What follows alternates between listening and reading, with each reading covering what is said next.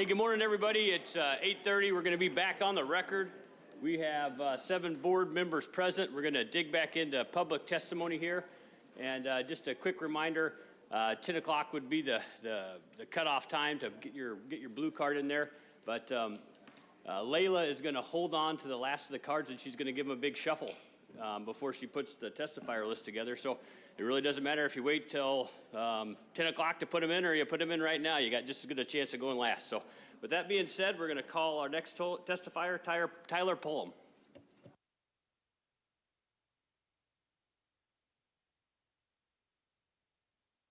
Is Tyler out there? If he isn't here, we're going to have a first call for Tyler Pullum. And we'll move to our next testifier, Linda Lace. Or Lance, sorry.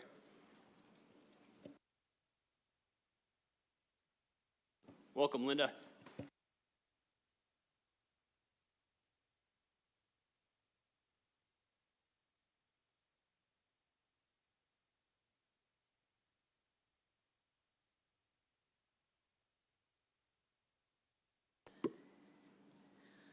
Good morning. My name is Linda Lance. I am representing the Humane Society of Kodiak.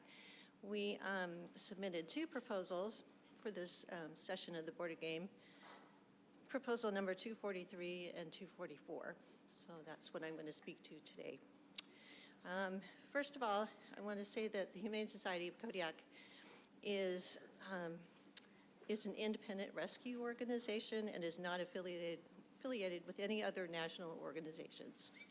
We are a Kodiak nonprofit that we operate the Kodiak Animal Shelter here for the city of Kodiak, and we support the humane treatment of all animals and the Alaska lifestyle. Kodiak Island, and specifically the Kodiak road system, is used extensively by hikers, fishermen, tourists, and many other user groups. We are also an island of many dogs and owners that take advantage of the vast number of trails, riverbanks, and beaches on our beautiful island. Much of Kodiak is not on the road system, but what is hosts not only people, but also a wide variety of wildlife. Proposal number 243 recommends that all trappers using snares be required to install a breakaway mechanism on their traps. The main goal of this requirement is to prevent non-target species from being harmed or killed if they're accidentally caught. Over the past decade, ADNF&G has documented and received multiple reports of non-target animals such as bears, deer, and dogs being caught in snares intended for fox. Unfortunately, these unintended captures have led to significant suffering for the wildlife and dogs that cannot escape, resulting in severe injuries, and in some cases death. The introduction of a breakaway mechanism is a relatively minor investment for trappers, but it holds the potential to greatly reduce unnecessary harm for non-target species. Proposal number 244 would require all trappers to attach an identification tag to every trap set within the Kodiak road system. Although the majority of trappers are ethical and take responsibility to ensure that their traps are placed properly and removed at the end of each trapping season, the absence of ID tags means that in cases of concern or incident, that there's no way to determine who owns that trap. Identifying trap owners ensures that those responsible for misplacement or unintended capture can be contacted directly. This process allows authorities to not only enforce regulations, but also to inform trappers about best practices, reducing the likelihood of similar incidents in the future. Ultimately, the ability to trace traps back to their owners supports responsible trapping and enhances overall safety for both wildlife and Kodiak, the Kodiak community. I should also add that we also support the proposal number 150 that was proposed for Region 7 for the same reason, requiring ID tags. Notably, there are 43 states that require ID tags on traps. Kodiak, or Alaska is only one of 6 that do not. Additionally, for those that use our local waters to catch crab, shrimp, and other marine species, regulations mandate the owner's information be displayed on buoys to facilitate enforcement. There should be a consistent standard between land and water, regardless of the type of gear used and the species targeted. Sharing Kodiak's outdoors is a collective responsibility, and I strongly urge you to pass these 2 proposals. Thank you for your time. Linda, thank you very much for that testimony. Questions from board members for Linda? Member Loring. Thank you, Mr. Chairman. Thank you, Linda, for your testimony. Did you and your group look at the proposal requiring trapping education, line trapping education? We did not, but I'm aware of it. Okay. I was just kind of curious if you talked about that, what you Yes. thought, whether mandatory or just voluntary Yeah, would be I appropriate. think it's really important that they go through that training as well. Okay, thank you. Absolutely. And Member Brett. Yeah, thank you, Mr. Chairman. Thank you, Linda. That was a really good testimony. Had your group come up with a design for a breakaway snare? no, that's not our expertise. All right, thank Yeah. you. But I know that they did a trapping workshop last night that demonstrated those, and so we would defer to those that know how those work. Yeah, but definitely would be a poundage, set as a poundage breakaway. Yeah, and many of the board members attended that seminar last night. It was great, but and we talked a little bit about it, the difficulty of creating some sort of regulatory language that would capture what really needs to be done in that type of breakaway. So, other questions from board members? If not, thank you very much for coming here and testifying. Thank You did you. great. And next, I'm going to call Patrick Cray.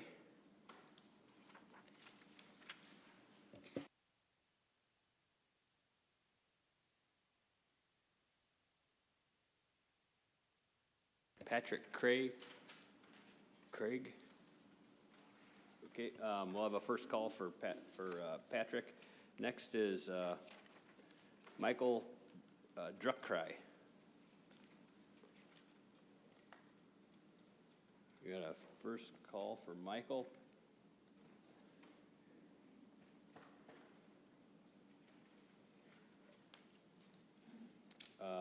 Next up, Homer AC. Dan, is he out there? All right, we got one.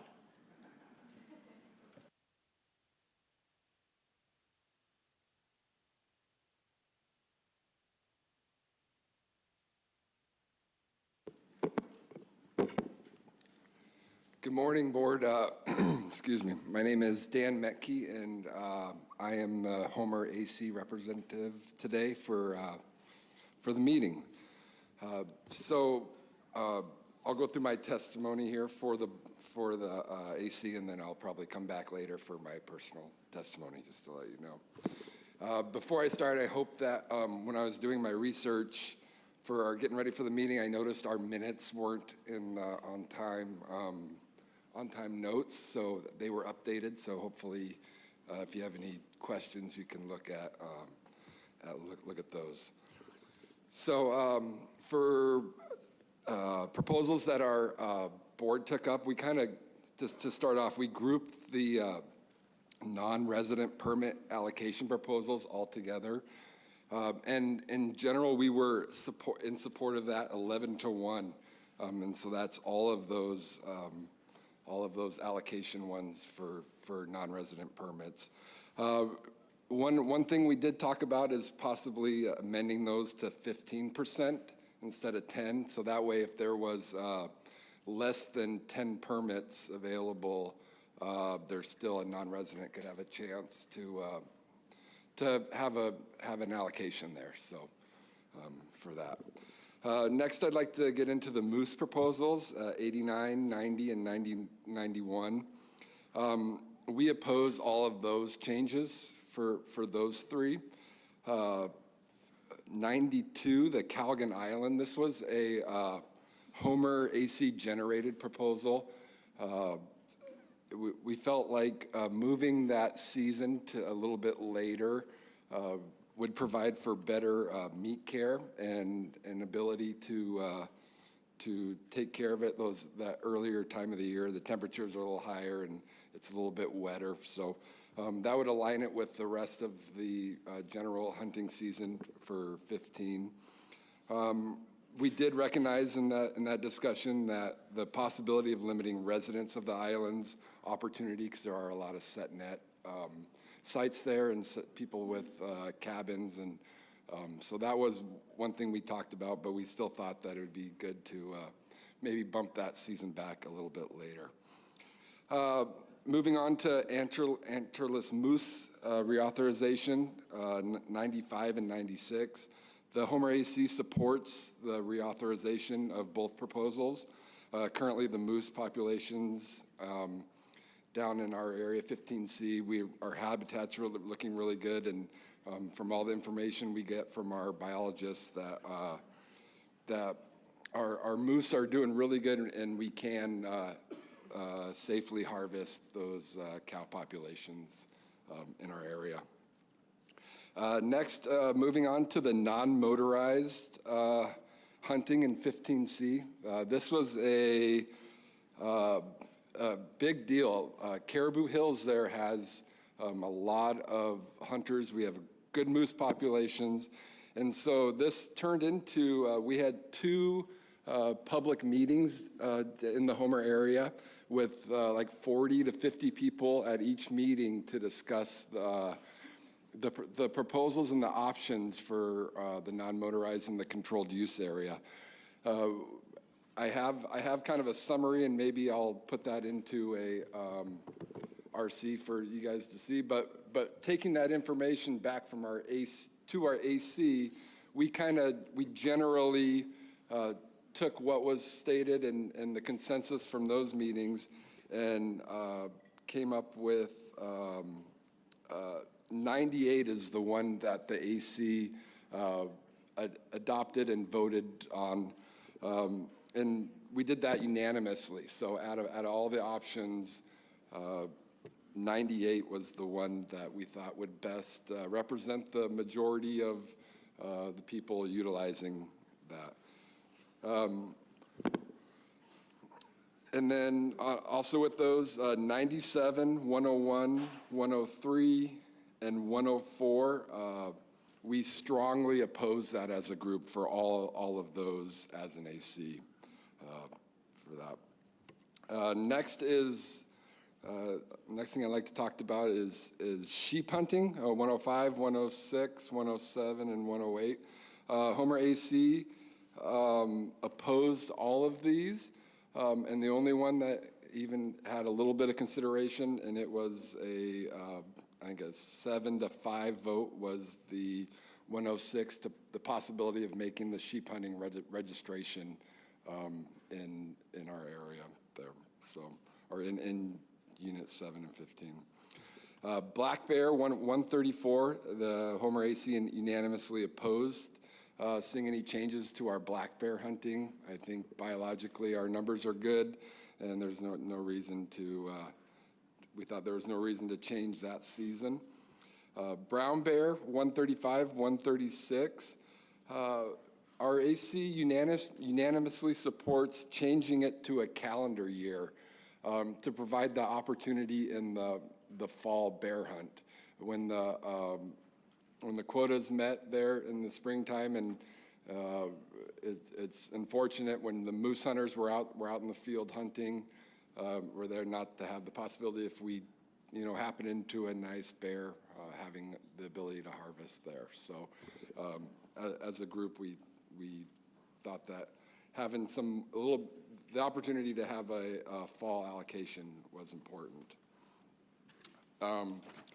The lynx trapping, 141 and 142. So let me make sure I have this right. I believe 141 was looking at removing the EO authority of the department for our lynx hunting. We're strongly opposed on that. And then 142 was the one we actually supported, and that changes the dates to December 15th to January 1st, which is interesting. And I think if we looked, the discussion we had in our group was if you look at statutes, we have the same lynx hunting season as everybody else, but the department is continually to EOing it to that shorter period. So I think if by with 142, if that was adopted, it would actually be shorting the lynx season in statute, but and we still I think the department would still EO the same season length, just to help manage the lynx populations there. So next is to our beaver trapping. This was something that our another AC generated proposal. The Homer Soil and Water Conservation Group had approached the Homer AC, and I thought it was actually myself as the vice chair. I kind of championed working with them to bring it to the AC, and we had a lot of really good discussion on that, and we unanimously supported 151 as a group. And looking at that, I have RC9 in the book, and that's a map of the Anchor River and Deep Creek drainage there. It might be hard to see in black and white, but we were given the Homer Soil and Water did some GIS work and mapped out previous historical locations of beaver huts in that drainage. And if you look in there, there's only 3 current ones that they found, and it may be hard to see on the black and white. I have a link with a color one where you can get into it if you're interested in that. I can provide that at some point. But it's really coming down. 151 it's a habitat thing. It's kind of an interesting fact. Since January 2022, 300 acres of willow have been mowed in that area using $313,000 of Pittsman-Robertson funds, and they kind of for moose habitat in there. But that's what we've kind of concluded is that's habitat work that the beavers used to do in this drainage, and so we're not trying to be this isn't trying to be an anti-trapping thing. This is strictly a habitat thing. We're spending a lot of time and energy and money on moose habitat there, and for some reason the beavers just aren't populating. Some concerns we heard on when we were talking about the beavers was, what do we do with problem beavers? And obviously we can still get a nuisance permit, I think, from the department. So if we did have beavers that got into a bad area and blocked culverts in there, they could still be taken care of. But we just want to kind of give the opportunity for hopefully the few remaining beavers left to move down and do their job there. So I think that's enough for that. Beaver stuff. Trapping buffers, 145, 146, 147, 149. The Homer AC unanimously opposes these changes and encourages responsible trapping ethics. That was our notes from that. Sea ducks, 154. RAC was opposed 3-11. But we do have kind of some concerns about the data that's getting used for our sea duck populations down there. There is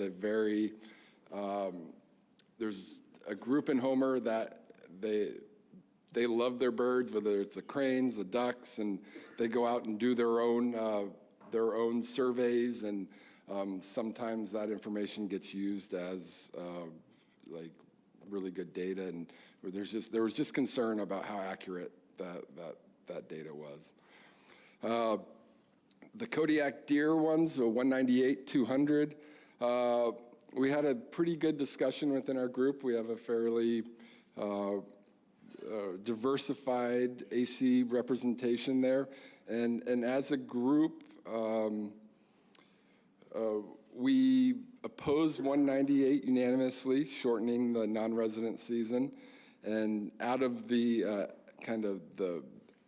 proposals on deer hunting, we supported 200 as the most reasonable for the non-residents. And I believe that's the 2 bucks allowed for non-residents. There's some interesting discussion from a transporter and who operates in the Kodiak area, and it was if someone comes down and they shoot their 1 buck and now they're on the boat for another 4 or 5 days, they're not just going to sit there, they're going to be doing other things. So it might affect like rockfish or hunting small game. So it might have other impacts other than and it seems like the deer populations, I know they go up and down with the winters and stuff, but biologically, I feel like the department thinks they can support that, so 2 bucks there. And then the Kodiak elk, number 210, our AC unanimously supports 210, limiting registration to 1 permit per household and returning the tags to the draw pool and to increase opportunity to all Alaskans. And we kind of felt like with the allocation or those permits being handed out in those remote locations makes it pretty tough for other Alaskans to get involved in that. And with that, that is the conclusion of my AC testimony. So thanks. Dan, very good job testifying for your AC. Before I open it up to questions, could you remind me about your AC, if it has designated seats? Could you talk about the makeup of your AC just a little bit? We do not have designated seats, so so the makeup is we have several charter boat operators. We have some hunting folks. We have a gentleman on the board whose passion is our birds, our migratory birds. We're pretty diverse. I am kind of sitting as on the commercial fishing side of that as an input, and we also have some gill netters on the board also, so for upper cook and that stuff. Thanks for that, Dan, and great job testifying. Questions from board members? Member Loring. Thank you, Dan, for your testimony. Hey, when you guys were discussing on the deer proposals, and you came up with 200 that you liked for raising them, what was some of the highlight points of that discussion on raising it up from 1 to 2 bucks for non-residents? I know you talked about maybe doing other, like fishing for rockfish, but anything else? Yeah, or just some of the highlights is if you are someone in the lower 48 coming up to Alaska, you have your airfare, your cost of your hunt, your tags, and it could come up in I think one deer is, I don't know, unless money isn't a factor, which it isn't with most. I mean, I don't think I would choose to do that for one deer. And I think as the transporters come up, or as they're providing that service, it's hard to sell clients on coming up for the opportunity to only shoot one animal. So. And just quick follow-up, did you talk a little bit about the displacement of those one deer bag limit hunters to other parts of the state that would allow additional harvest? I mean, were you losing hunters in the Kodiak area and business for the charter boats? Did that come, or not Kodiak, but for the Kodiak area, but did that come at all in your discussions? A little bit. I guess it kind of came up with the halibut reductions, and I don't want to turn this into a fish meeting, but it's similar to with the reduction for the charter fleet on halibut, opportunity to fish halibut, now they're looking for other things to fill that time, and now we're seeing effects on our rockfish populations and seeing that. And so I feel like the discussion was more of what, by having this limited thing of $1, what other resource might get affected because of that. So, does that answer your question? Okay, thanks. And thinking, just in a different area, Dan, I know you talked about the trail buffers, but did your committee talk about the trapping education requirements, that proposal at all, and what they thought about that? Either being mandatory or voluntary or? No, we didn't. We have several trappers on our AC, and we didn't really. What came up is in the the trapping regulations. There's the code of ethics on the back, and really looking at, if you're going to trap and you follow there, you're probably not going to have negative. Interactions with people. So. Very good. Thank you. Yep. Other questions from board members? Member Batchel. Yeah, thank you for your testimony. That was really complete. In what you're looking at the beavers, you mentioned that there was only 3 active areas of beaver on the river system now. What was it historically? Well, did you see that RC9? We provided RC9 that we did some GIS work of previous sites, and they're all marked on there. Okay. And so I didn't get a good count, but there's if you look at RC9, that has a pretty good. Thank you. Other questions from board members? Member Garner. Thank you, Mr. Chairman. Your transporters, are they seeing a trend where non-residents are coming and targeting specifically black-tailed deer, or it's kind of been the experience that it's been an added tag, a cast and blast, or people hunting bear and adding a deer? But are you guys seeing a trend where there's non-residents specifically targeting more blacktail? I think that, and I'm speaking for the AC and not, I think it's always been a blacktail hunt with the blast, with the opportunity to maybe do a little bit of cast during the hunting season, and it's turning more into, okay, we're going to go do our blast, but now the transporters need to be ready to do that cast and other stuff because a guy gets there, sees a great buck on the first day, and harvests it. Now what do I do for the rest of my trip here? So, Dan, thanks for being able to delineate between your personal testimony and the AC testimony too. I know that can be difficult. Other questions for board members? Member Brett. Yeah, thank you, Mr. Chairman. Thank you, Dan. That was good testimony from your AC. I seen you had 2 abstentions for just about, if not all, of the proposals restricting non-residents. Did they give any reason why they abstained from the vote? I could look. It might take me a sec here. I think having our I don't think they wanted to. They felt like it was just allocative and didn't. Not everybody on our AC is interested in hunting stuff, and I think that was more of, if I remember correctly, the reason for their abstentions. Oh, great. The other question I had on all those non-resident proposals is, did the AC discuss how residents aren't being prioritized currently through the systems that we have now? I don't believe we had specifically through that, but we, in our discussions, I remember there's always those 1 or 2 guys that said, well, I haven't drawn a tag in 15 years or ever drawn a tag, and they feel like out-of-state non-residents are, taken away of their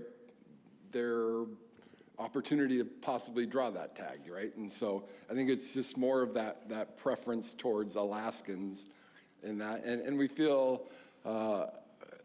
one thing that was interesting that we discussed a little bit is I feel like we felt like on outside of Alaska, there's been a lot more people getting help focusing in on our drog tag system because it's a non-weighted open thing where you look on your phone and they're telling you, all right, Alaska's draw permit system, the deadline's coming up. Give us a call. We'll let you know which sheep permits you should put in for. And there's this outside pressures coming into our hunting system, and we did talk about that and what we could do to do that, because there's people that don't even, a resident may have an area with a lot of local knowledge, and you have someone from the lower 48 that says, hey, you should put in for this tag, there's good opportunity here, and they know nothing about it, and the general consensus was it was frustrating for residents for that happening and putting pressure on our system. Oh, great. Just one more question. The lynx tracking strategy down here in the Kenai, what makes it so unique that you'd wanted to keep it in place versus anywhere else in the state that has tried it and gotten rid of it? What do you mean? What do you mean by the lynx? Your lynx seasons are on the cycle of the lynx. Yep. Determines when your season's open and potentially your bag limits or quotas. I think that's done by our local biologists, and within our AC we had discussion of how to open that up to give our trappers a little bit more opportunity. Our weather is such a challenge down there with our freeze thaw cycles where when if you're doing covey sets and you're having to work hard to keep your traps ready and operating correctly, and we can get 2 weeks of warm weather and have access problems, and so we had a lot of discussion about how do we open this up for opportunity for trappers and keep that. And I'll add one more thing to that is as kind of the ethical side of trapping. The trappers within our AC felt really comfortable with having that closure date at the end, because that's when we start to see we get more sunlight and more of our multi-use trails see more skiers and dogs and stuff. So during that, as it got later in the season, they felt pretty comfortable, like it was a good stopping point there, just because of all the other recreational activities that start happening with the more sunlight and warmer weathers. So. Great, thank you. Thank you for serving on the AC, and you did a really good testimony for your AC. Thank you. Other questions from board members? If not, thank you a whole bunch for that testimony. Yep, no Appreciate problem, it. and I'll be here the rest of the meeting if you have any questions or need any other information. Awesome. Thanks. And it looks like we'll see you maybe a little later with your personal testimony too, right? Yes. Awesome. Perfect, thanks. Next person we'll call is Darren Mueller, or Muller.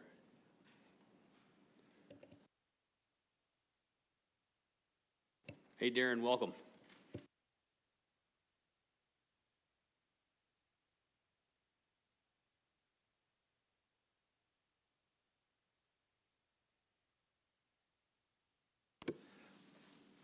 Thank you. Yep, for the record, my name is Darren Muller. I'm representing myself. Born in Kodiak, raised in Uzinki. Been a subsistence user all my life. My family and I we have 9 kids, 6 boys and 3 girls, and my kids are subsistence users. I'm here to talk in opposition of Proposal 210. And I have a few things here that I'd like to go ahead and discuss about that. And if I could, real quick, I've used my tablet, but over time, we're all electronics are taking over. So I'll go ahead and get started here with my. Anyways, again, I'm here to propose our opposition of Proposal 210.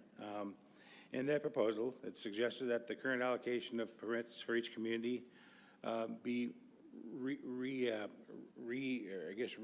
put back into the pool, assigned, and the proposal is to reassign 4 permits from area RE 706, which is Raspberry Island. And as it is right now, we have, these permits are available, of course, for Uzinki and Port Lions, but for anybody who comes over, as you all know, residents of Uzinki or anybody available for the day that's chosen. Raspberry Island is, for some of you who may not know, is a rugged place to hunt. The community of Uzinki, our hunters don't even hunt raspberry. Raspberry is difficult to get to. It could be a challenge. It's rugged, as it is with the current permits that are available for the opportunity for us to do our hunt. We, Afognak with the east of Fognak and also the remainder, we have access to some logging roads. We have access to some harbor. We have access to be able to go and utilize the hunt there. And also one of the things too is that, as some of you know, elk herds move. We have at one time we'll see some of the east side, kind of the remainder. So we have access to we have the opportunity to be able to kind of choose a little bit of that. With raspberry, it's sort of isolated, and so for us to have to hunt raspberry, that proposal just was something that we just could not understand how and why that came about. The opportunity for outside people, outside of the communities, is there. We have the Alaska Marine Highway System for both communities. People who want to come over and are able to apply for these permits have access by water, air, skiff, whatever. We also have the Marine Highway System. So, be able to go over there and be able to apply for these. I'm hearing people say it's difficult to get there, but to get to Uzinki and Port Lions are the 2 most easiest villages out of all villages on Kodiak Island. And so I think that it's something that should be taken into consideration, that, these 2 villages are very accessible.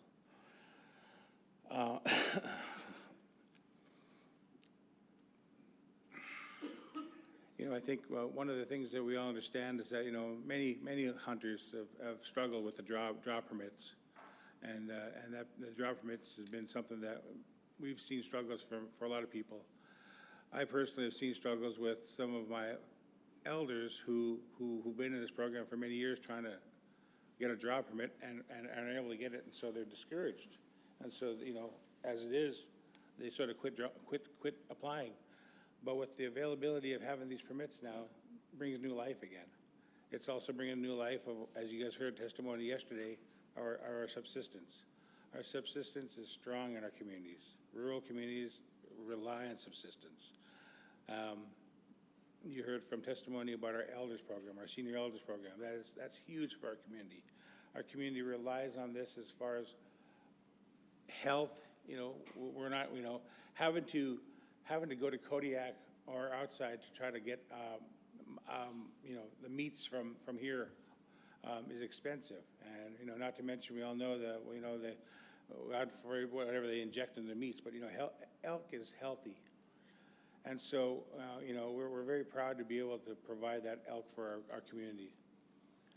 And before I go, I also wanted to say that one thing that, in testimony yesterday, we talked about some of the land ownership. As we all know, this land is owned, by private landowners. And it's wonderful to see the cooperation between everybody here, and I think that we want to see that continue, and I hope that, we could all work together on this and see this through. So again, I just wanted to say thank you for taking the time. Darren, thank you a whole bunch for that testimony. Questions from board members. Vice Chair Hoffman. Thank you, Mr. Chair. Thank you, Darren, for your testimony. I think if I heard you correctly on part of your testimony, about the permit RA 706, which is for the Raspberry Island elk hunt. Correct. It's closer to those two villages, and you said you guys preferred east of Fognock over the Raspberry Island. What's the difference between those two islands? I would say, for Uzinki, Raspberry is farther for us. Fogneck's closer to Uzinki Spruce Island. We would rather, again, like I say, our ability to get to Uzinki or to Fogneck is greater because of all the also of all the protection. Going over there by boat, there's more coves and covers, and there's also a docking area over there and whatnot. But the Raspberry is such a challenge because of the topography. Topography is unreal.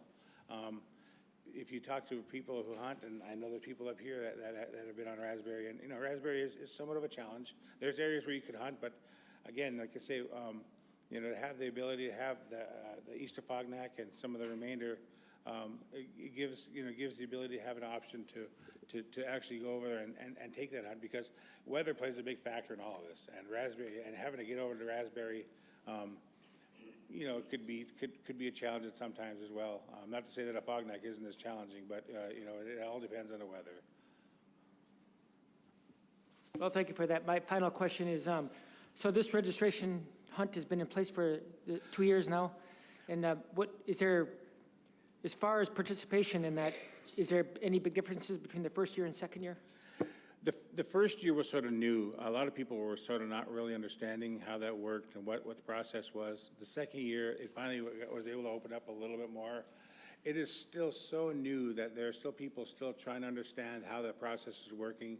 And I think that, as you heard before, we were able to at least secure some of them in the villages, but also we had people from outside come in, and I think there was like 3 last year, which, it's wonderful to see us be able to share that and to see that. Like I said, they're not Uzinki permits. We know that.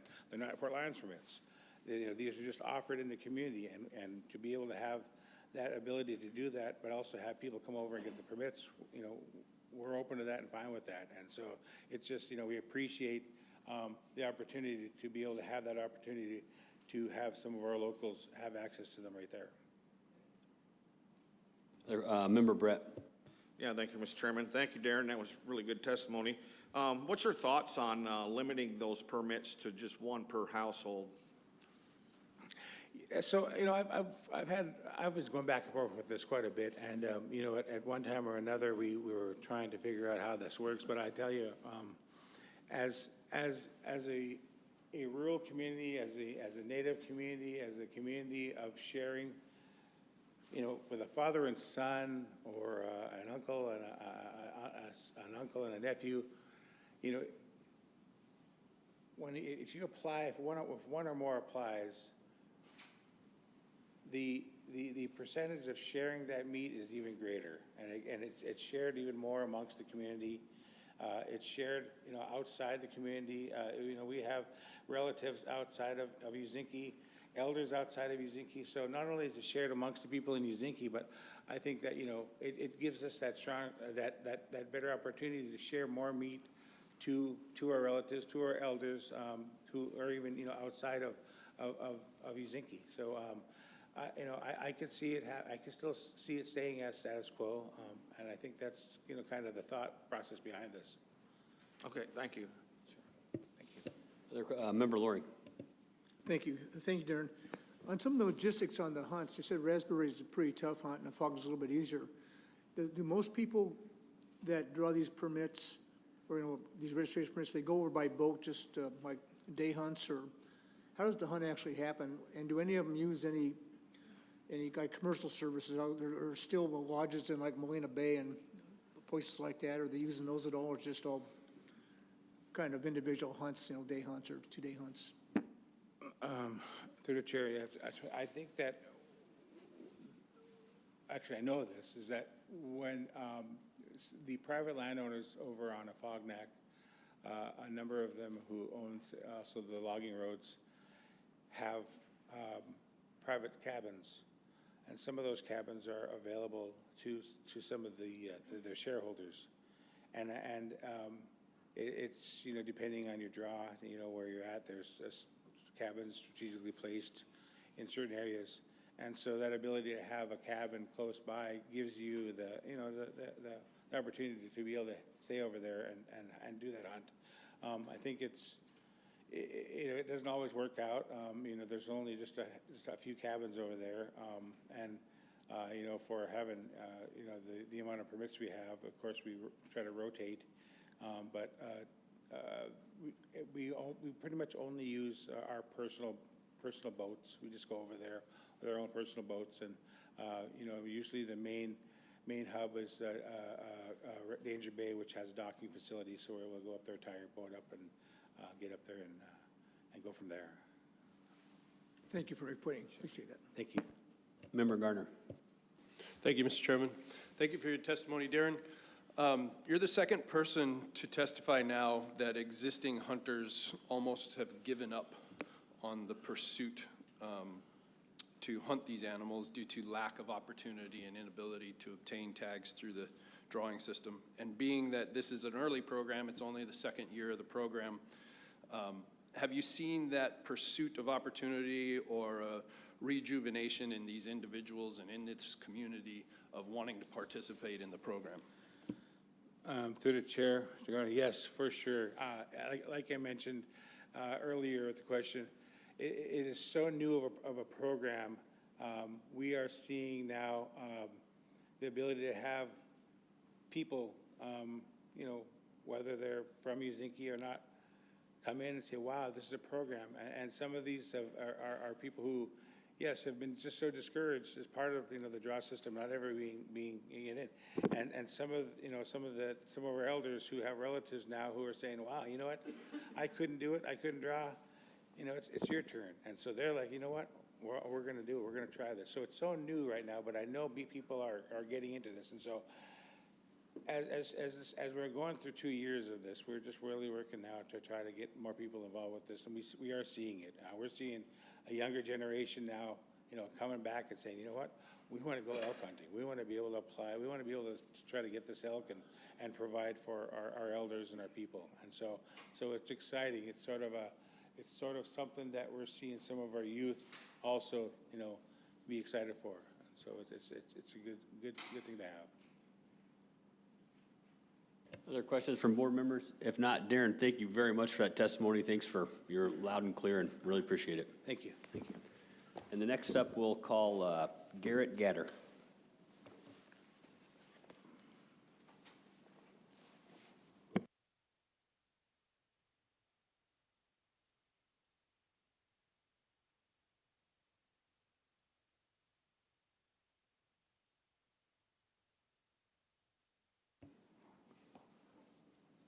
Hey, welcome, Garrett. Whenever you're ready, just hit that little button there to light up your microphone. Good morning, Chair. Good morning, everybody. My name is Garrett Gatter. I live in Uzinki right now. I grew up on the island. I was born and raised on the island. I grew up in Old Harbor. So I've lived in a village just about most of my life here, and I've grew up a subsistence lifestyle pretty much my whole life. And okay, so the other thing, I'm opposing Proposal 210 for the elk permits. I've lived in Uzinki going on 3 solid years now, and I've only started elk hunting about 8 years ago with my dad and another friend. And that first year we were successful, very, very surprisingly.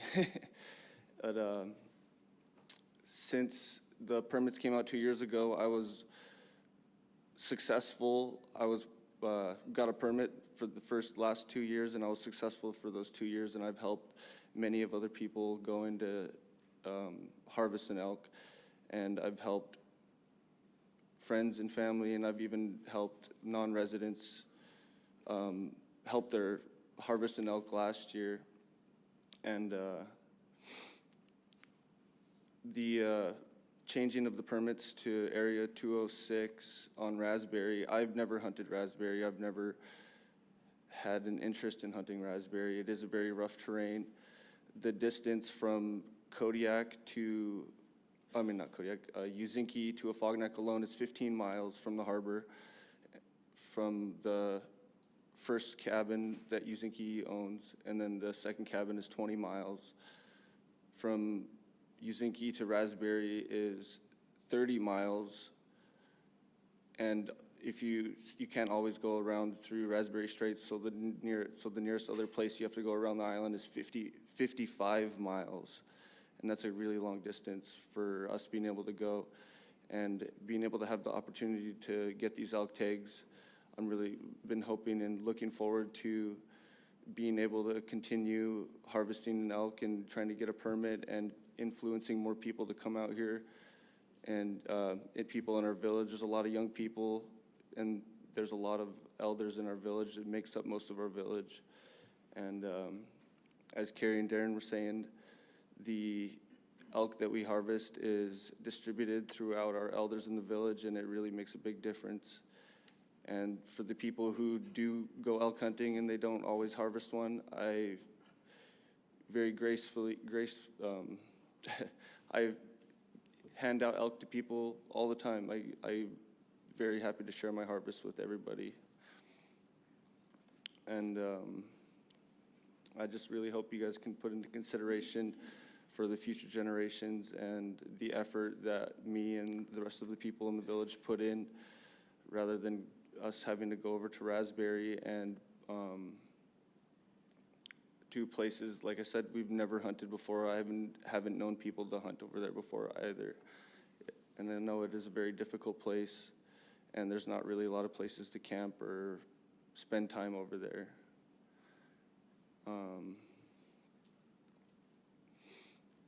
Yeah, I guess that's just about it. I have been very grateful to get a tag for the past 2 years now, and if raspberry is on the table, then I probably wouldn't even want to get an elk tag, to be honest with you. I would probably just revert back to deer hunting rather than being able to harvest an elk and have a substantial amount of meat that I can give to my family and friends and the elders in the village. Thank you for that testimony, Garrett. Questions from board members. Member Brett. Yeah, thank you, Garrett, for showing up and testifying. And I'll ask you the same question as I asked Darren was, how do you feel about having, one permit per household? Even thinking about, it works out really good if, a household gets 2 permits and they're from the village, but also you could have somebody waiting in line, a husband and wife, father, son, or daughter from outside the community, also then would have the same opportunity to have 2 permits for one household. So what are your thoughts on limiting it to 1 permit per household? I think that there's definitely ups and downs in that aspect of being able to harvest or, obtain 2 elk tags for 1 household. The situation definitely changes because there is people who have big families and there's people who have small families, and it takes a lot of people to harvest just 1 elk alone. It's very difficult to pack out a whole entire animal, but it can be very beneficial if 2 people did get elk tags. So it is kind of up and down. It does depend on the situation, honestly, it really does, because not every family is the same. Not everybody has a great big family, and I feel like if 2 people in the same household are gonna obtain a tag, then I feel like, and I hope that those people would have a big family and a big support system, and they would distribute, and share their harvest with other parts of the community and or their large family. Thank you. Yeah. Vice Chair Hoffman. Yeah, thank you, Mr. Chair. Thank you, Garrett. Thank you for your testimony. Really good information. Prior to the, and congratulations on getting a tag when you went. That was good to hear. Prior to the registration hunt, did you participate in the draw hunt that existed before that? I've put in, I think, 1 other time, and every single year, I'm sure you guys know, there's a 1, some of them are 1, but it's averaging, I think, 2 to 3% chance of getting an actual draw permit. I haven't tried to do it, And the other thing is with the late, I guess you call it the cleanup, right? For the late season registration hunt in November, they open the season until all the tags get filled. And sometimes that season will only last maybe a week and a half, maybe 2 weeks. I've been over there and there's 15, 20 elk got shot in a week from people. And I've been over there and you'll pass 30 people in a day. Some people out hiking, people out in skiffs, especially during the late season. There's a very, very large sum of people out there all at the same time during that cleanup season. And you can't hunt all of the same areas at the same time too. So the tags get filled in one area, they call it in, and they shut down an area, and then the troopers show up to close the season off.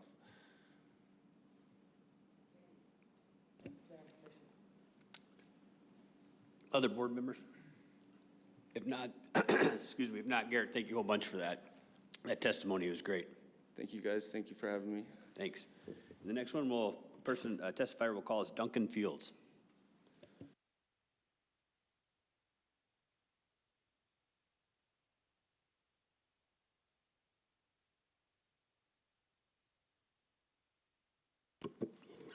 Morning, Mr. Chairman, members of the Board of Game. My name is Duncan Fields. I'm a lifelong 70-year resident of Kodiak and been familiar with the various communities on the island throughout my life. I'm testifying today on behalf of myself as an individual. I'm testifying against Proposal 210. Proposal 210 is nefarious in two ways. One is it reduces the number of permits allocated, and two, it transfers those permits to an area that is very difficult to hunt and would ensure less hunting success.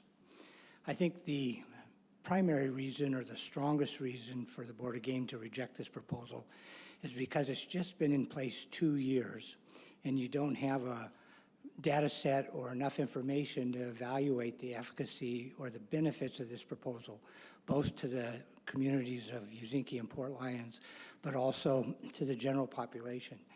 It's my understanding that these draw permits go very, very quickly if they can be applied for through the internet, and that these permits in the rural communities of Uzinki and Port Lions may be a way for others to access permits that they wouldn't normally be able to, even though those permits are released in the two rural communities. So my first argument for the Board of Game to reject this proposal would be to give it another board cycle, look at this proposal over 5 years, and then evaluate if changes need to be made, rather than capriciously change the Board of Game's decision to issue these permits without adequate time to assess the impacts of your initial decision. The second reason I think you should reject this proposal is on the basis of equity. The Board of Game reasoned, when these permits were allocated to the rural communities, that it provided a opportunity for access to hunt elk on the primarily Afognak Island that had been over time eliminated by the people that actually lived in proximity to the elk. And the permits were issued in the rural communities, not to create hardship for others, but to balance equities. The proponents of this proposal talk about how difficult and remote it is to get to Uzinki or Port Lions. I challenge that thesis on its base, but in addition to that, if other hunters in the area were forced to always go to a rural community to receive their permits, they would say that's outrageous, that's unequitable, that's unfair. But the system before these permits were issued to Uzinki and Port Lions required all rural residents to always either come into Kodiak or otherwise access permits, and that was not equitable. The whole basis of this issuing of permits in Uzinki and Port Lions was to somehow balance the equity to give opportunity for these rural residents.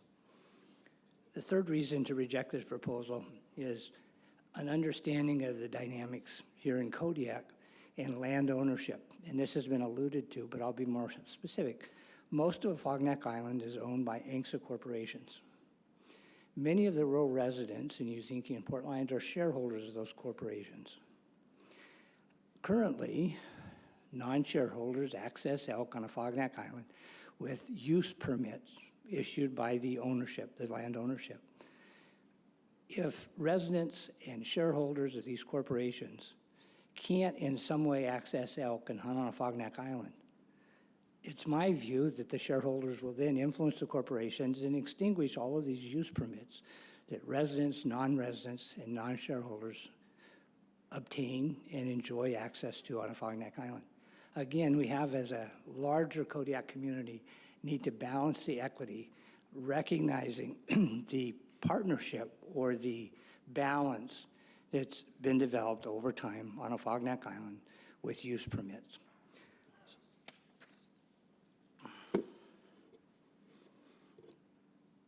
I would also like to address the one permit per household. Again, I think in another 3 years, you'd be able to more fully evaluate the efficacy of that. But for the most part, as has already been said, if you have an uncle, nephew, husband and wife, father and son, we have to establish, what is a household? Does it mean that all these people are in the same domicile? If you're talking about rural communities, it's more probable to have multiple generations under one roof. If you're talking about people outside of Uzinki and Port Lions, it's more probable you'll have a husband and a son that don't live under the same roof. Is that the same household or not? I think when you dwell in or dig into only one per household, you'll have a lot of antecedent questions as to how you define that household and whether or not households are equitably situated both in rural communities and outside of rural communities. I'll stop my testimony there, Mr. Chairman. Thank you. Yeah, if you had another thought to finish up, feel free. Changing Proposal 210 is a bad idea, Mr. Chair. Thank you. Thank you for that great testimony, Duncan. Questions from board members? Looking up and down the line, I think, Member Loring. Thank you. Thank you, Duncan. Do you or your family members or your hunting partners go over to Port Lions or Uzinki to try to get these permits yourselves, or? No, we do not. I'm too old to go hunt elk, man.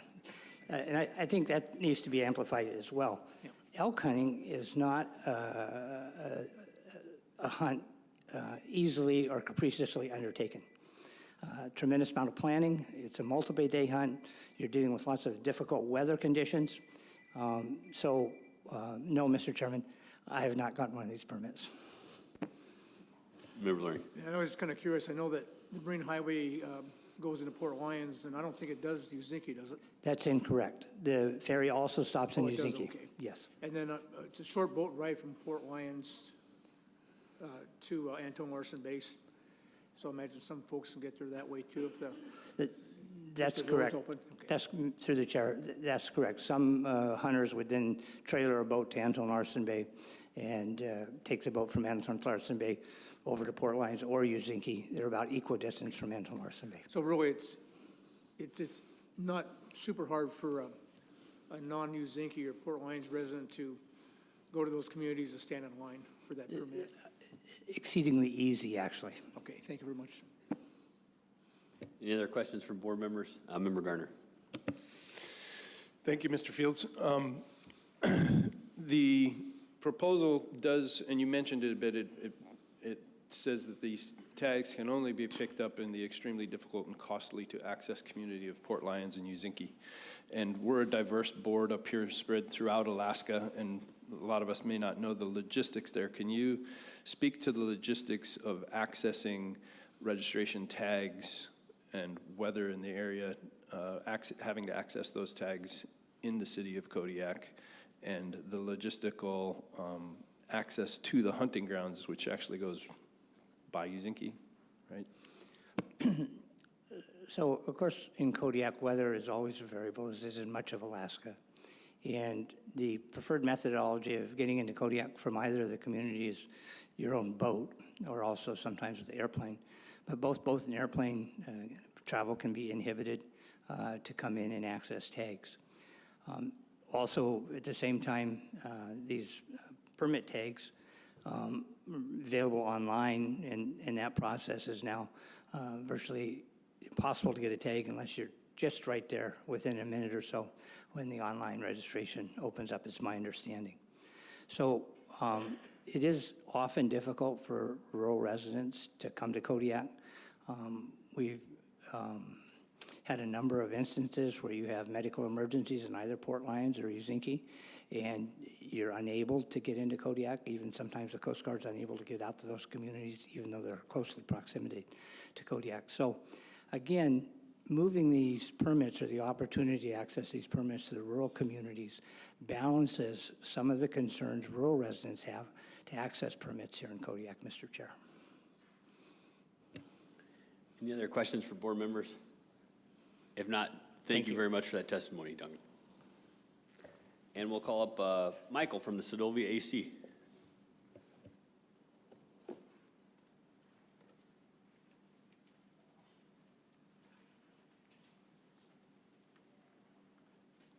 And just a quick reminder to everybody, you got about 20 minutes to get your blue cards in. Morning, thank you. This should be short. I wasn't really planning to testify for RAC. Just go over what the few proposals that we did go through when we last met. Proposal 70, the restrict hunters who take nannies. We're in support of that, believing that anyone who takes a nanny should have some restrictions. I think that 5 years is really good. We've had people come into our area and harvest nannies, and just because they knew they weren't going to have another hunt. So we supported that 9-0. Oops. Get the thing to work. Proposal 92, shift the moose hunting season on Calgon Island in Unit 15B. We have several guys that fish on the island and believe that shifting the dates there would get some worse weather, so it would be harder for people with boats to get there and land, and possibly planes. So they think that people might get stuck either offshore or onshore. So we opposed that proposal 0-9. We supported both 95 and 96. For reauthorization of moose on Calgon Island and in 15C. That's just something we always do. It's really not even a discussion for us generally. Sometimes Calgon Island, I think we have a little bit more discussions on those. 98 and 99, we supported both of those proposals. And we supported the Seldovia AC supports the Homer AC's proposal, and we also supported the 99, just excluding the south side of Kachemak Bay from the rest of 15C.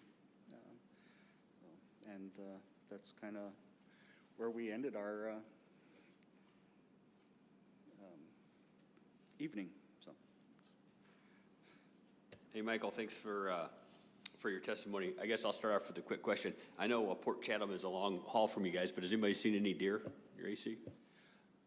No, I've been out looking in our area from Seldovia to Jackaloff. I've looked on along our road system and where I generally see moose and wolves and coyotes and stuff, and haven't seen any tracks. Some of the guys from the AC were out cod fishing, and they holed up in Chatham, I think it was, and didn't see any deer on the beach or anything there. So, but you know, we're always on the lookout, and I've been bugging Jason and Cindy every week usually to get an update as to what's happening with the deer, if there's any new deaths. It's been something that Seldovia has wanted for a long time, so super happy to see the deer, you know, finally given a chance to populate our area. Thanks, Michael. Other questions from board members? Member Brett. Yeah, thank you, Mr. Chairman. Thank you, Michael. On your proposal that you guys supported, restricting somebody that's taking a nanny goat to 5 years before they're allowed to take another one, and using your example of, you know, a hunter going there with the intentions that it's probably his only goat hunt he's going to go on, how does the 5 years restriction then impact him? It's probably not going to affect them, really. But, you know, we have a small population there. We have a lot of guys that actually rely on that hunt, and taking nannies out, you know, reduces the ability for that herd to grow. And, you know, my nephew, he's gotten, I think, 3 or 4 really beautiful billies. There's other guys that get their tags and go out and give that a try. A lot of our guys are meat hunters, so, you know, they'll get their goat tag, but they'll be going up the mountain and see a black bear, so they'll get a black bear. You know, so they don't even go back for the goat because they've got their meat. There's one more. Did your AC ever discuss just going to billies only and you know, for conservation purposes? No, that wasn't discussed in our meeting. All right, thank you. Other questions from board members for Michael? If not, Michael, thank you very much for your testimony. Thank you. And we'll call up Oliver Holm.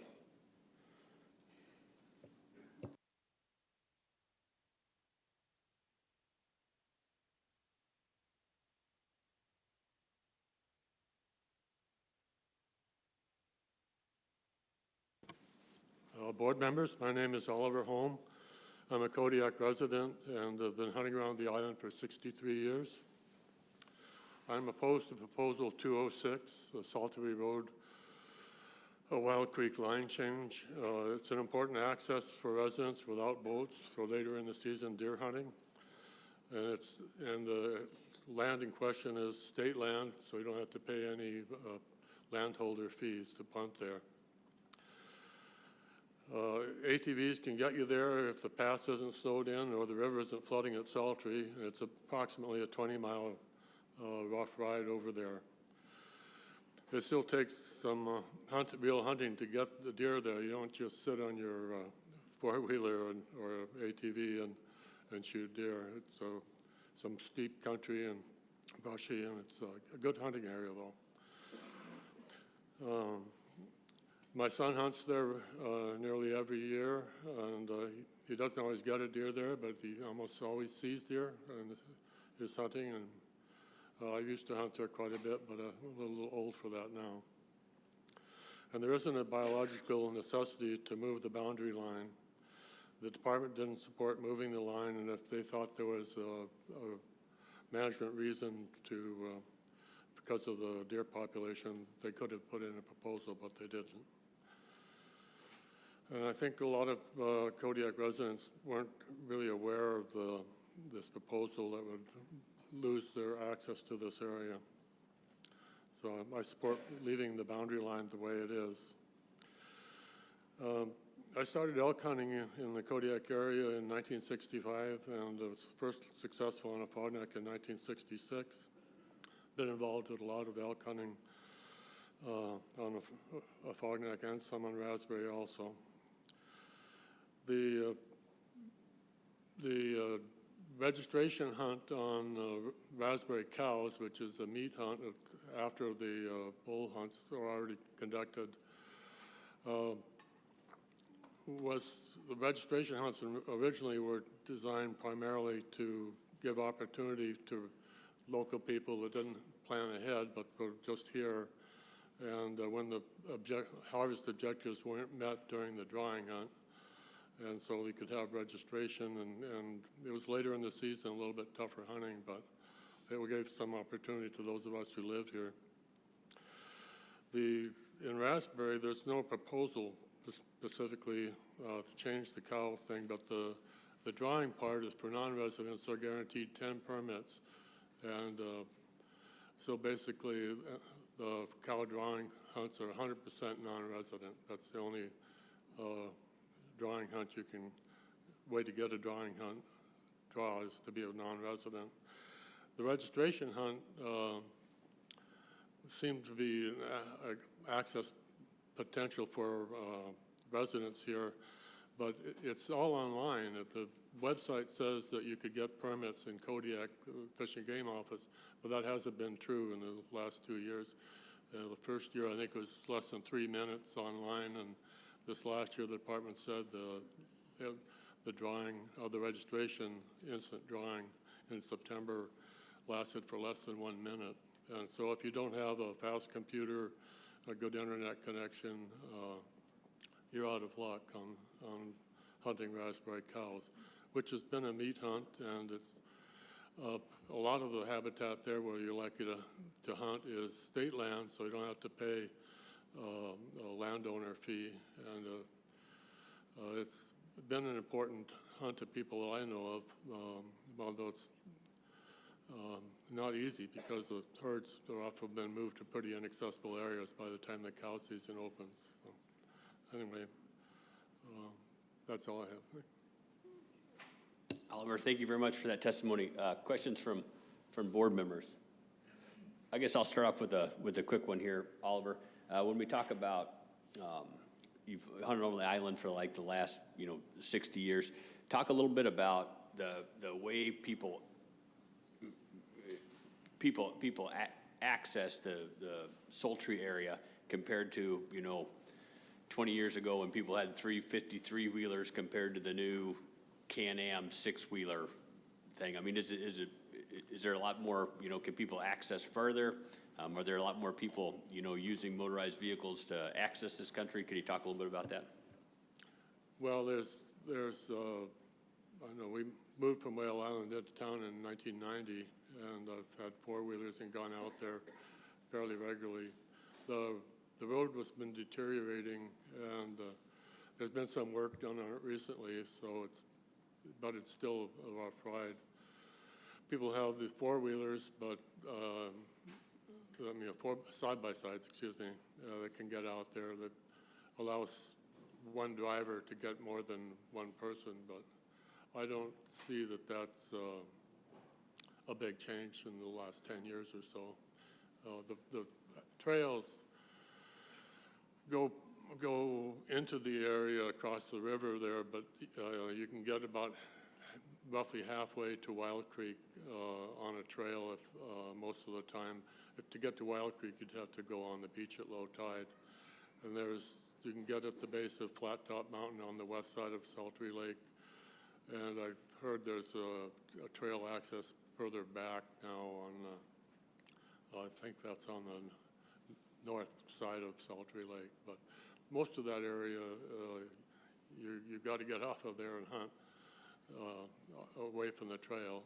And the deer are quite often up higher on Flat Top or up on the Rough Creek drainage. And we've also hunted that area outside of just east of Wild Creek by boat, and my son got some nice deer there in December. Access west of that line, if it was moved, is on a beach at Wild Creek there that faces the ocean and gets quite a bit of swell. And it's not always easy to get on off the beach there.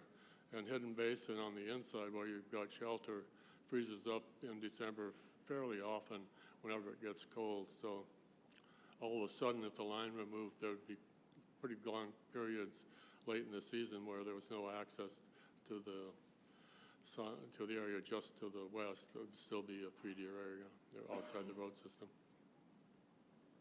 Vice Chair Hoffman. Thank you, Mr. Chair. Thank you, Oliver, for your testimony.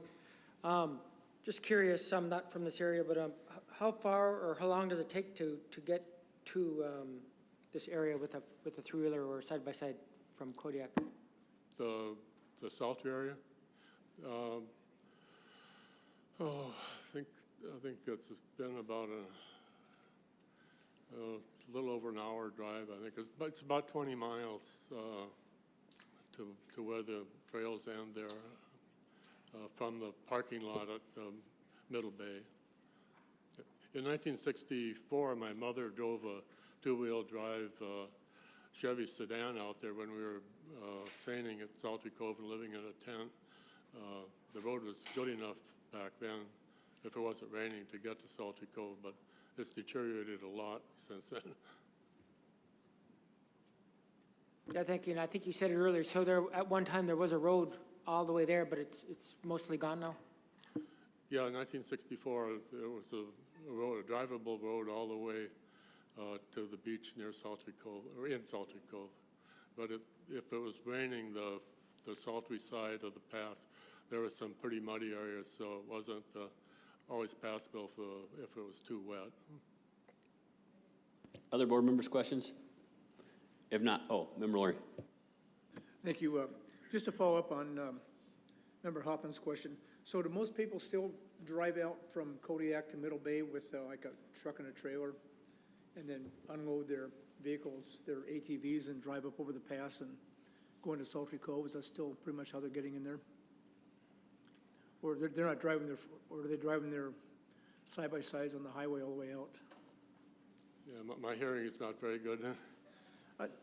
Do most hunters or fishermen that access Salty Cove now, do they drive out with a truck and a trailer with their ATVs and then go over the pass from Middle Bay? Or can they still get, when I lived here, we were able to actually drive four-wheel drive vehicles, this was before they had ATVs, over the top, like I said, and with trucks, and right into Salty Creek, but Yeah. how are they accessing it now? It's probably been at least 20 years ago now, but my son-in-law drove a truck over the pass to Salty once, but my son has tried it, maybe 10 years ago, and there's been a lot of erosion in the leading up to the pass and down the downslope into Salty Cove, and it's not wide enough for a full-size vehicle to get over that. And you have to go through quite a few river crossings, and it moves. You know, the Island Trails have done some work, but my son was over there this December, and said the mud puddles on the sultry side are just getting wider because the drainage is poor, and they put some gravel in them, but it's not the refrigerator hole on the Middle Bay side. They took the refrigerator out and put gravel in there, which is a plus, but it's still not a good idea to try to drive a full-size vehicle over there. Thank you very much. Other questions from board members? If not, thank you very much for your testimony. Appreciate it. And now we're gonna go on break. I got my watch out here, so we're only gonna go on we're gonna come back here at 10 after. We're gonna be on the record 10 after 10, and we'll call up who do we have next? Ivor Holm. And just a reminder, you got a couple more minutes to get your blue card in.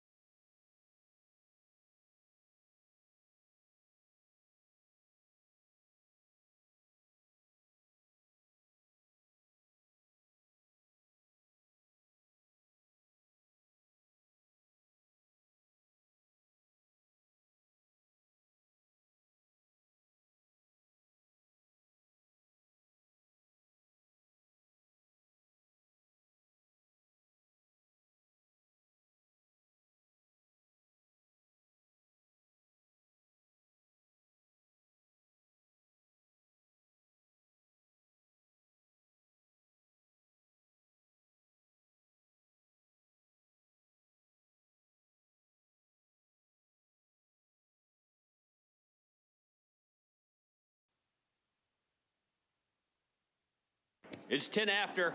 I'll have everybody make their way back up here. And once we get settled down, I'll call our next testifier.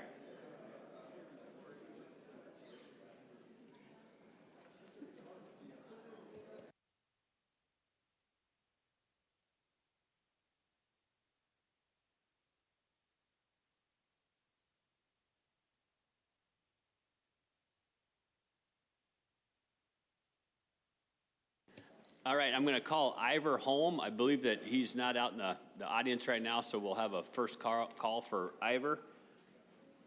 And the next is going to be Arnie Johnson.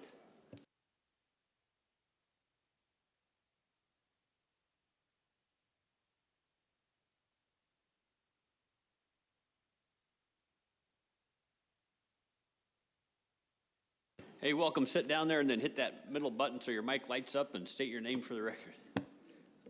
Thank you. My name is Arn Johnson. I live in Homer. I wrote a proposal to the board on Unit 15C for the restriction of motorized vehicles for that area, especially up in the Caribou Hills.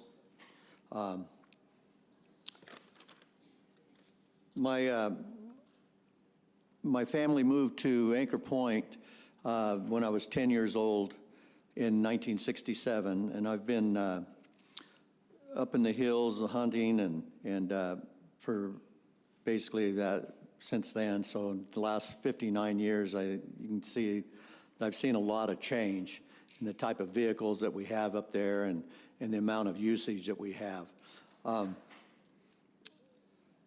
When I was a young man, when we'd go up in the hills, everybody had what we called swamp buggies and track vehicles, or tractors and with tracks on them to get back up in there. And when you were brought up in the hills, you set up your camp, and you were pretty much, the vehicle stayed at the camp for the most part, and then people went out and you went out and hunted. And the vehicle would stay at camp until it was time to harvest a moose, and then they would get as close as they could to it and pick it up and bring it back, and it'd be at camp.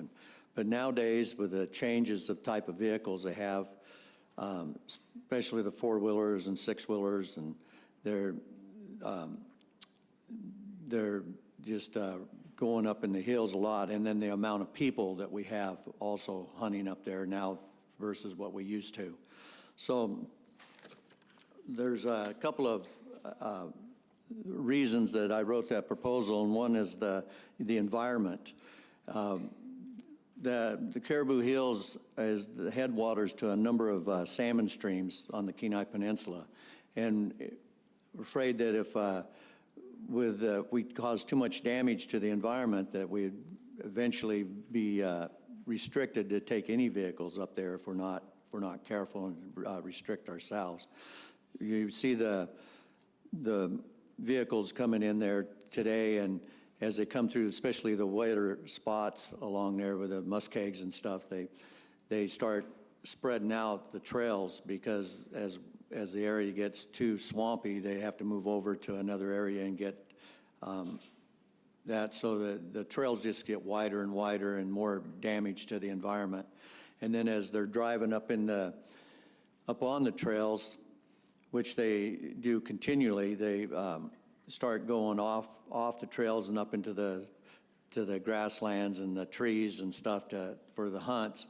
And we're just making more trails and cause more environmental damage there too. So also the hunt time, there's a lot of people that like to just ride their four-wheelers around, and we find that as you're out hunting, there's four-wheelers coming by back and forth continually, and different vehicles coming out through there. But anyway, so we're just asking to balance the time. We're not trying to shut down the people that like to hunt that way, but there's also people like to sit out and try to call moose in and hunt and with some quiet time. And just when you start to get them, moose starting to rack at you or talk back to you, all of a sudden you have a four-wheeler come by, and that just shuts them down. And the more And as you know, the more activity that's not normal to those areas, and it's just in that 1 month period, the moose kind of start going to ground a little bit more because they're not used to that type of activity going on there. So it's just harder to get them coming out. But with the balance of time, I've been talking, since I wrote this proposal, I've been talking to a number of people that have come to me and talked to me, and they're thinking that 5 days is just too long to try to keep meat. I have kept meat 5 days in real wet weather, but a lot of people feel that's just too hard, and it's important that we work with that, because to harvest our meat is the most important part of the hunt. And so as I wrote in the proposal, to just allow motorized vehicles on the weekend, I'm not against adding another day to that weekend, you know, like Saturday, Sunday, Monday, rather than just Saturday and Sunday. And that would give us 4 days of non-motorized vehicles and 3 days that people could ride their vehicles to get meat in and out or to hunt, you know, like they'd like to. So, and then the last part about it is if we have more limited time that we have for motorized vehicles to come in and out of the hills, with a limited amount of game management officers, that would kind of help them to manage the amount of game, and, you know, to see how much has been actually taken, and you know, sublegals that are being harvested and stuff too. So it'd be kind of a balance between all groups if we could limit. Right now, I think there's 6 days of non-motorized vehicles in the hills, but it's just not enough time for us to actually sit down and actually hunt with just, you know, 3 days at a time. So, and only 6 days without the motorized vehicles. So I appreciate your time here, and I appreciate all you've done, and I hope you take this into consideration. Arn, thanks for that testimony. I'll start off with a quick question for you. In your experience up there, how many people still use horses to access that country? You know, I haven't seen a lot of horses lately going up in the hills. I know a lot of them, you like to go up or head a Tustamina with their horses and things, but I used to know a number of groups that took horses up there, but I just haven't seen any horses up there in the area that I've been hunting anyway lately. So, thanks. Questions, Vice Chair Hoffman. Yeah, thank you, Mr. Chair. Thank you, Arn, for your testimony.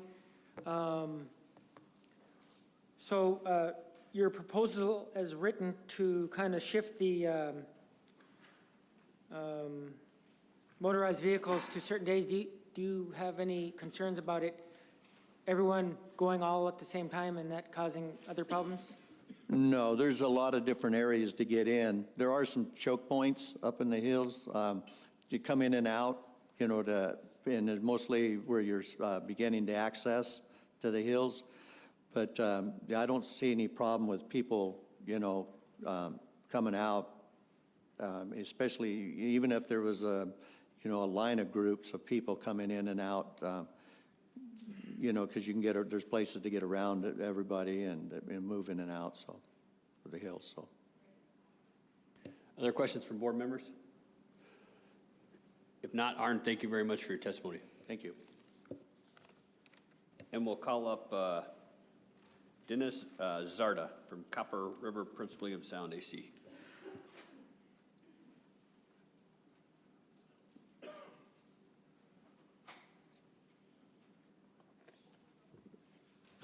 And you're going to do your AC testimony first and then your personal? Yes. Okay, AC. great.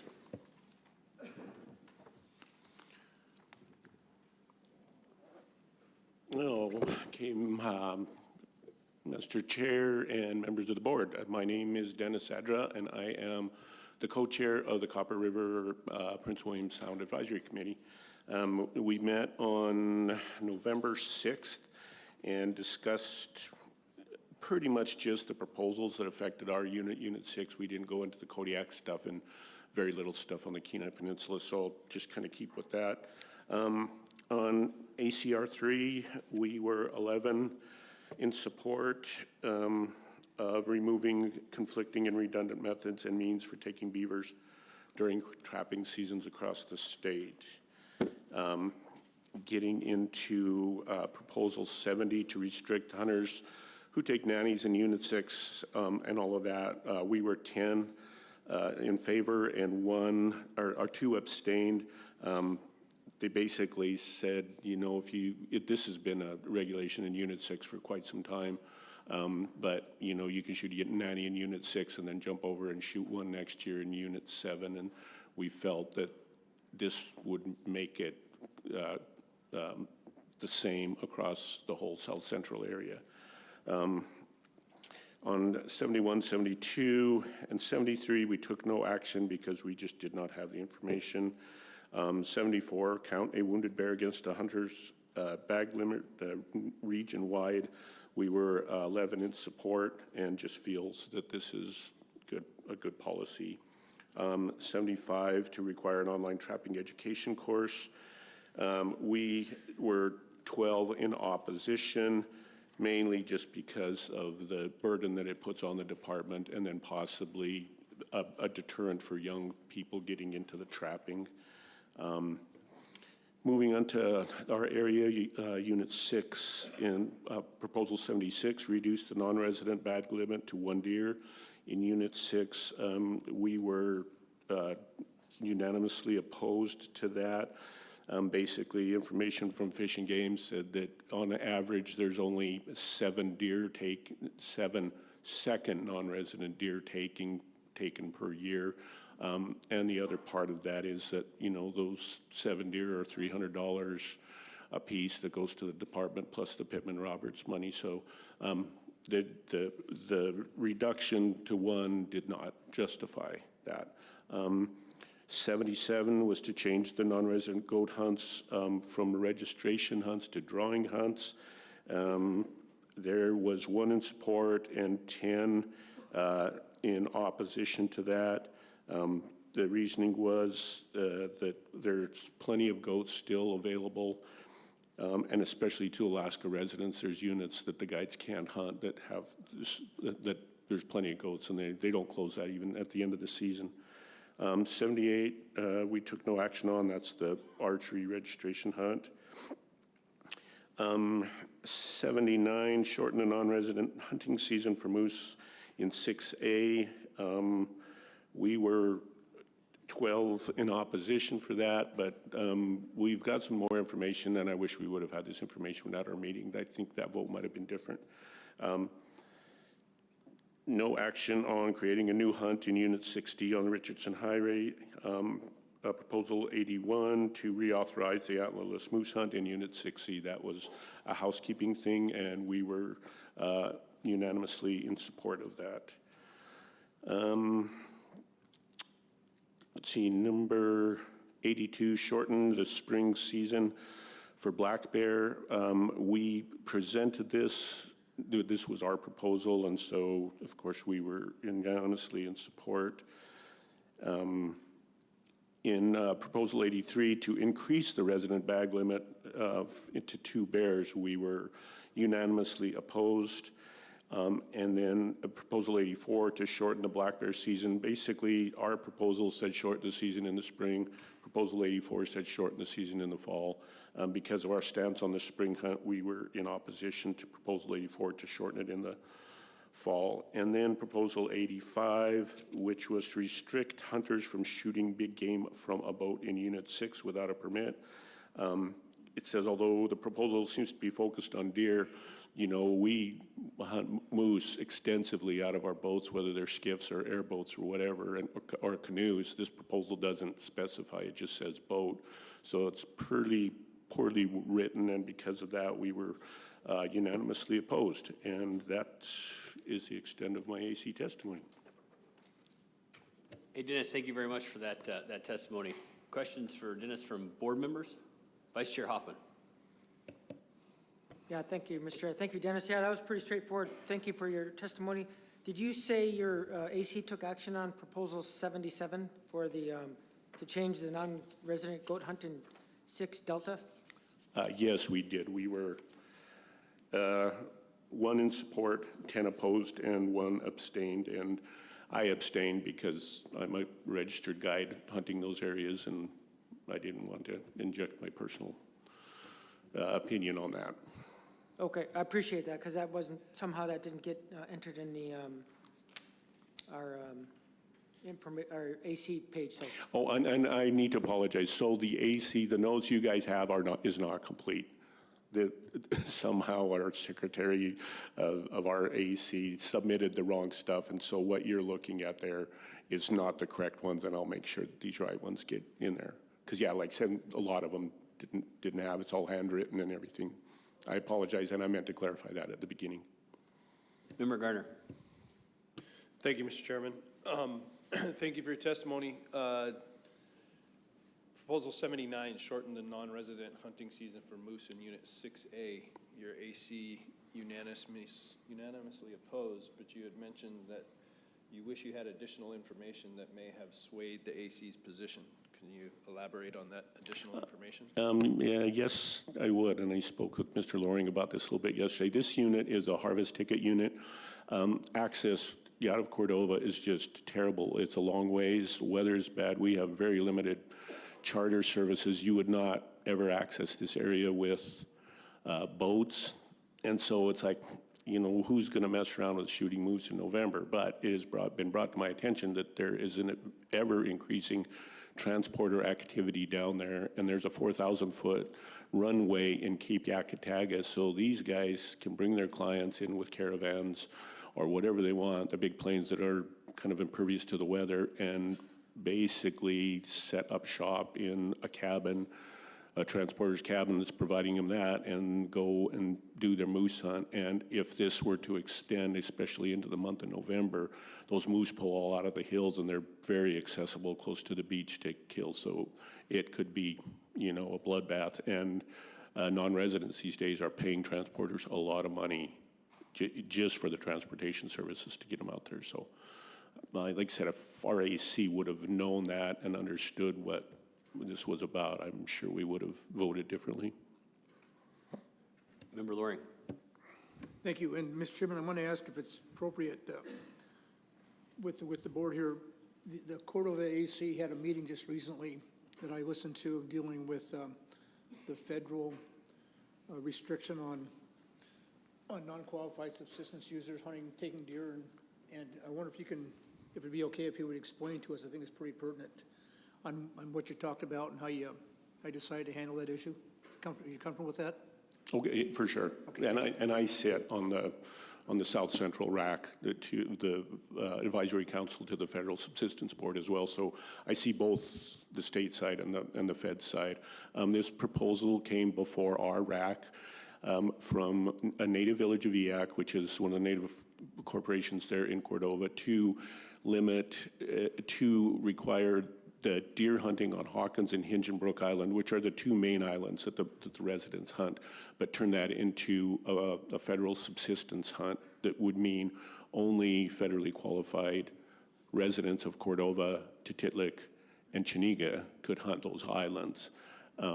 It has become a really hot topic, and frankly, our RAC voted in favor of it. But you know, it was a split vote, 5 against, 6 in favor, but it still passed, and it still has to go now to the Federal Subsistence Board, which will happen here on the 20th of April. It is questionable that the RAC had the authority to do that. One part under ANILCA, and I'm no expert on ANILCA by any means, but I've been trying to educate myself. But one part is, in order to enact this type of closure, you have to have a conservation concern, and there is no conservation concern for deer on those islands. A couple of members expressed that they might think there's a conservation concern, but there's no conservation, it doesn't come from the department or anything like that. So chances are, if the board does pass this, it's probably going to end up in some kind of litigation. But to me, it's quite a bit of overreach. This should have never happened the way it did. There are 4 Forest Service cabins on Hingenbrook Island that the residents usually don't go and use them for deer hunting, but the other non-Cordova area residents use them and non-residents use them extensively. This is going to take everybody out. You know, anybody from Anchorage or whatever can no longer go and hunt deer on either of those islands. And when they're not going to go away, it's just going to displace them to Montague Island and to the Western Sound, which doesn't have as robust a deer population, and so it's going to put more pressure on fewer deer. So, my opinion, it's bad news all the way around. Thanks for that. Other questions from board members? Member Brett. Yeah, thank you, Mr. Chairman. Thank you, Dennis. Proposal 70, which was restricting or having a 5-year restriction on somebody taking a nanny goat. You had 2 members abstain from that vote. Was there any particular reason they abstained from that vote? It says here, abstainers felt that it was not the AC's business to make regulations in other units. Gotcha. And, well, I'll ask you too, did the AC ever discuss going to a Billy's only for conservation then? We didn't. You know, I think mainly because it's kind of hard and they're afraid. It's like, well, if it's Billy only and you shoot a nanny, most likely you're going to walk up to it and kick it down into the brush or something like that. So I think that's been the justification for not making it Billy's only. Just one more then. Proposal 84 was to shorten the black bear season in 6D. Did the AC discuss if that would still provide reasonable opportunity for Alaskans? We felt that it did, but the reason we opposed that is because we supported 82. And like I said, the difference between 82 and 84, 82 takes 10 days of the season off in the spring, so that season was shut down on June 1st. 84, I believe, was going to make the season end earlier in the fall, like on September 10th. So you're taking time, and Fish and Game comments on this. I think they've got the data as to how many bears would be saved either way. I think it's pretty comparable. All right, thank you. Other questions from board members? If not, thank you very much for that. Oh, did you have one? Member Batesville. Yeah, thank you for your testimony. In proposal 82, you have a concern for the level of harvest compared to the population of the black bears, and that's what you're trying to reduce, is the number of bears harvested? Yes, the black bear harvest in Unit 60, ever since the Whittier Tunnel opened, has just increased exponentially. And, you know, most of our information came from the department and their information, but sow harvest is increasing, average skull size is decreasing and all. There's just a lot of guys cruising around, and it's illegal to shoot a bear from a boat in Unit 60, but they're accessing a lot of country with their boats. Thank you. Any other further questions from board members? If not, Dennis, you can go ahead with your personal testimony. Okay. I submitted this as an RC. I don't know for sure which number it is, but I'm just going to read it so I don't jump all over the place. Before that, too, I do want to comment that Proposal 76, 77, and 85 came from the same person, and all, to me, they're pretty broadly written, and all 3 of them would have a big effect on our area. But my personal testimony concentrates on Proposal 77. My name is Dennis Adra, and I am Master Guide number 182. I have been operating in the area that this proposal would affect for 30 years. I am also co-chair of the Copper River Prince William Sound AC, and I sit on the Southcentral RAC to the Federal Subsistence Board. I am adamantly opposed to Proposal 77, as guiding non-resident mountain goat hunters is a large part of my business. There is only one other mountain goat unit in the state that is managed in this fashion, and that is DG 889 in Unit 14C. And in 2025, there were 335 applicants for the 7 available non-resident tags for a 2% chance of drawing. This proposal would add 8 more mountain goat units to this management strategy, which is totally unnecessary. The following table shows how many goats were available in these Prince William Sound units to both residents and non-residents at the close of the season on January 31st. And quickly, in 2025, there were 33.5 goats. 2024 was 14.5 goats. 2023, there was 10.5 goats. 2022 was 24 goats. 2021 was 17 goats. And 2020, there were 28 goats available to both residents and non-residents at the close of the season. It's an average of 21 goats a year that this proposer can still go and hunt. There's a lot of resident opportunity available throughout the majority of these units to discount the claims that non-residents are taking away resident opportunity. These units are managed very conservatively, and while the populations are showing a slight decline, in some areas there is no biological concern to justify such a radical shift in management strategy. Another distinction that needs to be made is that DG 889 is primarily state land, which does not have any restrictions on the number of guides that can operate in that area. On the other hand, all of the guides taking non-resident hunters in Prince William Sound are operating on special use permits from the Forest Service, which are limited and dictate the number of clients we can take and where we can take them. To compare our registration hunts to DG 889 is a gross misrepresentation. In the period between 2021 and 2025, in the most contentious units, which is RG 249 and 252, residents harvested 33% nannies of the resident harvest, while non-resident harvest 11% nannies of the non-resident harvest. This proposal is nothing more than a solution looking for a problem, and I encourage you not to support it. Hey, thanks for that, Dennis. I got your public comment in front of me, 269, but did you say you submitted to RC as well? I did just this morning, so that's basically this year, and I don't know for sure what number that is. Okay, thank you. 23. Okay, it's RC 23. Questions from board members? Member Brett. Yeah, thank you, Mr. Chairman. Thank you, Dennis. Is there any particular reason guided goat hunters are harvesting nannies?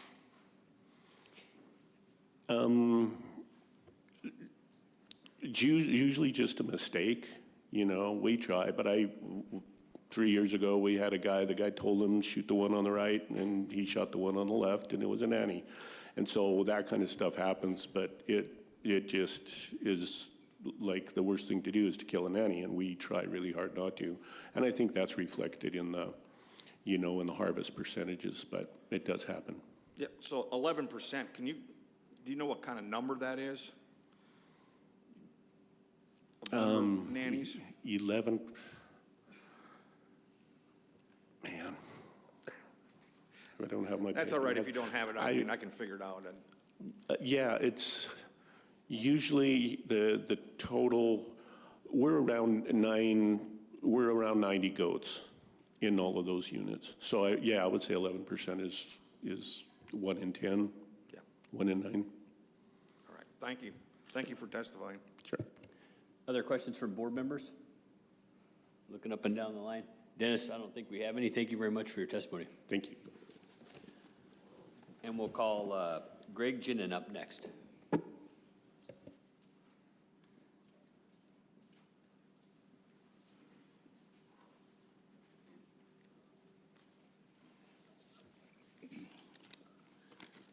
Chairman, members of the board, my name is Greg Ginnen. I live in Fairbanks, Alaska with my wife and kids, and I'm a registered guide, and I've operated down in Prince William Sound for 20 years.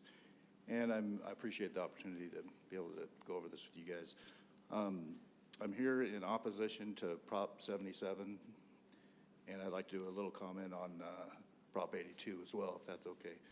But Prop 77 is to require non-resident goat hunters in Unit 6D to have to draw a permit to hunt goats. There's essentially, it looks like there's 7 goat areas in 6D that open September 15th. And out of those 7, 4 of those essentially never close. They have leftover surplus animals every year. The ones that do close, this year was a pretty fast closing. It looks like 1 closed in 5 days of the 3, and 2 closed in 11 days. The distance between one of the areas that closed in 11 days and one of the areas that never closed is 0.8 miles. I mean, they're adjacent areas that don't close. In addition to that, there's also resident-only hunts in Unit 6 in Cordova. There's a town hunt in Valdez where it's an in-person registration hunt. And so I don't see a biological reason to put a drawing on units that the majority of them never reach the harvest objective in any of those, in the majority of those areas. The guides that operate in there are all operating under Forest Service use permits. So we have essentially we're limited by what we can do. And personally, I've reduced the number of my permits by 33% over the last couple of years. And I know that the rest of the guides, I'm pretty sure, have reduced the amount of clients that they're taking in there too. So I just don't see a biological reason to put a drawing system on non-residents when we're not even closing the season down in most of the goat areas. Aside from that, the Prop 82, I'd like to address that just a little bit. That's to reduce 10 days, if that's okay. Okay, that's to reduce 10 days on the black bear hunt. And to me, it's completely superfluous because we already have a registration permit for those black bears in there. So we can micromanage the level of bears we're taking at will. And in my experience, for 20 years I've guided in there, I've logged every single bear I see, every day I see it, what sex it was and where it was. And I can look at the Fish and Game's chart as with regards to the harvest data, like 2015 is low and 2020 is higher.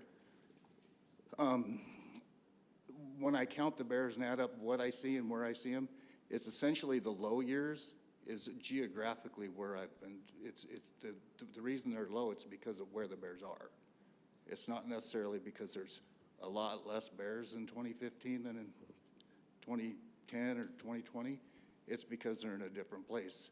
When I look back at my data I collected in 2015, I actually saw the highest number of bears that I've ever saw in a trip in 2015, but it was the lowest harvest of any of the years that Fish and Game has records for. However, the bears I saw were 90+% completely inaccessible. And it's essentially a weather thing. If you look at the chart for the harvest, the number of harvests per year in 6D, it really correlates to weather more than it does and accessibility and where the bears are at any given time than it does, last year we harvested more, so it's not that there are less bears for sure, but that's why we have the registration permit. But the fluctuations in the graph aren't related to how many bears they are per se. It's more related to where the bears are at and how accessible they are on a given year. Some years we'll go in there and we'll guide and we'll think we're the best bear hunters in the world. But I've learned over years that that's not the case. It was just easier. And then the years where we struggle at it, it's because it was not because there's less bears, it's because it was harder to get at. So basically, I don't see the sense in changing the season when we already have a really detailed management mechanism for limiting the harvest, if that makes sense. Because everyone's registered, and when we get to a number, we can close it. Thanks for that testimony. Questions from board members? I guess I could start off with one. So like where I hunt here down at Fraser Lake, if you told me, hey, you got, pick 10 days you're going to be in the field, I know exactly what 10 days I want to be in the field.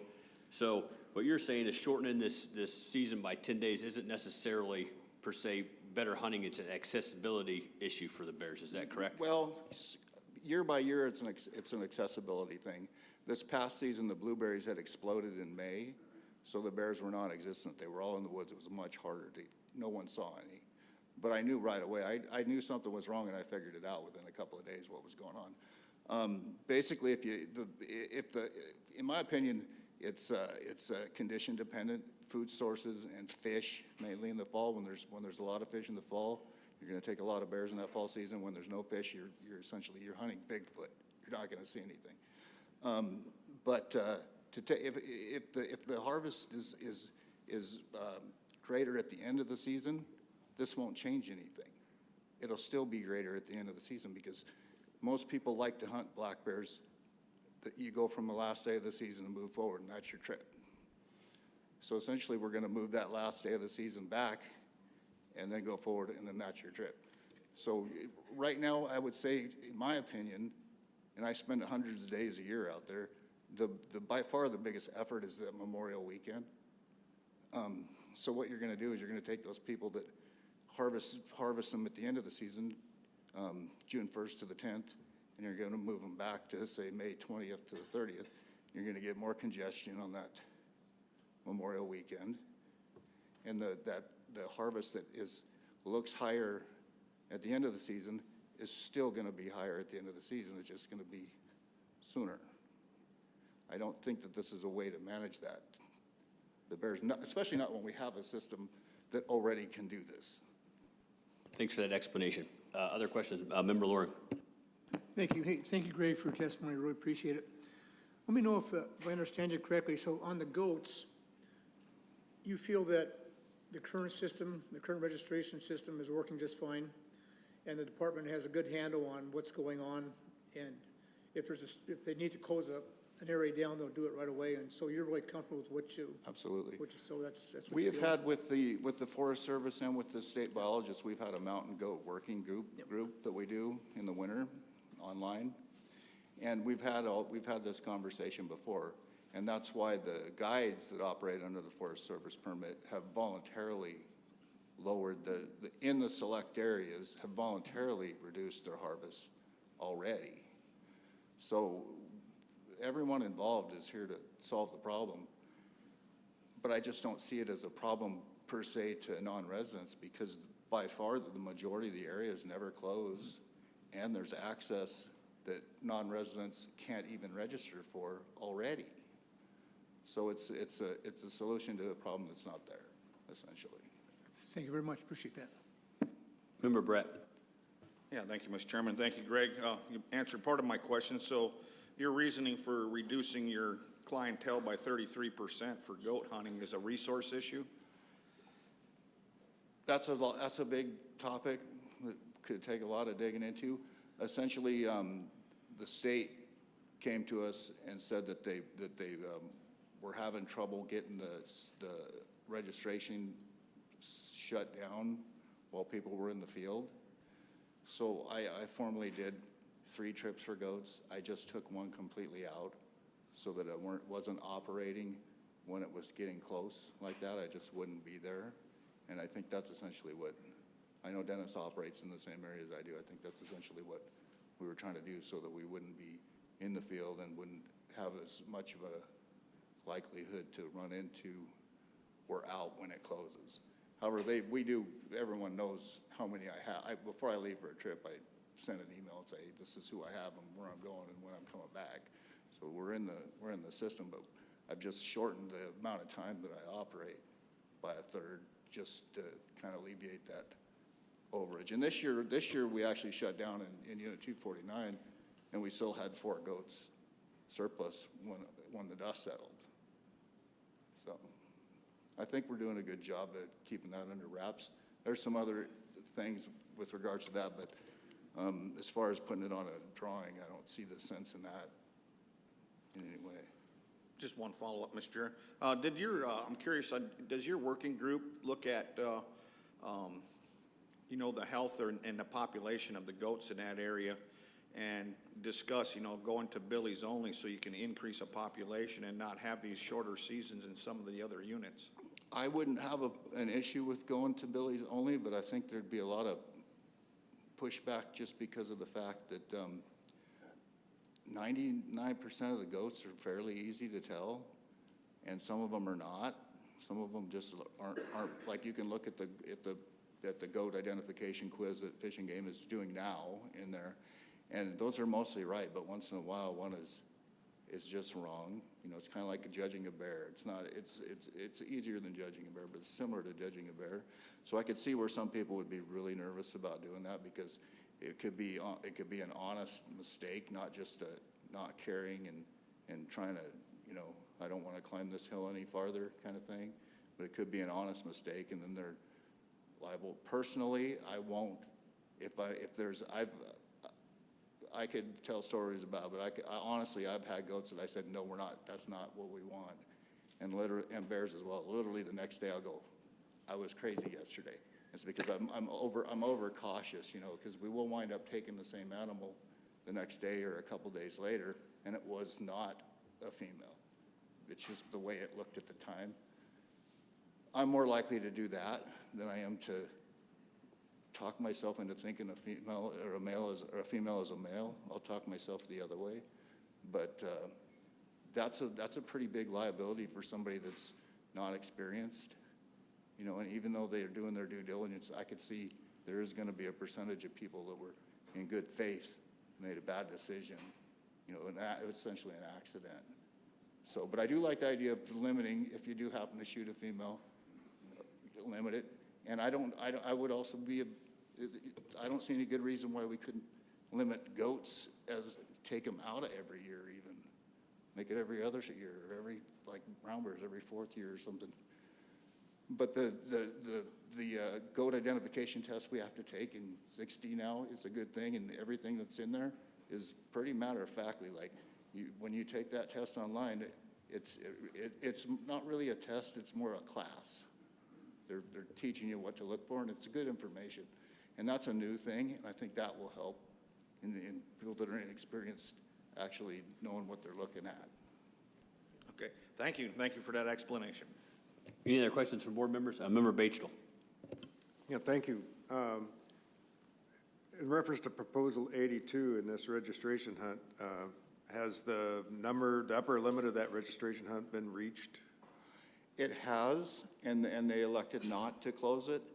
However, honestly, I could tell you my first 2 days of hunting in the spring, I can tell you if it's going to reach it or not. So it's not so much that there's not a lot of bears, it's so much the conditions that we're hunting. A lot of the bear hunters, especially, they're not necessarily bear hunting. You know what I mean? A lot of them are out fishing or shrimping or whatever they're doing. And if it's easy, if there's a lot of bears on the beach and easily spottable and easily accessible, the rate's going to go up. When I have to go around and look at alpine with my binoculars and detailed in the slides and in the alder bushes to count bears, I'll count a whole lot of bears, but nobody else is even going to see them, let alone get one. And those are the years that it's really low. And especially when it's happened twice that the blueberries exploded in the spring. Yep. One was 2015, the harvest was super low, and the other one was this year. And as soon as it happened, I figured it out right away because I'd have experience with that before. And when something like that happens, the harvest is really low, and it looks kind of catastrophic on a graph. But in reality, you have to tie everything together and figure out what's really going on. Thank you. Other questions from board members? Vice Chair Hoffman. Yeah, thank you, Mr. Chair. Thank you, Greg. Quick question. I'm not from this area, and where I'm from, the blueberries explode in the fall, but They normally do. They normally do. Yeah, no, that's absolutely correct. I've just seen it. It's not that they're full-on blueberries. It's that they'll bud out and they'll get pollinated, and you'll have like a proto blueberry going on. And normally in the spring, they're eating the grass on the beaches, or they're digging through the kelp and eating the sand fleas. However, when that happens, those little pre-blueberry blossoms is more attractive to them than the sedge grasses, so they just move into the woods. So they're eating the blueberry before it blooms. They're eating the plant. They're eating what will be a blueberry, but right now it basically looks like a translucent little pink sac. That's what happens in the spring, and it only happens on a spring when there's not a lot of snow and there's a lot of sun. It's those south-facing hills, and I knew right away something was wrong because I wasn't seeing both times, so I wasn't seeing what I'm supposed to see. And it just takes going into the woods a ways and looking, and all of a sudden the blueberry bushes, it's the big, tall, 3-foot blueberry bushes, they're just absolutely loaded with these things, and the bears just sit there and they eat them just like blueberries, but they are blueberries. They're just not something that you or I would want to pick and eat. But it beats grass on the beach, essentially, that's how that goes. Other questions from board members? If not, thank you very much for that testimony. Appreciate it. All right. Thanks, We'll guys. call Jason Seamer.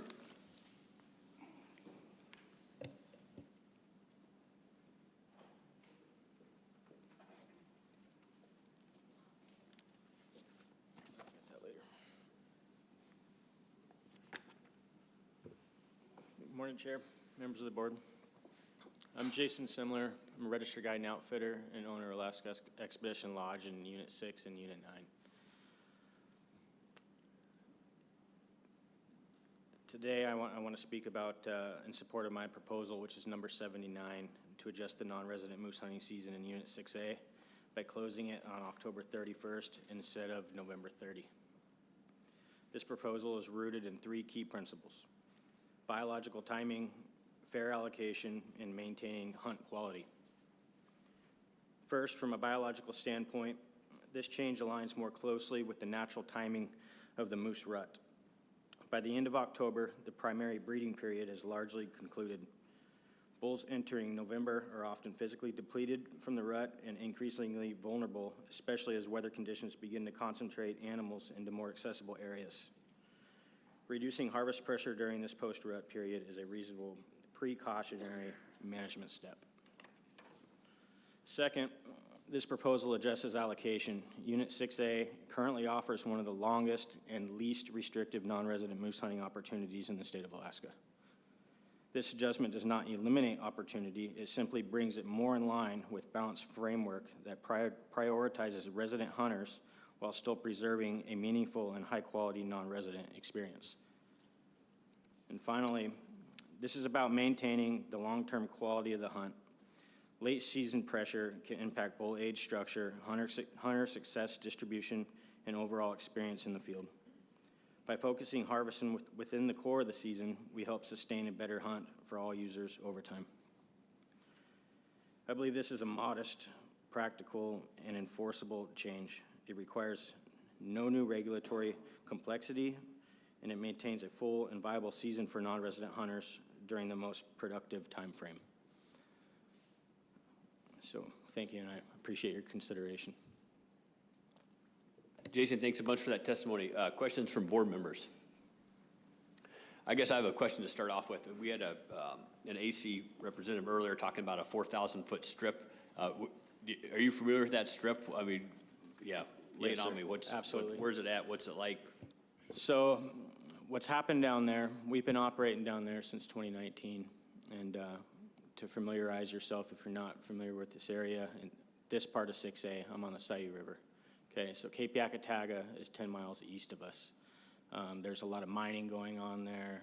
There's actually residents that live out there. They're gold miners that haven't seen anybody 20, 30 years, but there's a lot of activity down there. There's actually a huge section of land for sale down there that's, thousands of acres for gold mining. So they have put in a large airstrip that's 4,000 feet to where they can take DC-6s in there, okay? That's how they're getting their field operate heavy equipment down there. Over the years of us spending our time out there, which is usually mid-August through about mid-October is when I stop pursuing moose out there because of what I've mentioned here, the moose coming down. I've noticed, an increase in guide pressure coming to this area because it's easily to access right out of Anchorage, caravans direct in there, whether the weather's not that great or not, If we can't get a Cub or a Beaver or a Cessna aircraft in there, they're gonna take caravans in there, no problem when that weather's bad, okay?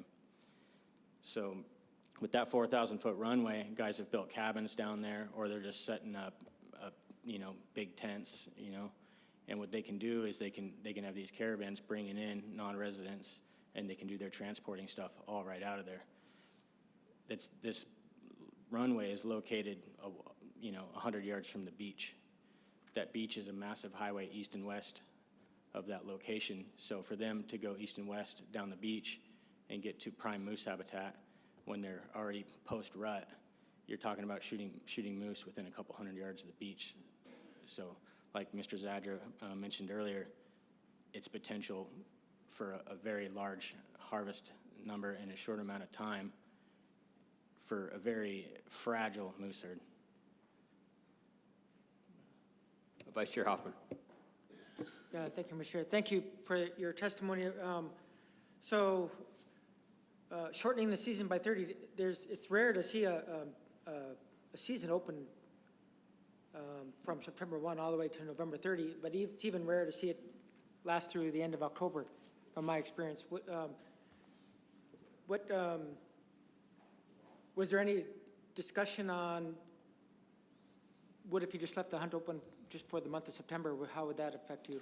Well, obviously, as a guide and outfitter, it would affect me because I do have hunts that I book midway through October. But I was thinking about this a lot last night and how it would affect the harvest and conservation of harvesting mature bulls, okay? That area, it's coastal, right? So it's very flat, it's very swampy, but we also have the large spruce trees and whatnot like you guys have here. So we don't have high ground and ways to really spot and stalk moose in that country. So we rely a lot on calling to them, okay? So that rut doesn't typically start, you used to be able to set your watch to it September 20, okay? If that hunt ended in September, then the number of bulls that are gonna be taken to help with that herd is gonna go way down. You know, so going through October is, I feel, important to that because you need to harvest some of these older bulls and whatnot. And the reason I came up with that October 31 date was, if you look in the reg book, it's like 6B, 6C directly next door. As you actually get closer to Cordova, it aligns directly with their closure dates of October 31st. The reason this caught my eye and why I felt I needed to do something as an outfitter and being a good steward of the land of the area and watching out for this, our area is a harvest ticket, okay? 91-day harvest ticket. All the other areas around us are draw, there's quotas, they can shut it down. Even though it might say it ends October 31st, a lot of these areas get shut down because those quotas have already been reached. We don't have a quota in our area, you know, and with the growing pressure of transporters, as mentioned, and things like that, this is something that I'm just trying to get ahead of, and it can be a serious deal. Yeah, thank you. One quick follow-up on that. So as the season years pass, what percentage of the bulls are being harvested in November? So in November, I don't know how many people have put in, or, you know, for their harvest ticket and been down there. Again, I'm not there in November, okay? I want to say it was something like 6 moose have been taken in November in the last 10 years down there. I don't know if they're non-resident or if they're resident, right? So again, why I wanted to close it October 31st to non-resident was to leave that 30 days open for residents, okay? Because, you know, you have these areas closer to Cordova and whatnot, so if, you know, locals from Cordova or other residents in the state of Alaska, if they weren't able to get their moose in like those subsistence areas, there's another opportunity just a little bit further away, and the same coming from the other direction from Yakutat. Other question, Member Loring. Thank you. Jason, thanks for your testimony. And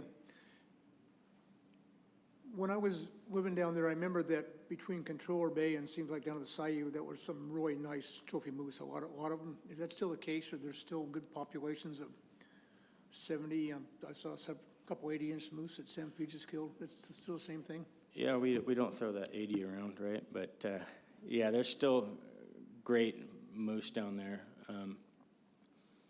If you look at the population, and when I was talking with Fish and Game, you know, out of Cordova there, I want to say the from like 96, I don't have it on me, from like 96 to 6 years ago, there's been a decline in population by aerial survey.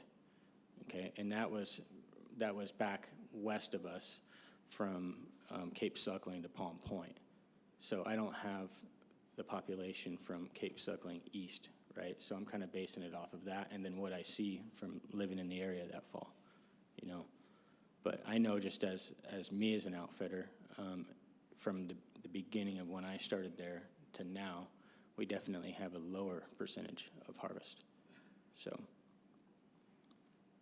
And is it still the case that when these folks come in by aircraft on either that Yakataga strip or any of the other beach landings they make, everything is in four-wheeler on the beaches and they can just go for miles because it's just wide open? Yes, Is that what's they're still wide going on? open. It's a highway.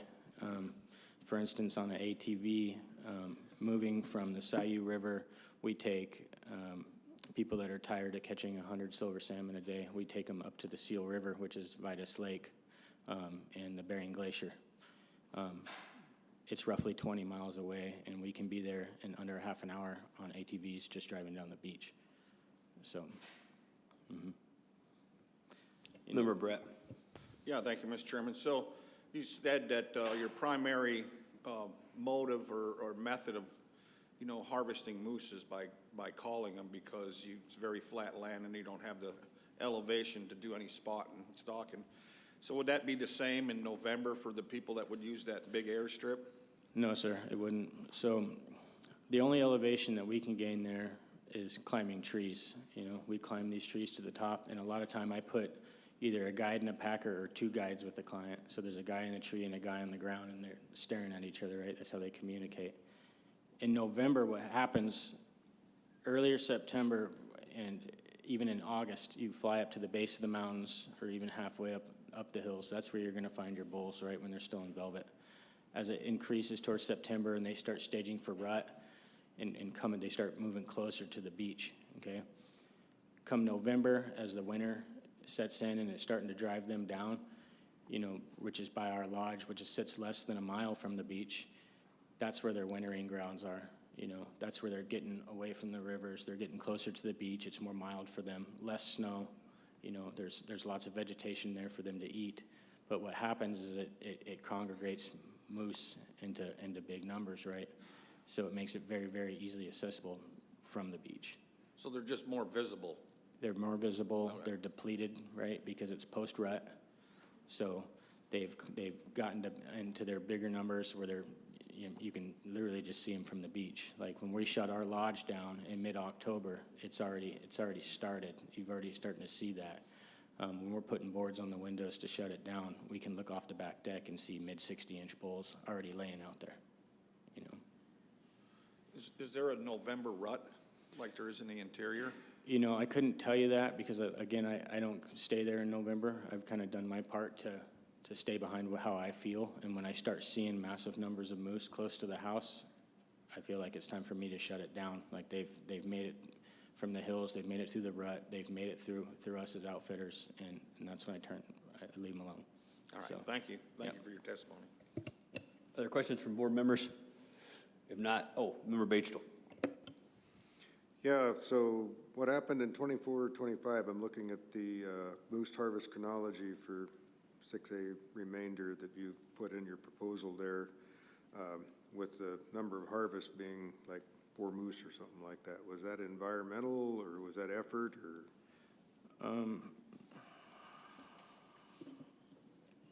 Where's that at in my proposal?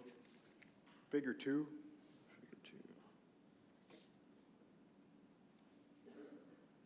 Yeah, I'm not seeing that in my Oh, okay. proposal. Oh, Mac, 79? Yeah. Maybe this is in the States. Yeah, that might have Respond. been from Fish and Game, their harvest. Yeah. Just looked like harvest in 24, 25 was really low. Maybe And are you talking in November or the let's see, prior? it says September 16th through 30th. Okay. There was 1 taken in October 1st through 15th. There was 3.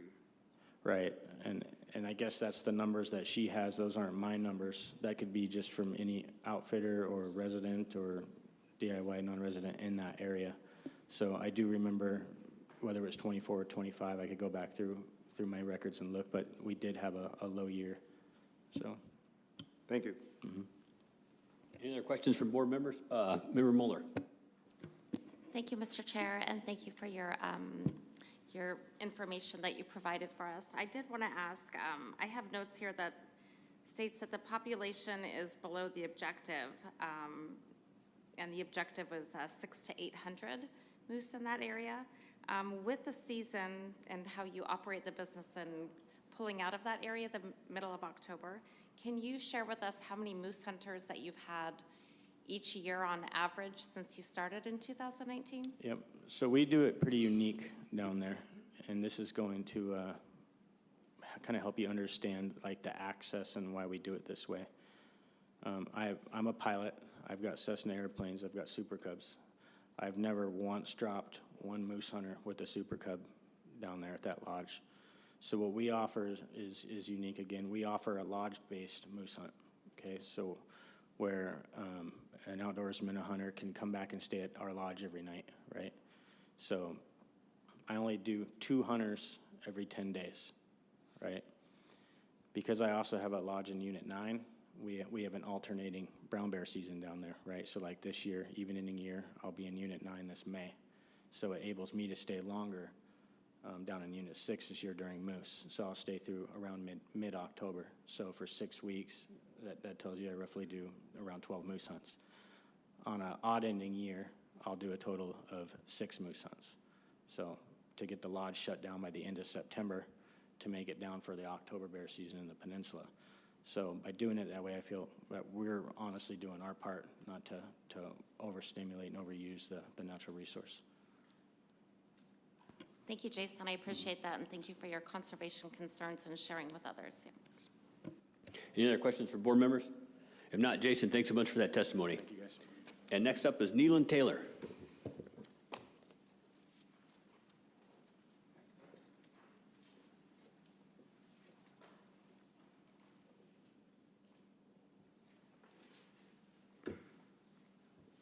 So I think I know what to do here. Can you hear me, or do I need to push something? We copy you. You're good. You're ready to go. I'm here, I have several things on my blue card, but I want to start off with Proposal 105, and that would close sheep hunting on the Kenai Peninsula if you were to pass it.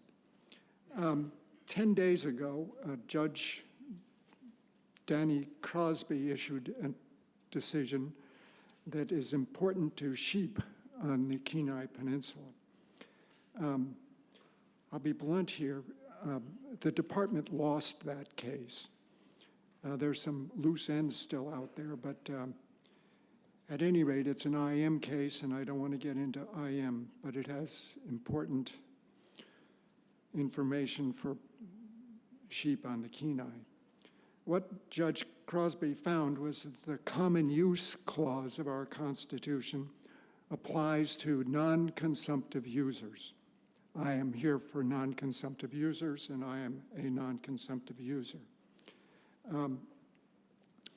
Judge Crosby found that not only that the common use clause protects common non-consumptive users, but also that the board must make findings about the impact of its decisions on non-consumptive users, where there are a lot of non-consumptive users who are interested. And that is definitely true on the Kenai Peninsula, where thousands of people get into the high country every summer and every winter. And part of their interest up there is wildlife viewing. So you have a case here where lots and lots of non-consumptive users are impacted by what you do. Now, the Kenai Peninsula is not Unit 19 or the Brooks Range, where probably there are more hunters up in the mountains looking for sheep than on the Kenai Peninsula. But the Kenai Peninsula is different. Now, I was here and listened to the presentations by Tom Loheis and Brad Wendling, and basically what I heard them say is populations are way down, things are bad, but there's nothing we can do. I think there are things you can do. First of all, let me point out that you have a general harvest on the Kenai, while in Unit 14C, you have micromanagement. Also in Unit 14C, you have 1,100 animals, sheep, while here on the Kenai, or not here, you have something like 381. Those are dramatic differences. So I favor and I support the micromanagement on 14C. And by the way, at the end of my comments, which are all in PC 249, and please take a look, at the end of my comments, I say, I support all of the recommendations of the Anchorage AC, of which I'm a member. I urge you to look at RC 008. There's information in there by Joseph Harriman, your local biologist, derived from like a 12-year study of sheep on the Kenai where he says that removal of any sheep from these limited remainder populations is bad. Also, Tom Loheis and Mr. Wendling did no research on the Kenai, and they did not comment on it yesterday. So the department's position is that the full curl rule will protect the sheep, and that simply is a policy decision, an ideology, and it's not working. I see that I'm running out of town. I want to jump ahead to the Anchor River. Basically, you need to start repopulating the Anchor River with beaver now.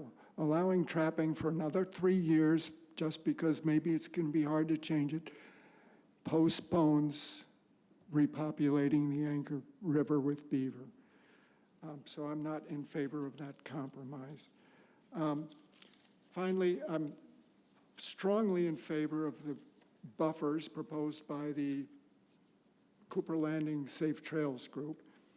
And I just want to say that I don't go there anymore with my dog. I think it's irresponsible to go hiking, skiing with your dog when there are traps in the area. I keep my dog close and under voice control, and I have a shock collar, and et cetera, but I've run out of town, so I will reluctantly just say, you need to do something to reverse the trend, which is down, down, down for the Kenai sheep. Thank you. Thanks for that, Neelan. Questions from board members? Member Brett. Yeah, thank you, Mr. Chairman. Thank you, Neelan. So do you believe that not having a harvest of sheep at all will increase the population to historical levels? It might. We don't know. And definitely climate change and the change is bad and detrimental to these populations of sheep all over the state. I'm not saying it's not, but I'm also saying that the sustained yield clause, and in my letter, your comments, define, there's a statute which says what sustained yield means, is that basically you need to try something. And just continuing the general harvest isn't enough. You owe it under the Constitution, the sustained yield clause and the common use clause, to make some effort. Maybe just go to draw permits, or maybe just close parts of the Kenai Peninsula, but something needs to be done. And by the way, I'm not going to sue the state or the department over sheep hunting on the Kenai, but I will look at it after I learn in November or December exactly what happened, because your local biologists have the ability to close areas, and I'm hoping they do. So right now you have a general harvest, but if the local biologists close down big parts of the Kenai Peninsula, especially those highlighted in RC 008, I highlighted the language where he says things must be done. But anyway, I'll take a look and see what happened in November, December, and then I'll know more. All right, thank you. Thank you for continually participating, Neelan. Hey, Neelan, I know you were at the Trapper kind of symposium last night that Ted put on. What are your thoughts about, the breakaway mechanism and the trouble trying to come up with regulatory, language for different breakaways and stuff? You got an overall thought or theme to that? Well, Ted Spraker and board member Barrett, have offered to help draft some language, and basically I'm interested in dogs as well as wildlife, don't get me wrong, but these buffers that I support, the and I totally support the Cooper Landing group in their efforts. But so I would think that, you aim a regulation that establishes a pull release and aim it at 45-pound dogs. I mean, you can't have snare releases for, little Chihuahuas and also, Great Danes. It's not going to work. But so you aim it for a mid-sized dog that most people in the backcountry have.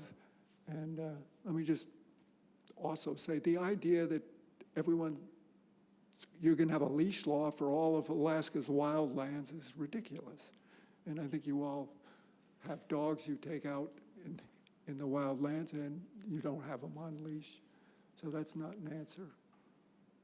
I hope that answered your question. I'm not sure I did. No, you did. Yeah, yep, absolutely. Other questions from board members? Member Loring. Thank you, Neil, and thanks for your testimony. And just to follow up on Chairman Fletcher's question about the clinic last night, I kind of got out of it that it's really hard for the trappers to come up with a breakaway mechanism for fox-sized animals, which are similar to maybe a little bit smaller than your 45-pound dog, just because of manufacturing issues that they couldn't come up with. So I'm not sure how we can get around that. Do you have any thoughts on you were there and kind of listened to the same thing, so. I think you said it in regulatory language for a particular pull weight.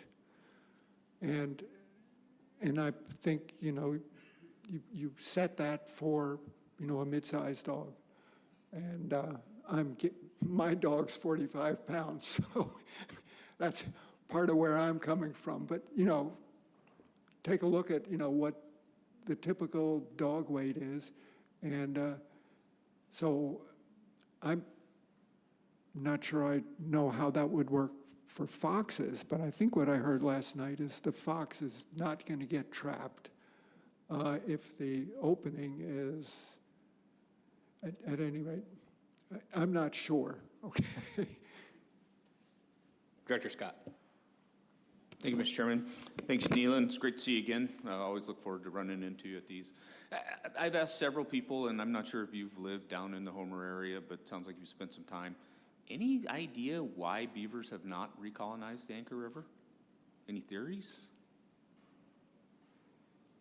Yeah, my guess is that they were trapped out a long time ago, and that Deep Creek drainage is also trapped out, and that all over the Kenai Peninsula, there are really, really, really low beaver populations. That's what I've followed in the material, on the website and so forth.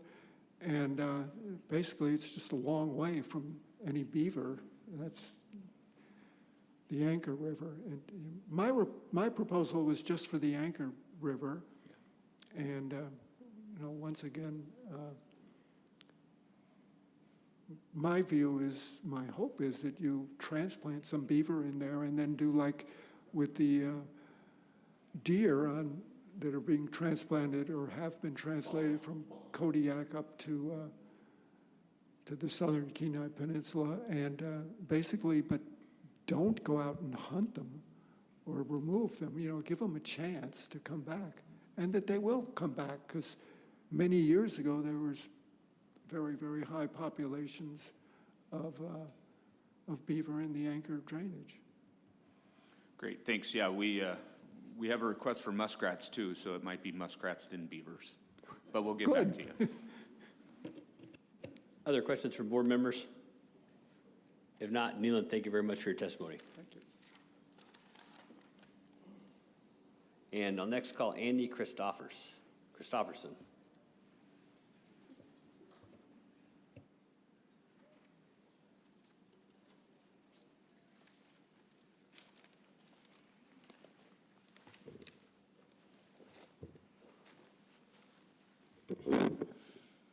Good morning. Thank you, Mr. Chair, board members, and staff for giving me the opportunity to speak. I am representing myself. My name is Andy Christopherson. I was born in Kodiak, raised in the village of Kodiak on the south end of Kodiak Island. I now reside in Kodiak. I grew up living a subsistence lifestyle, learning to hunt, gather, sharing the bounty with friends, family, elders, and the less fortunate. It seems like it's getting harder and harder to win a draw permit for elk since hunting has become so popular. Of the 315 permits for the draw hunt, I know of only 9 locals that got lucky to win the lottery this year. And it seems like it's been like that for the last 8, 9 years. It's harder and harder for local people to get draw tags to get their food security, so. With that being said, I would like to speak in opposition to the proposal 210 in reallocation of elk permits in hunt areas DE 715, DE 717, DE 721, and DE 723 in Port Lions and Uzinki. I would like to see these permits stay as status quo.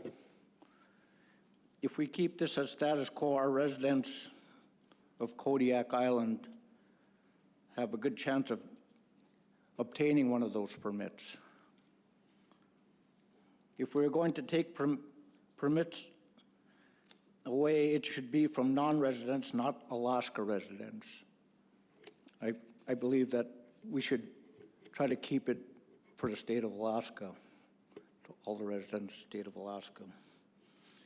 And I don't disagree with the 1 per household, but I guess we have to define what household is.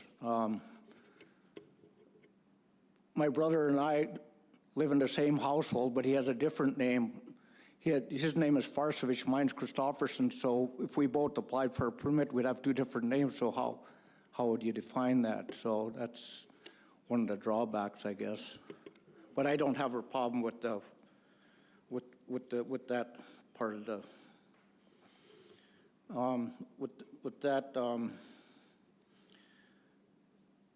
I would also like to voice my opposition to proposals 199, 200, 201, 203, and 204.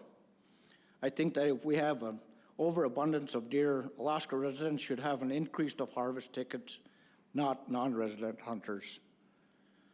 I think Alaska residents should have priority of food security before non-residents having more access to our resources. And that's all I have, so I appreciate your time. Andy, thank you very much for your testimony. Questions from board members for Andy? If not, thank you very much for your testimony. Thank you. Have a good day. Thank you.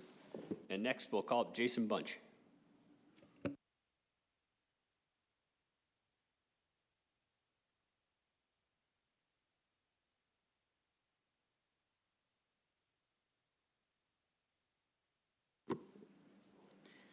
Thank you, Mr. Chair and members of the board. For the record, my name is Jason Bunch, and I'm speaking to Proposal 231, as well as other Kodiak mountain goat drawing proposals that recommend an allocation structure. I've also provided written comments on this proposal. They can be found under PC 34, and I encourage you to review those. I did my best to outline the what and the why.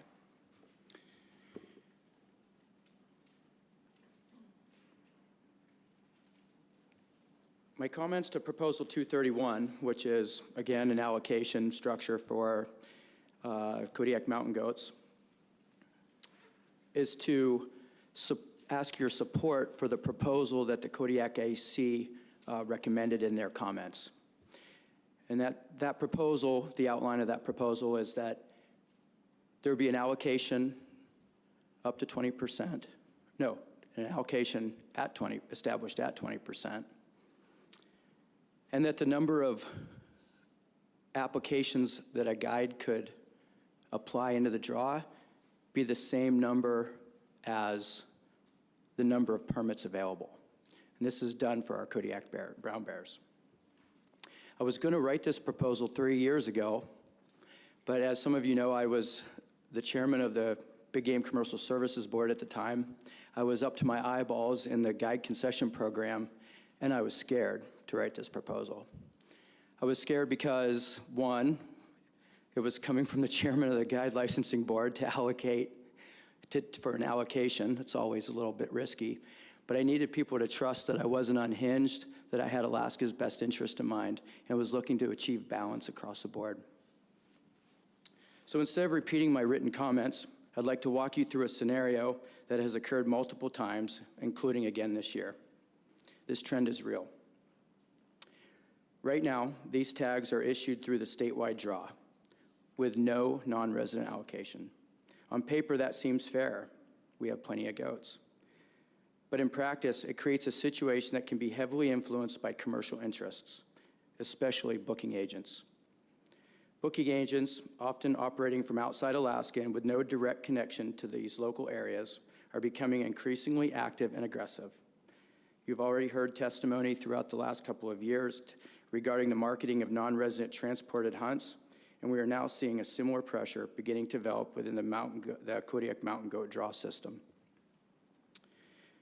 There is currently nothing preventing a booking agent working on behalf of a guide from submitting a large volume of non-resident applications into the draw. For example, if 60 to 80 non-resident clients are entered, that operation could realistically draw 15 to 20 permits. 15 to 20 permits sometimes is half of the permits. Because these mountain goat draws are small, often only 12 to 50 permits total, the harvest quota is substantially lower than that. And drawing that many tags can quickly represent a large percentage of the available opportunity. If a single operation is able to secure 50 to 60% of the tags in a given area, it significantly increases the risk of concentrated harvest pressure and localized overharvest. This is not just a theoretical concern. This is a real structural vulnerability in the current system. Without some type of guardrails, the draw can be influenced in a way that concentrates opportunity into a small number of commercial operations rather than being broadly distributed. The Kodiak Advisory Committee's recommendation follows a process that's already working successfully for brown bears. It simply brings the mountain goat draw into alignment with that existing process. The Kodiak Advisory Committee has recognized these issues. They did due diligence, 16 hours, looking over these proposals, trying to achieve some sort of balance for our community. And they put forward a carefully developed recommendation. I encourage the board to give that recommendation serious consideration because it reflects practical, locally informed effort to protect the resource and maintain fair opportunity. We must do this before we're left trying to manage a resource that's been pushed too far. And I also provided you a RC, a map. I'd like to just explain that real quick. I don't know how much time I have left.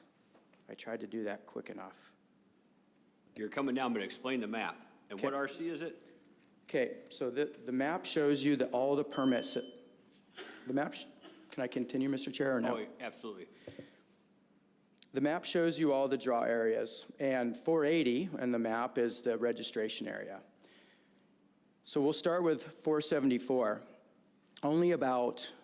There's about 30% of that area on the map that it doesn't have mountain goats on it. So currently there are 70 permits for that, and 20% would be 14. And that is a realistic number that creates balance, both for resident opportunity and for non-resident economic relief to our town. If you look at 473 is only about 50% of that country in that permit area has mountain goats in it. And currently there's 12 tags in that area, and 2 of those under the 20% allocation would be appropriate given the small space. Now, if you really dig into it, you can see RG 471 and 472 are really tiny in there. In fact, you can stand in one spot and count probably about 80% of the goats in the entire permit area from one spot. These areas have been really heavily overused. 50%, 60% this year in one of those areas, non-resident. Now imagine in one of those small areas, you have 12, 14 this year, 22 non-residents. We can pretty much assume if a non-resident draws, they're going to come, right? Can you imagine 22 non-residents in that area? Now that area, the time frame is about 6 weeks of 5 weeks, 5 to 6 weeks, depends how tough you are on good opportunity, right? But 22 non-residents over 5 weeks, that's 4 guided hunts in an area that you can see the entire area from one spot. That's problematic. As a resident, that's really problematic. And actually, as a commercial operator, that's a pretty low quality service you're providing. Looks like the Kenai and fishing season. 479 and 478. 479 has 50 tags. 10 of those under the 20% rule would go to non-residents. That's balanced. I can speak to all of these areas. I've tread all over all of this country since 1998. 478, 80 tags, 16 to non-residents. That seems fair and appropriate. There's multiple mountain ranges in that area. Hey, Jason, I've given you some extra time, and I bet you we'll have some questions from board members. And I just want to remind board members that Jason's invited testimony during miscellaneous business to talk about whenever we're talking about the concessions program, so you don't need to use any of that time up here. But do we have any questions for Jason? No questions for Jason? All right, Jason, thank you very much. Got out of that one easy. Thank you very much for your testimony. Thank you, guys.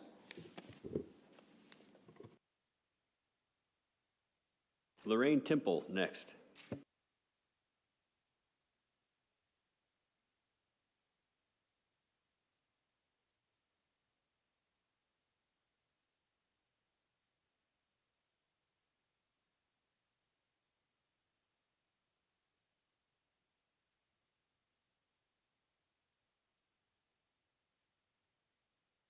Hey, hit that little button in the middle and state for the record your name and take it away. Oh, Good afternoon, Chairman Fletcher, the members of the board, and staff. Thank you for the opportunity to provide testimony. My name is Lorraine Temple. I'm here to ask your support of proposals 145 through 149, which would provide 100-yard setbacks and active trap line signage in the Cooper Landing area. I'm the president of the Cooper Landing Safe Trails Committee. We're a nonprofit organization that includes a fishing guide, past and present trappers, a RAC member, and business owners. Collectively, we have deep roots in Alaska and in Cooper Landing, where we also share a deep stake in the future of our community. User conflict has been an ongoing issue in Cooper Landing, especially as recreational activity has steadily increased and now outweighs historical consumptive use on public lands. Our committee recently conducted a community questionnaire on winter recreation and safety concerns. To ensure as broad a response as possible and to help eliminate bias, we posted the survey on Peninsula Community social media pages, CRC 22.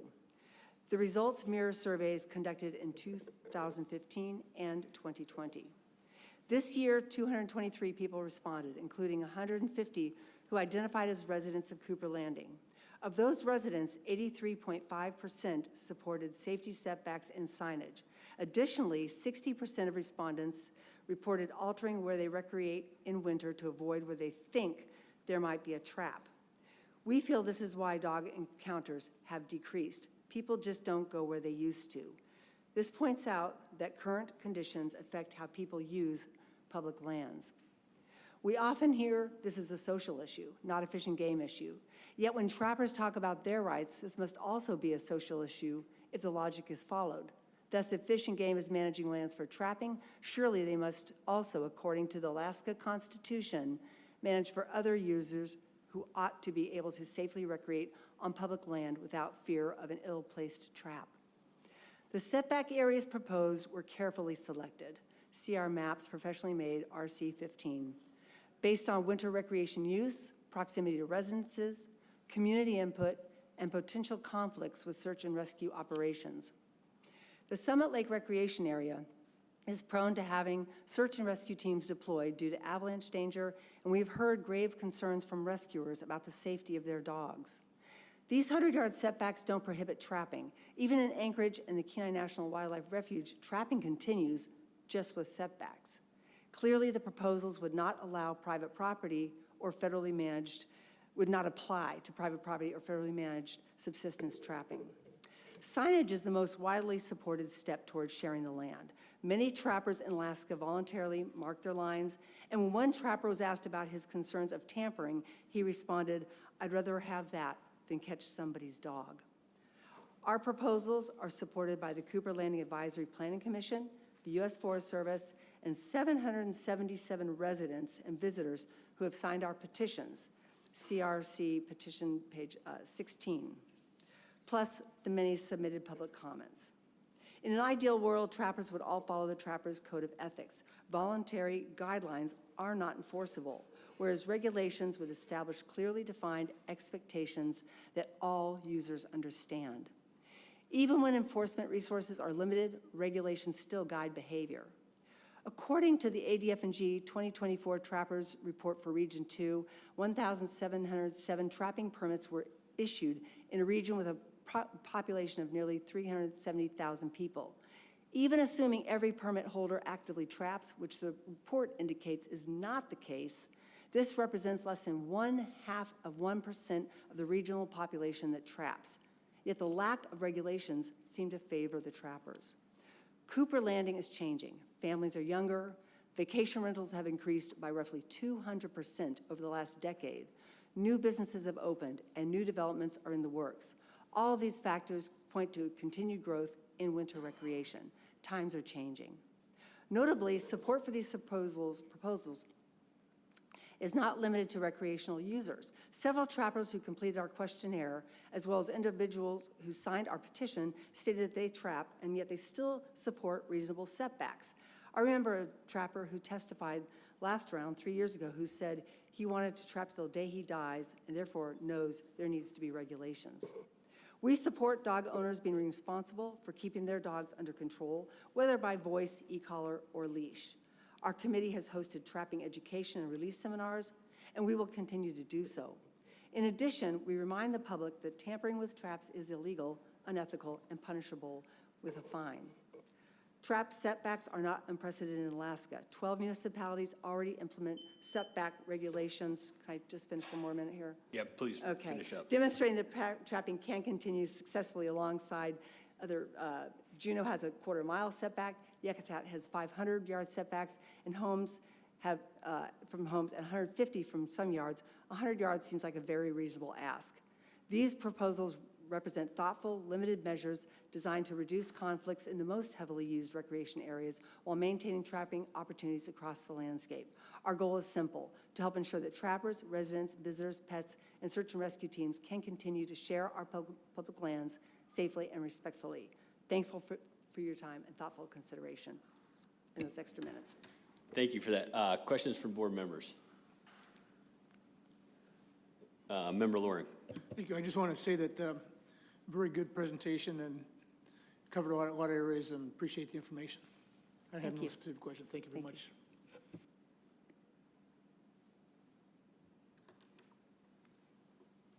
Thanks for that. And then just to be clear, was that your personal testimony or was that your? That was the organization Cooper Landing Safe Trails. Okay, so I probably have a question for you that might be more appropriate under your personal testimony, so I'll hold mine till then. Okay. Any other questions from board members? If not, go ahead with your personal testimony. Do I reset my timer? Okay. Now I switch hats and get to testify to you as myself, Lorraine Temple. I've lived in Alaska 42 years, 22 of those in Cooper Landing. I'm a musher who has spent 20 years on the trail guiding tours and have owned hundreds of dogs. I've been on the Cooper Landing Community Club board of directors for 5 years, so I have a good pulse on the community concerns and desires, as well as the economics and ever-changing demographics of our community. I am also on our local AC. It didn't take long for me to become aware of growing local concerns about traps in public areas, and I soon started working with others to form the Cooper Landing Safe Trails Committee to address the issue through the Board of Game regulatory process. And here we are again with the same proposals because the issue has not gone away. I used to ski regularly along the Kenai Lake beaches and Quartz Creek Road, which has been groomed for winter recreation, including skiing with dogs. A couple of months ago, however, an anonymous Facebook post from a trapper stated that traps and snares would be set along Quartz Creek Road, specifically where it is groomed, and warned people to beware. This kind of public declaration is deeply concerning and is in direct opposition to the Trappers Code of Ethics and the ADF&G trapping regulations. Trappers often dismiss concerns from recreational users as fear-mongering, but when traps are openly announced in high-use areas, that fear becomes reasonable and justified. The core issue is uncertainty. When people don't know where traps may be placed, they cannot make informed decisions and often just avoid their favorite spots, resulting in fewer encounters. Thoughtful, clearly defined regulations would remove that uncertainty and help ensure that both trapping and recreation can exist more safely. I don't go to those places anymore with my dogs unless they are leashed or I ski-jur, but not everyone can ski-jur, and some recreational activities such as fat tire biking or Nordic ice skating, it's not practical to have a dog on a leash. I do advocate responsible dog ownership. One group should never create an unsafe environment for the other. Lethal traps or snares close to trails are just as unacceptable as an unruly, aggressive dog. There is not and never was a push to eradicate trapping or take away opportunities from trappers, just a desire to create safe areas where people can take their dogs. Unfortunately, this ideal has been twisted and maligned into something it's not. The 3 Cooper Landing surveys conducted over the last decade all resulted in 83 to 93 of our communities supporting setbacks. When you couple this with the fact that less than 0.5% of the population traps, the inequity of common sense regulations is glaring. Why is one user group favored by a lack of regulations over another, especially when the percentages are so disproportionate? I will tell you that the areas chosen for safety buffers are much more conservative than what the community requested. For instance, some survey respondents commented they wanted the whole Resurrection Trail should have setbacks. I felt that was considered overreach and shared that with our group. I have friends and neighbors that trap, and I don't want to curtail or impede on their activities. In exchange, I would appreciate the same mutual respect in the small amount of area requested. I speak for the majority of our community in asking for a mitigating resolution. I've spent the last several weeks petitioning across the Kenai Peninsula, from Anchorage to Seward to Homer, and one comment came up more than any other. I thought regulations were already in place. People were genuinely stunned to learn that with the exception of the refuge, some municipalities, and the 50-yard setback from campgrounds, there are essentially no broader regulations. Out-of-state visitors in particular were appalled. Their reaction matters. The Kenai Peninsula depends heavily on tourism and seasonal visitors. We own year-round rentals and mountain bike rentals. People who come here expecting not only wild landscapes, but also a reasonable level of safety and clarity on how those lands are shared. Several AC members from around the peninsula signed the petition, and I had meaningful dialogue with at least a half a dozen trappers, with only one of them deciding to not sign after we chatted. One told me this wouldn't affect him at all since he traps far from trails, and added that a few bad apples give the rest of us a black eye. He was right. These proposed setbacks are not aimed at ethical, experienced trappers. They are meant to address the risk created by a small number of careless or inexperienced individuals. It is difficult for me to understand the perception that trappers are being squeezed out, considering the vast amount of land. Trapping is still permitted, just with setbacks in some areas. Of course, traps under ice, water, or elevated are not affected, and neither are subsistence users. In fact, these setbacks may be exactly what helps preserve trapping for future generations by reducing conflict, increasing public trust, and ensuring that all stakeholders, including residents and visitors alike, can coexist safely and respectively. I know we are all tired of this being a divisive issue in our tight little community. We are all friends and neighbors and are ready to help and bring us back together, and are ready for help and bring us back together, which this board can do. Please help. Thank you for your time. Thank you for that. Questions from board members? I guess I have a question for you to start off with. Yeah. I've been blessed and fortunate enough to put in tens of thousands of miles of trail, tearing up somebody else's snow machine, and very rarely is that trail in the same spot from year to year. Are all these trails you're talking about in the exact same spot from year to year? They don't deviate, they don't go around overflow, they don't divert around down trees? Are they in the same spot every year? Yeah, yes. Through the chair, you are the chair. Yes, they are in the same spot. And, you know, this is so multifaceted. There's the beach areas that are not going to move. And by the way, only 5 miles of the Kenai Lake beaches out of 56 miles has been in our proposals. The trails that are indicated are the exact same trails. You know, for instance, the Russian Lakes Trail, that's a 22-mile trail, but we've only asked for not even the first 3 miles of it. That's not going to move. The roads, of course, aren't going to move. And most of those roads have houses around them. So that's a logical place to not have traps. 10 years ago, a neighbor got his dog trapped 3 separate times in a neighborhood. And so that, you know, those types of things are what got us instigated wanting to have these established. Thanks for that. Other questions? Member Loring. Thank you. Thank you, Lorraine.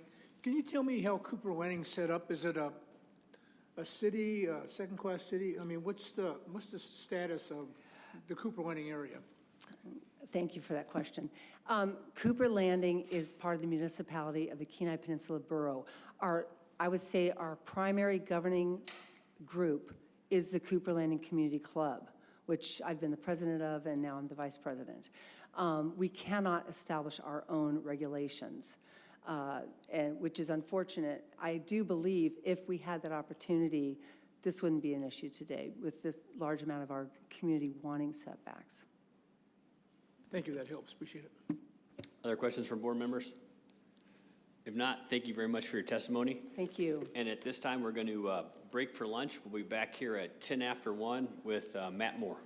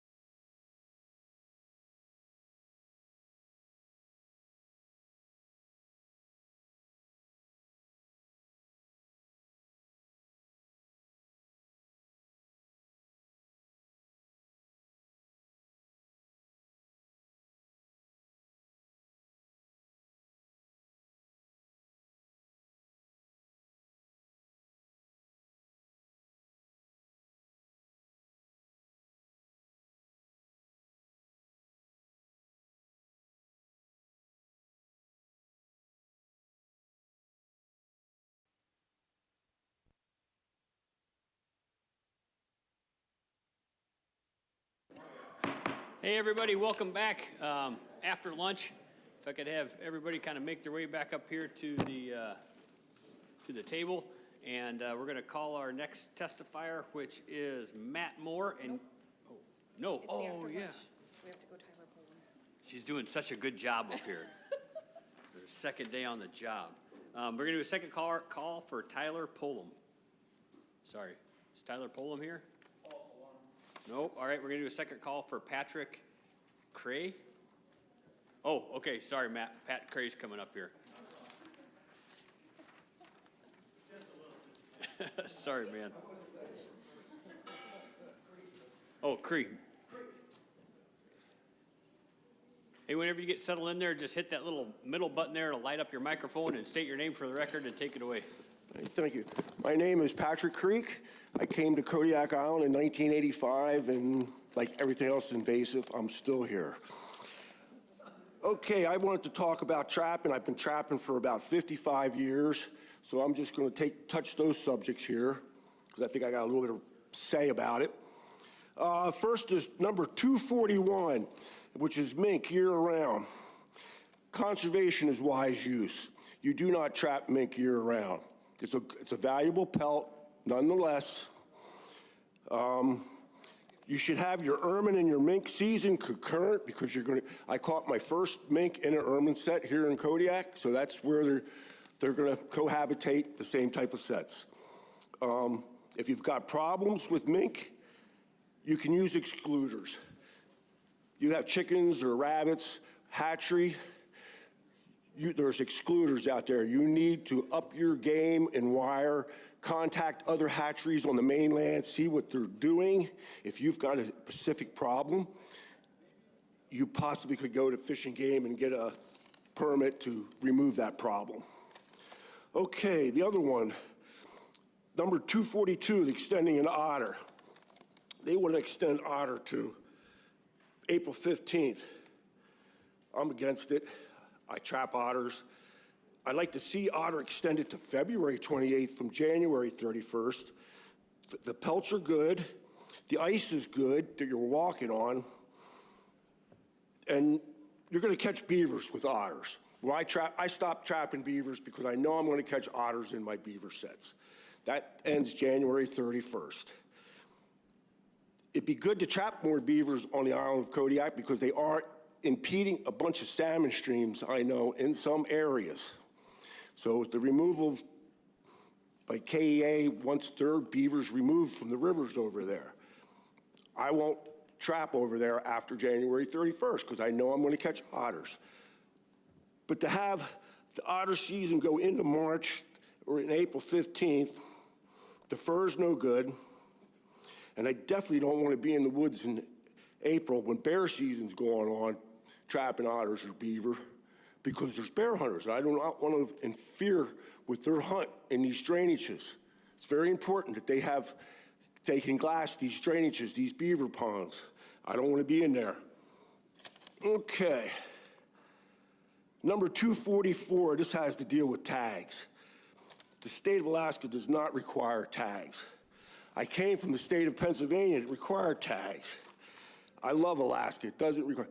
I am afraid of harassment. If somebody finds my trap, and they don't like trappers, what they're gonna do, and could happen is I could have a dead eagle put in my trap, throw it on the side of the road in the Coast Guard base, and I have to defend myself now. All of a sudden, I'm out of business. It's gonna cost a lot of money. I am out of business for life if I have to defend myself if I've been set up with my trap taken to another place. So I'm totally against tags. Plus, tags is, when I make a set, it's careful, no scent. I've hidden it very well. I don't want anybody to disturb it. I don't want somebody scenting it up. I don't need anybody to move my twigs to look for a tag. This is not like a fish trap, crab trap, where you pull the trap, look at the numbers, look at the buoy line, the biodegradable line, and you throw it back in the water. It's still set for the guy to catch crabs. If they do that to my traps, I've wasted my time. So I think tags is just, you're just set up for possible harassment. Number 247 and 248 have to do with artificial light and electric enhanced lights. I don't think they're at all necessary, especially like with the enhanced electric lights. We're not Texas. We don't have hogs. We don't have coyotes in Kansas. We're not trying to eradicate a pest. Fair game for all. I'm a Kmart hunter. I don't have money for enhanced electric scopes, and I plan on not buying any of them at all in my lifetime.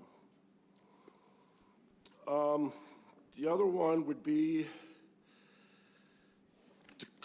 I live over in Cooper Landing now area, Soldotna, so I've kind of been around Cooper Landing, and 145 through 150 pretty much looks like a land grab, trapper harassment. I don't know who these people are, who's doing this trail stuff. There's tens of thousands of acres over there that are closed to trapping. There's 8 months out of the year closed to trapping, and now some people want to go after what's left. And there's not much room over there. We try to spread out. We park at trailheads, yes. This is a land grab and harassment, all Cooper Landing I see. It's managed by the state, the parks, Chugach, whatever. They manage that land. Hey, Patrick, you're out of time, but if you have another high spot you want to hit, go ahead. That's it. I'm done. That's it. Oh. That's my last one. Thank Awesome. you. Any questions, I'll take. And before we open this up to questions, I just remind everybody out in the audience, if you're going to have like a lengthy conversation or anything like that, if you don't mind stepping out in the hallway just because other people are trying to listen out there. Any questions for Patrick? Member Loring. Thank you, Mr. Chairman. Patrick, thanks for your testimony. I really appreciate the way you do things and the way you explain it to us. Hey, you said you came from Pennsylvania? Yes. Was it Pennsylvania where you had trap tags? I'm just kind of curious, what did they require you to put on the tag? Was it your name or just a number? A name and address at that time, but since I've left, they've gone to a number, and they say it is confidential, but as we know, there's really nothing confidential in this world I'm anymore. just kind of curious how other states do Yeah. it. Thank you. You're welcome. Vice Chair Hoffman. Yeah, thank you, Mr. Chair. Thank you, Patrick. You sound like you're a pretty good trapper and you know your business. What is your theory why there's no beaver in Anchor Creek or Deep Creek? The beaver in Anchor Creek. Well, I'm kind of new over there. I've been studying the area. I think they should have a season, because if they do become a problem, they will dam streams up. I've seen 8-foot dams and salmon behind them. So if you can keep a stream free flowing, I think it'd be good to keep beaver season open. There's other places in the state that have a lot of beaver, and if there's a low density in this area, well, other areas are going to be higher density. Okay, fair enough. And then, but do you have any ideas why the beavers aren't pollinating in that area? I'm just not aware of that area personally. Member Brett. Yeah, thank you, Mr. Chairman. Thank you, Patrick. I didn't hear you make a comment on breakaways. Do you have a suggestion or a comment on breakaway snares? I've been studying snares. I'm not a snare man. I'll be honest with that. I'm a trapper.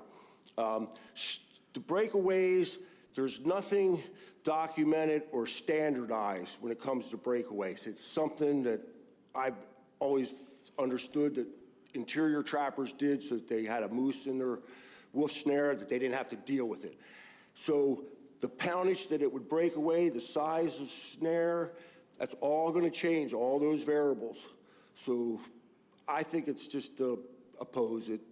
I would oppose any breakaway right now at this point. Just a couple more, Mr. Chairman. I wasn't clear on if you opposed allowing a trapper to use night vision or not. I am opposed to it, and it's cause of money. I'm a flashlight guy, and I'll check my sets in the night with a flashlight. I don't have that kind of money. Yeah, I'm like you. I'm a bare bones guy too. But if somebody did have the means to use one of those devices, you don't think he should be allowed to use that? No, they should not be allowed to use it. No. Thank you. You're welcome. Member Gardner. Thank you, Mr. Chairman. Thank you for your testimony. I wasn't able to write down my notes quite fast enough. Proposal 242, extending otter, you opposed as written to the extension of April 15th, but you had provided what you would prefer it to be extended to. Could you revisit those dates for me? Right. I oppose it, but with an amendment, I think that's how it's done, to the end of February, which is concurrent with a lot of other state districts. The fur is very good in February, and like I say, it's something that's not unheard of in other trapping zones. There's, otters are unlimited here. There's not a problem with overharvest. Anything after March, I'd worry about the fur degrading, and in April, I would definitely not want to be in the field during bear hunt, interfering with any bear hunters. Thank you. Other questions? Member Loring. Thank you. Thank you, Patrick, again. I know you didn't talk about trapper education, the proposal on that. And if you had a chance to think about that, would you support or oppose mandatory trapping and if you education, or would you just recommend that new trappers voluntarily take it? If the Alaska Trappers Association was involved in it, I would support it with their training. I would take it myself because I had to learn the hard way and learn from back then in the 70s. It was tough to learn the tricks from the old timers. Nowadays, we got YouTube. Good point, good point. Thank you very much. Any other questions? If not, thank you very much for your testimony. Appreciate it. Thank you for your time, gentlemen, ladies. And a second call for Michael Druckery. He isn't? Okay, second call for him. And we'll do a second call for Ivor Holm. I don't think he's going to make it either. And now we're ready for Matt Moore. Sorry about that, man.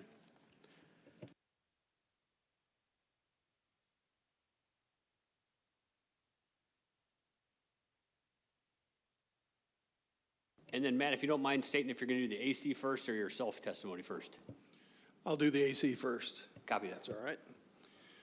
My name is Matt Moore. I am the chair of the game subcommittee for the Anchorage AC. I'll try to go in order, so hopefully we won't get too confused. I'll start with Proposal 74. We had unanimous support for that, and that was for counting a wounded bear against a hunter's bag limit. And the Anchorage AC would support the application of this proposal to all big game across the state. 75, we had unanimous support for online trapping education. Many of us on the AC thought that this should be also be a statewide proposal instead of just a Southcentral region. Some felt that the education opportunity should be made available and not mandatory, but we all felt that this was something that shouldn't be just getting credit for checking a box online. You know, we have a lot of computer training, online training, and this needs to be more than just checking a box. It needs to have substance and it needs to have real value. So if it's from the ATA, I think everybody would be pretty happy with that. 78, we were unanimously opposed to this proposal because it contained a mandatory quiz to receive a permit. This was a proposal that had a lot of merit, and if that component was removed, we would have voted for a new archery registration hunt for goats in Unit 6D. 80, we unanimously supported a new archery and any weapons drawing hunt in Unit 6D from Valdez to milepost 25. The archery zone was from mile 0 to mile 12, and 12 to 25 was any weapon. It's limited to a small corridor on either side of the Richardson Highway, and the idea was to harvest animals that would be in an area of vehicular conflict, and it's just another opportunity for hunting. So we'd support that. 82, we were split on our vote for shortening the black bear hunting season in 6D by 10 days. Much of the support that was there for the two ACs that submitted the proposals. And they were concerned about overharvest and a negative long-term effect on the population, and in turn, a reduction of hunting opportunity in the long term. And those that were opposed to it voiced that there may be no correlation between population and harvest data. Higher harvest numbers could easily represent a much larger population, or it could just be access at the time the hunt actually took place. A population survey could determine what the population is there. In number 83, we had a split vote in opposition to increase the bag limit to 2 bears in Unit 6. And those voting for it stated that the registration hunt could be closed down by an EO, and registration hunts provide data. Those opposed stated that harvesting 1 black bear was enough. Let's see, what else? 85, we had an even split of support and opposition to restrict hunters from shooting big game from a boat. Let's see, 86 through 88 were all proposals limiting the amount of draw tags available to non-residents, and those received unanimous vote of support. And I would say 100%, anything that was limiting the amount of tags to non-residents, we supported. We supported an early archery season only for moose hunt in Unit 7, and that was a vote of 12 with 2 abstaining. Let's see what else.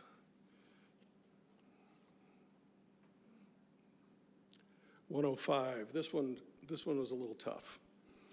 This was voting to close, the proposal to close Dall sheep hunting on the Kenai Peninsula in Unit 7 and 15. And we started that in a subcommittee, and we had a biologist call in on Zoom, and we asked questions for an hour and a half, trying to figure out really what was going on. And we voted, and we had a split vote. And then we brought it to the committee as a whole. There was a biologist there, and we spent another 30 minutes asking questions, and we still came up with a split vote. So the split vote was, I believe, 7-3 to close sheep hunting. We're aware that we have different climates going on right now, and it's causing more consecutive bad winters for sheep in that area. And we think if we close it down, for those that were opposing it, that's probably going to put more pressure on other sheep hunting areas in the area. Let's see. 135, we had unanimous support for changing the mortality cap from a calendar year to a regulatory year for brown bears. We unanimously supported 138 as it would give hunters a chance to take a brown bear in the fall. Currently, one hunt controls whether the fall hunt will actually take place. Proposals 145 through 147, those were the ones that were requesting setbacks in the Cooper Landing area. 147 had more opposition to it as there was concern regarding the precedent of setbacks along waterways. Trails and roads are man-made, but bodies of water are natural corridors for animals, and safe and responsible trapping does not need to be overregulated. 148, we supported on a 7-5 vote, and that was providing signage, trapping signage at access points. 150 was a proposal that was put forth by Neal and Taylor, and it was for having ID tags on traps and snares. And this was going to proposed to use the Alaska APSIN number. And we thought that the idea that tags would be confidential without personal information on would be a good thing. I'll comment on that in my personal time. We also supported closing beaver trapping on Deep Creek and Anchor River, and that was unanimous support. Let's see, there was a moose drawing permit hunt within the Eagle River Management Area in 14C. We passed that one. We reauthorized the antlerless hunts in 7 and 14C, and that's proposals 175 and 176. We think it's a great tool for ADF and GA to use. I wish they had more tools to use. It's just one of a few that they have. 185, we supported Jay Bear's request for having an increased number of black bear tags. They issue tags every year, but they have a low number of hunters that actually go out and take bears or hunt bears. So increasing that number hopefully will give them a chance to reach the population objectives that they want. And I know when there's activity on jay bear, there's no hunting, so it makes it tougher for folks. 186 was unanimous support to count wounded bear towards the hunter's bag limit again. And I believe we jumped to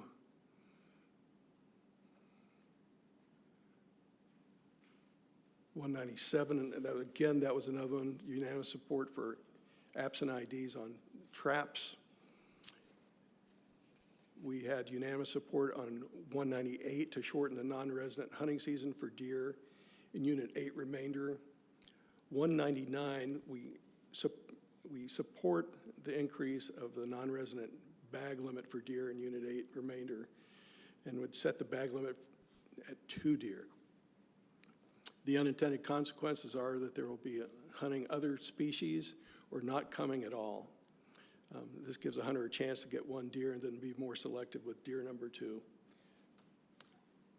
Proposals 212 through 219 were all proposals limiting the percentage of non-resident drawing tags for Unit 8 elk, and those were all unanimously supported by the AC.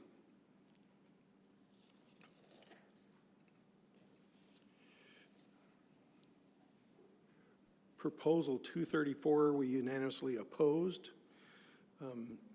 This was changing the start and end dates for brown bear hunting. And the comments were if the start date was set at April 15th, this proposal would probably find some support. And each tag probably needs on average at least 10 days to hunt, probably more. And April 15th to May 15th would be cutting it close to get 3 successive hunts in for a guide. And let's see if there's anything else. 243, we unanimously support a breakaway mechanism. And honorable mention went to 248. We had unanimous support for it. It was well written, it was clear, and it was focused. And it dealt with one subject, so we're pretty happy about that. We supported the reauthorization of tag exemption fees. That's proposals 249 through 251. And 252, we supported 6-4 with 2 abstaining. Again, ADF and G antlerless hunts for 14A and 14B. And we took no actions on proposals 253 through 261. And that's the end of my AC testimony. Matt, thank you very much. Thanks for that testimony. Questions for Matt about the Anchorage AC? Member Loring. Thank you. Matt, thanks a lot. You didn't talk too much about Proposal 235. If you can look that one up, it has to do with counting wounded bears as your bag limit. I'm sorry, which number was that, please? 235. 235, okay. I see you voted on it and opposed it. I was wondering if you can kind of tell us what the AC was thinking when you discussed that proposal, if you have that in front of you. I do have it in front of me. Let me read this.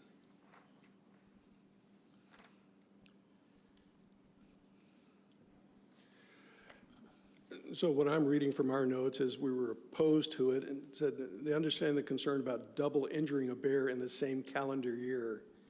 And we think it's unlikely that someone would get an early season tag and a late season tag. And we would have likely supported it with the 2-year punishment. And we don't want people wounding or killing 2 bears in a calendar year.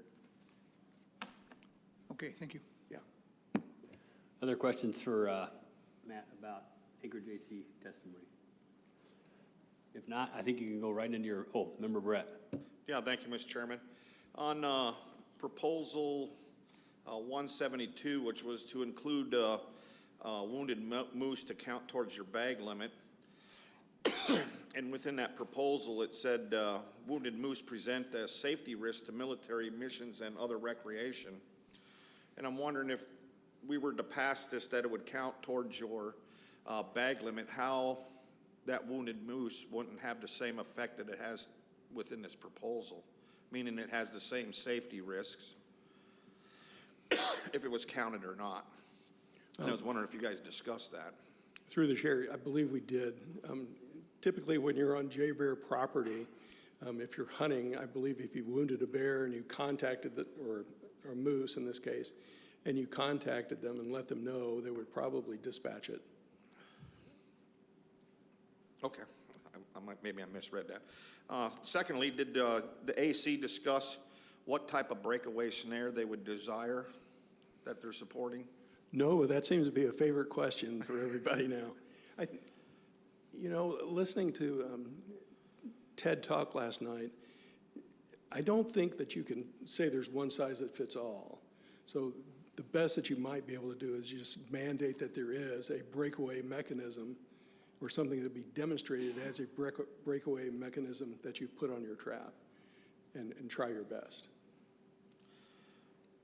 Oh, and just one follow-up then, since this is the Anchorage AC, and the municipality of Anchorage has already instituted trap ID tags, did the AC have any data or discuss how the pros and cons of the municipality's ordinance on traps with ID tags?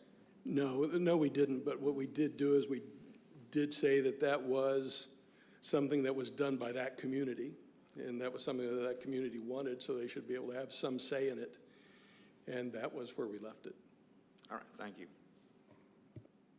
Any other questions for the Anchorage AC? Director Scott. Thank you, Mr. Chairman. Matt, thanks for being here. It's good to see you again, catch up with you. I'm very happy to hear that you had a lot of discussion with folks on Proposal 105. I'm just curious, can you kind of line us out? What was the primary topic or the primary concern expressed by the AC and that resulted in the votes that you got? Well, the primary concern was we've been doing the same thing for a long time, and full curl management has worked in the past, and we're seeing declines in sheep across the state, and we still have full curl management. And the question, I believe, was really to start thinking about what else could we do, because we're obviously missing something, or maybe we're just going to have front row seats and watch this population decline to the point that it doesn't recover. We don't know. But if there's an opportunity to do something else, maybe even take a small number set of sheep, I think, 381 down there, and see what would happen if we went hands off, and if we just didn't have a hunt, or if we said this particular area, we're not going to have any human interaction, it's by itself. Let's see what happens. Because that way we could say, well, does full curl management work, yes or no? Thank you. You're welcome. Other questions for Anchorage AC? If not, Matt, you can go with your personal testimony. Okay, well, I'm Matt Moore. I live in Anchorage. Congratulations. I support counting a wounded bear towards your bag limit, and I do believe it should be statewide. Number 80, I support all the archery hunt proposals. 80, which was 6D for moose on the Richardson Highway. The early archery moose hunt in Unit 7, that's Proposal 87. Proposal 111, which was a registration archery goat hunt in Unit 7. 169, which was a moose drawing hunt in 14C. 193, which is a brown bear archery hunt in 14C. And I believe this one is around Eklutna. And it's currently a draw hunt. And the proposal was to make it into a registration hunt. I would support it as long as we'd have non-resident permits limited to 20%. Some of the kickback on that for the AC was, well, if you're in an area that's archery only, what are you going to do if you wound a bear? And it's like, well, you're going to do your best. You have to go dispatch it. That's all I can say. Closing of sheep, 105, the one we were just talking about in 7 and 15. I was one of the people that opposed it. And the reason why is really simple. If we look at the number of full curl rams that we would still take out of that population, that's going to be 2 to 4%. And if it's less than 400, the maximum number is probably going to be some number less than 16. There are other sheep, other rams that are there that can breed. If they're full curl, they're ready to be on their way out, you can still harvest them. So you'd still have hunting opportunity for people. And I think that's really, for me at least, with archery hunts, it's not so much about getting an animal, but it's trying. I mean, there are more efficient ways to do it than using a bow, I can tell you that, but it's a lot of fun doing it that way. 150, after attending that trapping session last night, I realized, we're preaching to the choir with this one. Getting an APSN number, and I know that people are really concerned about having this number that's out there that everybody can get a hold of. That's not the case. APSN's within the Alaska public safety domain.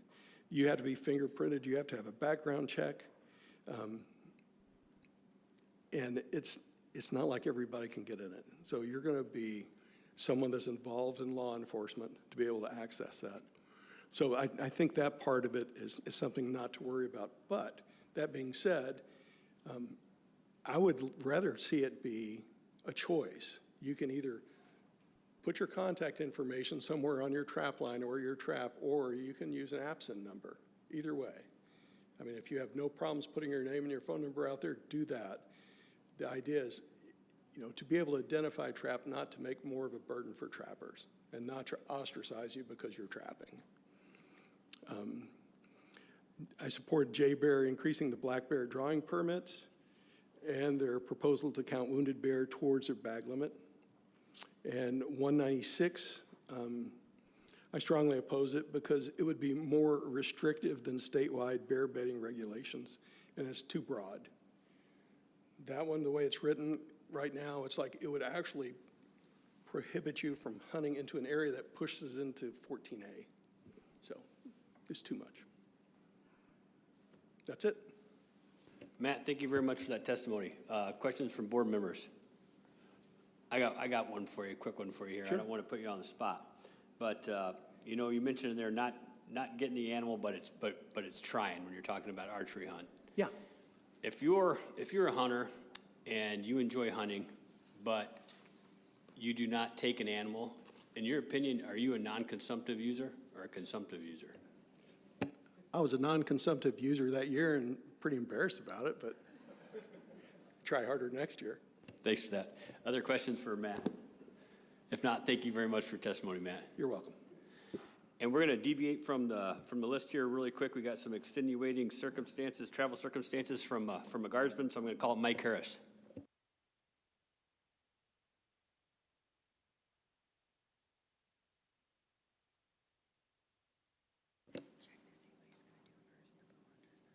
Cool. And then, Mike, I have you down here for the Alaska Bow Hunters Association and itself. Just say which one you're going to start off with, if you don't mind. I'm going to start with the ABA comments.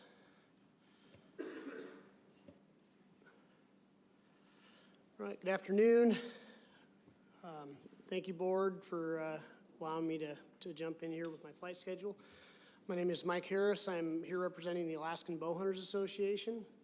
We have submitted on-time comments, which can be found in PC 6. I won't be beating those up too much. I hope that you've had a chance to review them, and I can answer any questions about those or any other bow hunting related proposals. I do want to hit on proposal 169. Kind of escaped our purview. It didn't make it into our on-time comments.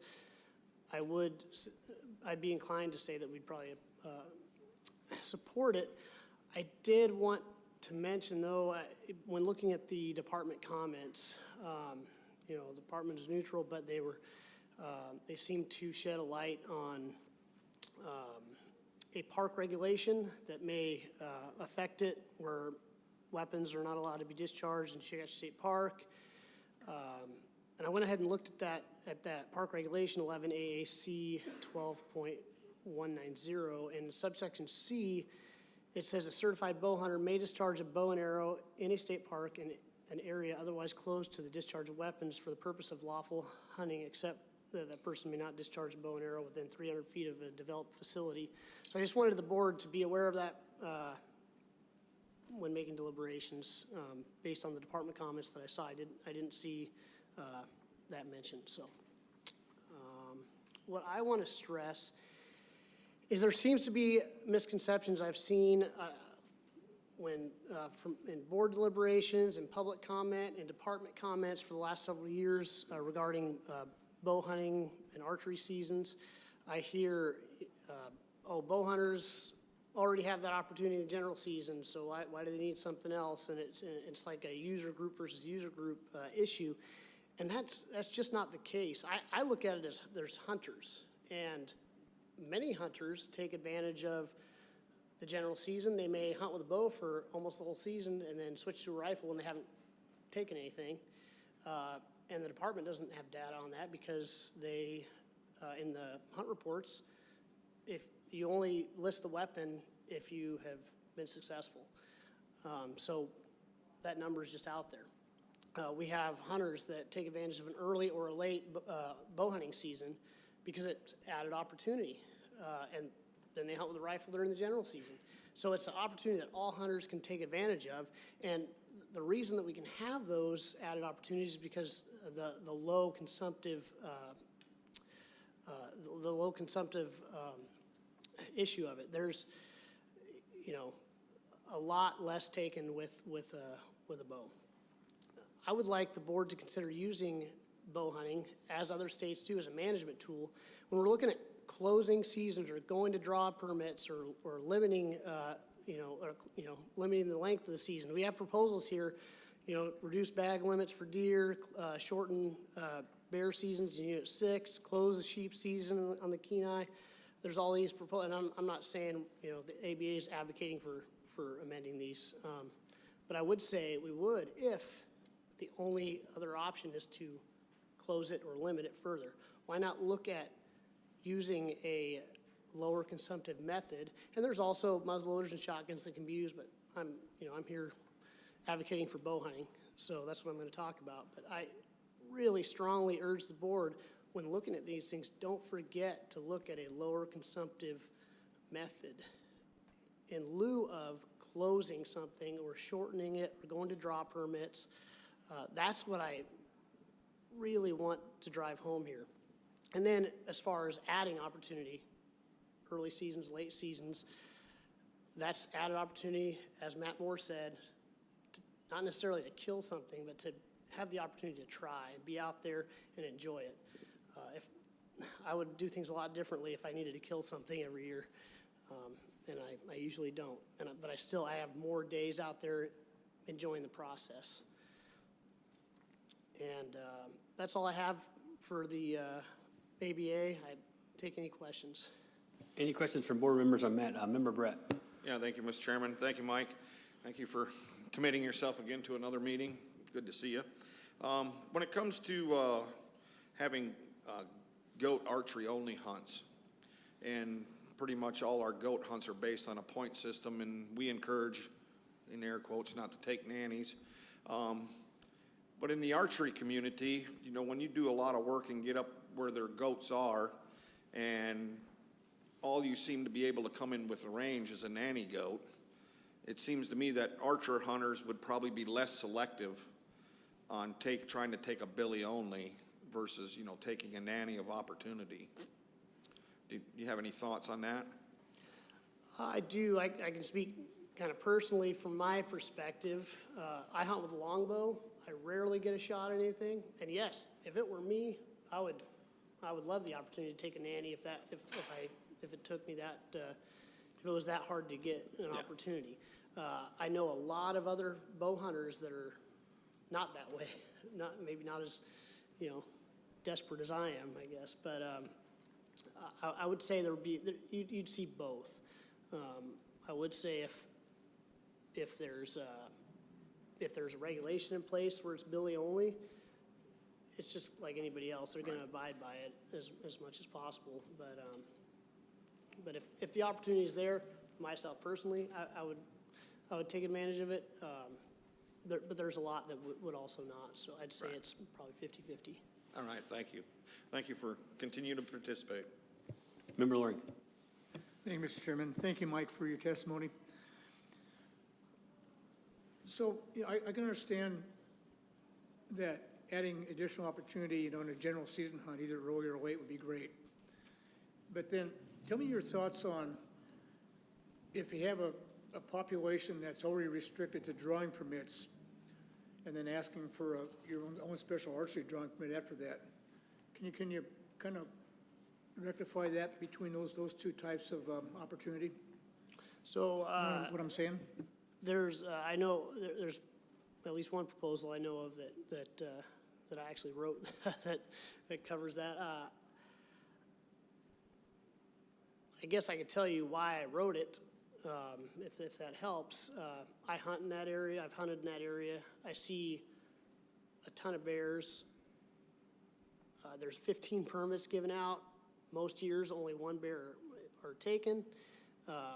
Moose hunters in that area have problems with bears taking their moose. I would actually be fine with it being any weapon, really, and more permits. But if there's a concern, a conservation concern, then if there's a chance that I could draw, I've been applying for that permit forever, can't draw it. So if there's a better chance that I can draw it to hunt with a bow and probably still not kill one, that'd be great. So I guess that's why I wrote that proposal, just so that if there was an issue with a conservation concern, that maybe this would be a less consumptive way for more permits and more opportunity for someone like me. But I was in there one year to get ready for a moose hunt, and in one valley of that whole Chugach area where these only 15 permits are given out, I saw in probably a 2-hour period, I saw 6 bears in one valley, 6 brown bears. And then for the whole moose hunt, I saw several brown bears as well. So I just thought there's plenty of bears, and there should be more opportunity. Okay, thank you very much. Appreciate that. Yeah. Any other questions? If not, you can continue on with your personal testimony. All right, thank you. All right, again, my name is Mike Harris. I'm here representing myself.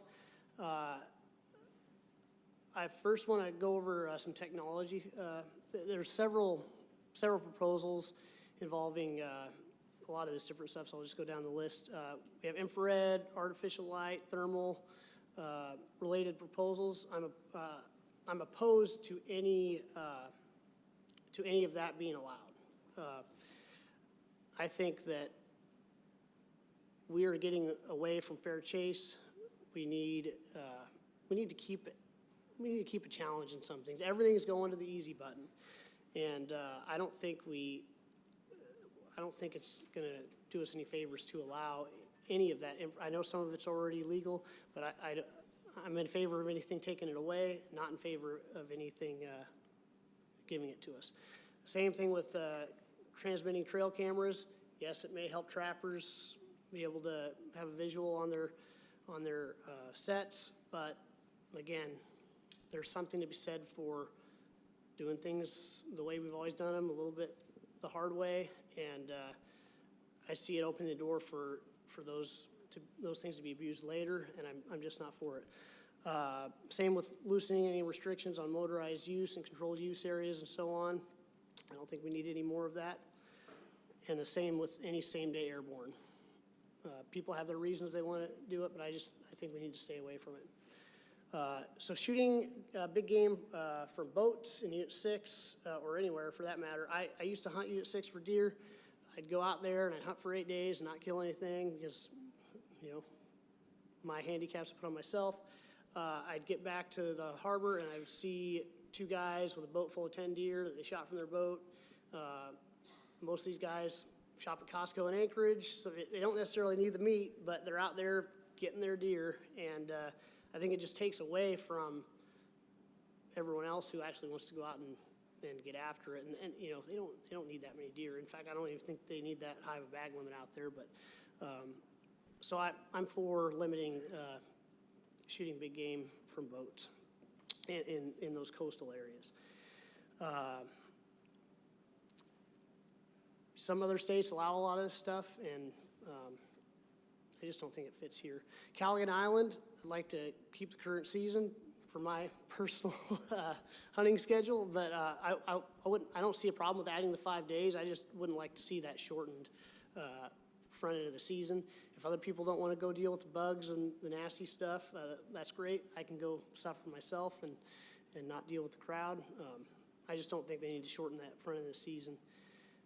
For deer on Kodiak, I have a lot of family and friends that are non-residents that come and hunt, and they usually only shoot one deer, if that.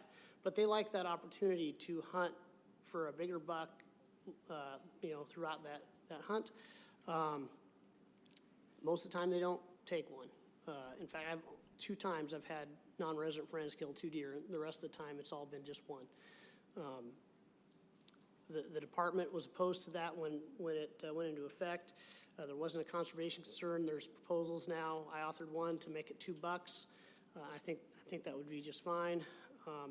There was also no consideration for maybe making it, 1 deer, any weapon, and then maybe 1 deer could be with a bow. There was no consideration. It was just 3 deer to 1 buck and no compromise. And I think it would be a lot better if, I have a lot of friends that now won't come hunt Kodiak with me. I haven't done it. In fact, most of my friends that I would come here with are non-residents because they can only get 1 tag. Most of those people would buy 2 tags and still only use 1. So I think we should raise that bag limit. There's also a proposal that was generated from that for Unit 6 now to lower that bag limit because they're worried about the transporters now being dispersed from Kodiak to Unit 6.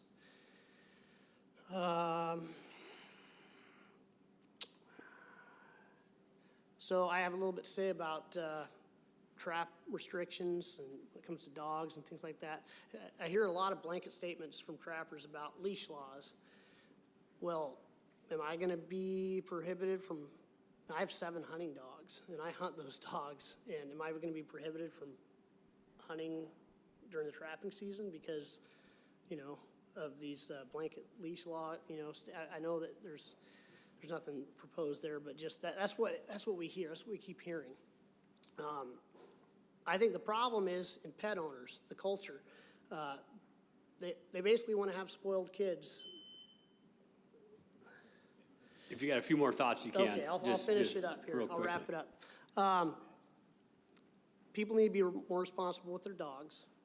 When I go out there, I know there's a risk, and I keep tabs on my dogs, and it's my responsibility. If there's traps out there, I know there probably are. Most pet owners, they don't know anything about trapping. They hear it, they sign a petition because they're scared, they don't know anything about it.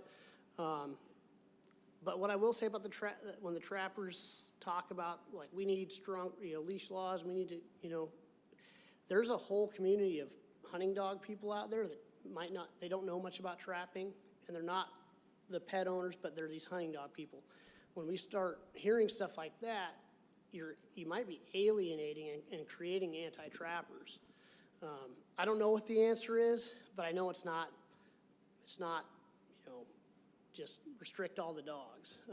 I think it's more of a cultural thing where pet owners need to learn how to control their dogs. They need to learn how to be responsible, and maybe they need to learn how to be in a non-permissive environment out in Alaska. So that's all I have to say. Thank you. Thank you for that. Questions? Member Loring. Thank you, Mike. So again, you talked a little bit about forward-looking infrared and that type of technology, but I understand there's some new technology for both sites that might be electronic. Do you know anything about that at all, or what's happening there? I know a little bit about some of that stuff. I know there's a Garmin range finding site out there. There was a proposal in a Southeast meeting several years ago about it, and it was not adopted. So they're not currently allowed in Alaska, and Alaska regulations don't allow for any just like any other big game regulation. There's no forward-looking anything allowed. That range finding site wasn't necessarily illuminating or anything, but it was just an added advantage. I'm not real up on all that technology because I don't use it, but I do know about that site, that Garmin site. Thank you very much. Any other questions? Member Brett. Yeah, thank you, Mr. Chairman. Member Loring was kind of going down my way too. You had it seemed to me you were kind of hinting around or stating that, you know, new technology is something we should really be looking at. And, you know, I look at the first compound bow I had when I was 12 years old to what's available on the market today, and they're not even close. And so I'm wondering, you know, do you have a line somewhere where you don't want to advance technology into, you know, the pursuit of game? Speaking for myself, 100%.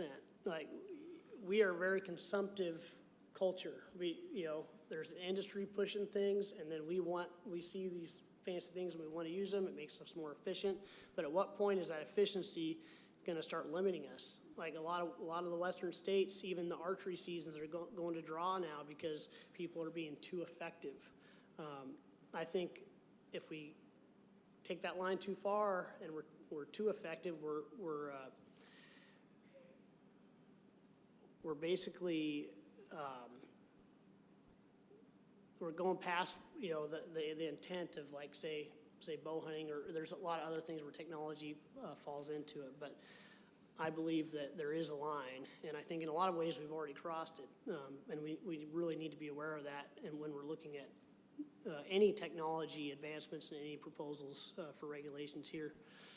And then one other thing, you used, you know, fair chase and trapping together. Do you think that fair chase is something that is something that the trapping community uses or talks about, or is a term they use? As far as I'm concerned, I haven't trapped in over a decade, but no, not really. It's more of, hey, what are the regulations? What are we allowed to do? And you do everything you can to catch your fur. I do think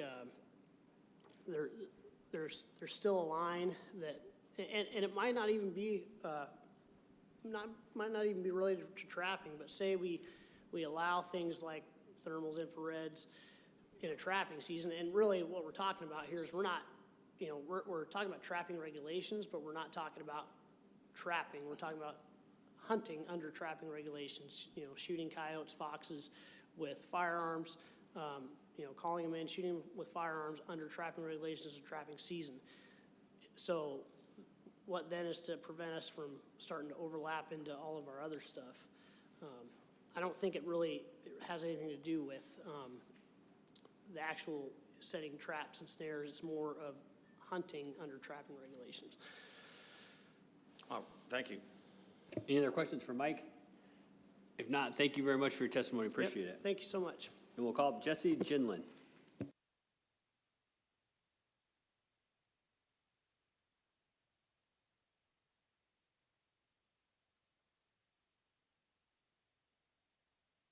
Welcome, Jesse. Whenever you get ready, just punch that little middle thing there and light that microphone up and state for the record your name, if you don't mind.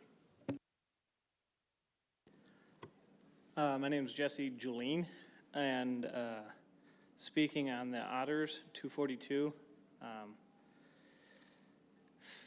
With the closure of the otter season being in January 31st or 30th, I believe, the odds of bycatch go up greatly with beaver trapping. I do quite a bit of trapping in Kodiak. We have to reconfigure or move a lot of our traps because of the otter dates not wanting to have bycatch. The beavers in Kodiak are becoming quite an issue, I would think. There's significant of them. They're damming up a lot of waterways, damming up everything. And the otters and the beavers run together, so like the last gentleman was saying, if you set for otters or set for beavers, there's always a chance for otters. So to eliminate that, you have to stop trapping beavers or have bycatch of an animal. So if you could, you know, extend the season, over on the mainland, looking at seasons, there was a unit that runs into April 12th, I believe, and that's originally what I put in the proposal. But we talked with fishing, or the advisory committee, and would like to amend that to the end of the beaver season so that it could be run together with beavers, so it all starts and stops at the same time.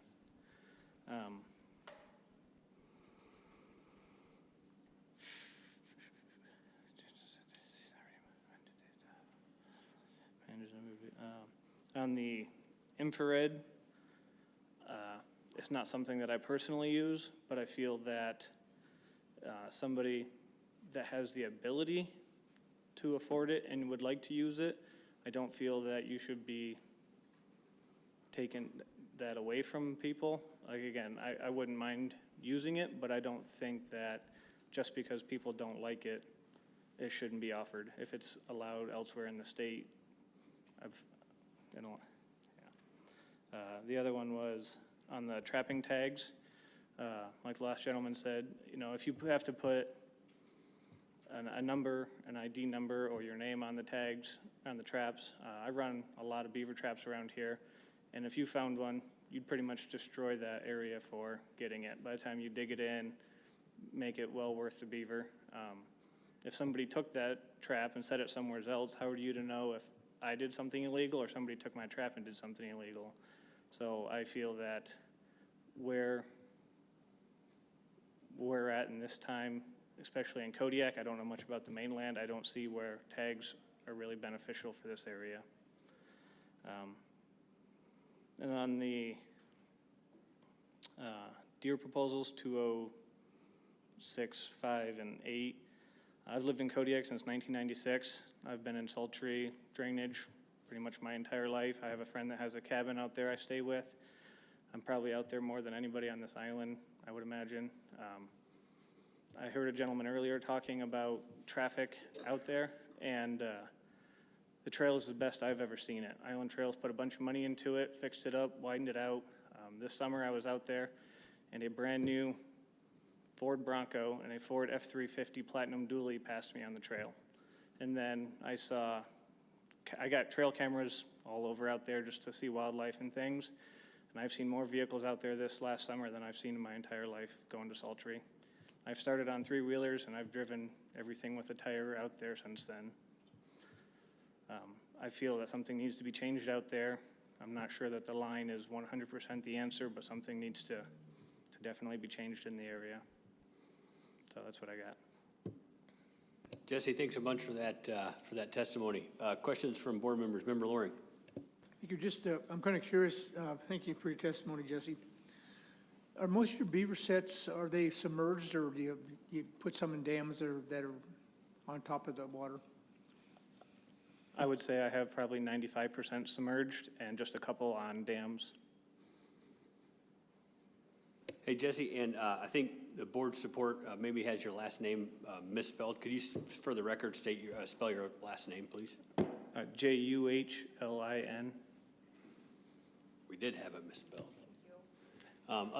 Do you snare fox? I do not. I call fox. Okay. I was going to ask you what the biggest fox you ever. We had a good conversation about that last night. 30-pound fox is unreal. Member Brett. Yeah, thank you, Mr. Chairman.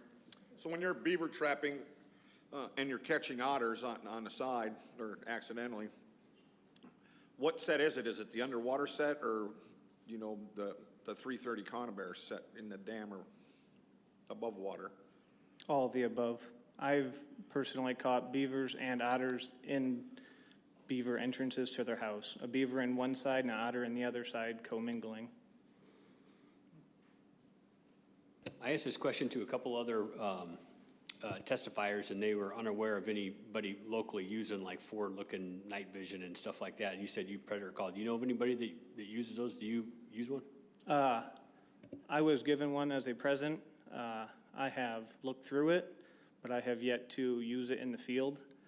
I would like to have the opportunity to do it. Not that I'm going to use it a lot. I feel that using a game call is just as efficient for me, but I think that it's a good opportunity. Thanks, Jesse. Other questions from board members? If not, thank you very much for your testimony. Appreciate it. Thank you. And we'll call up Daniel Flores.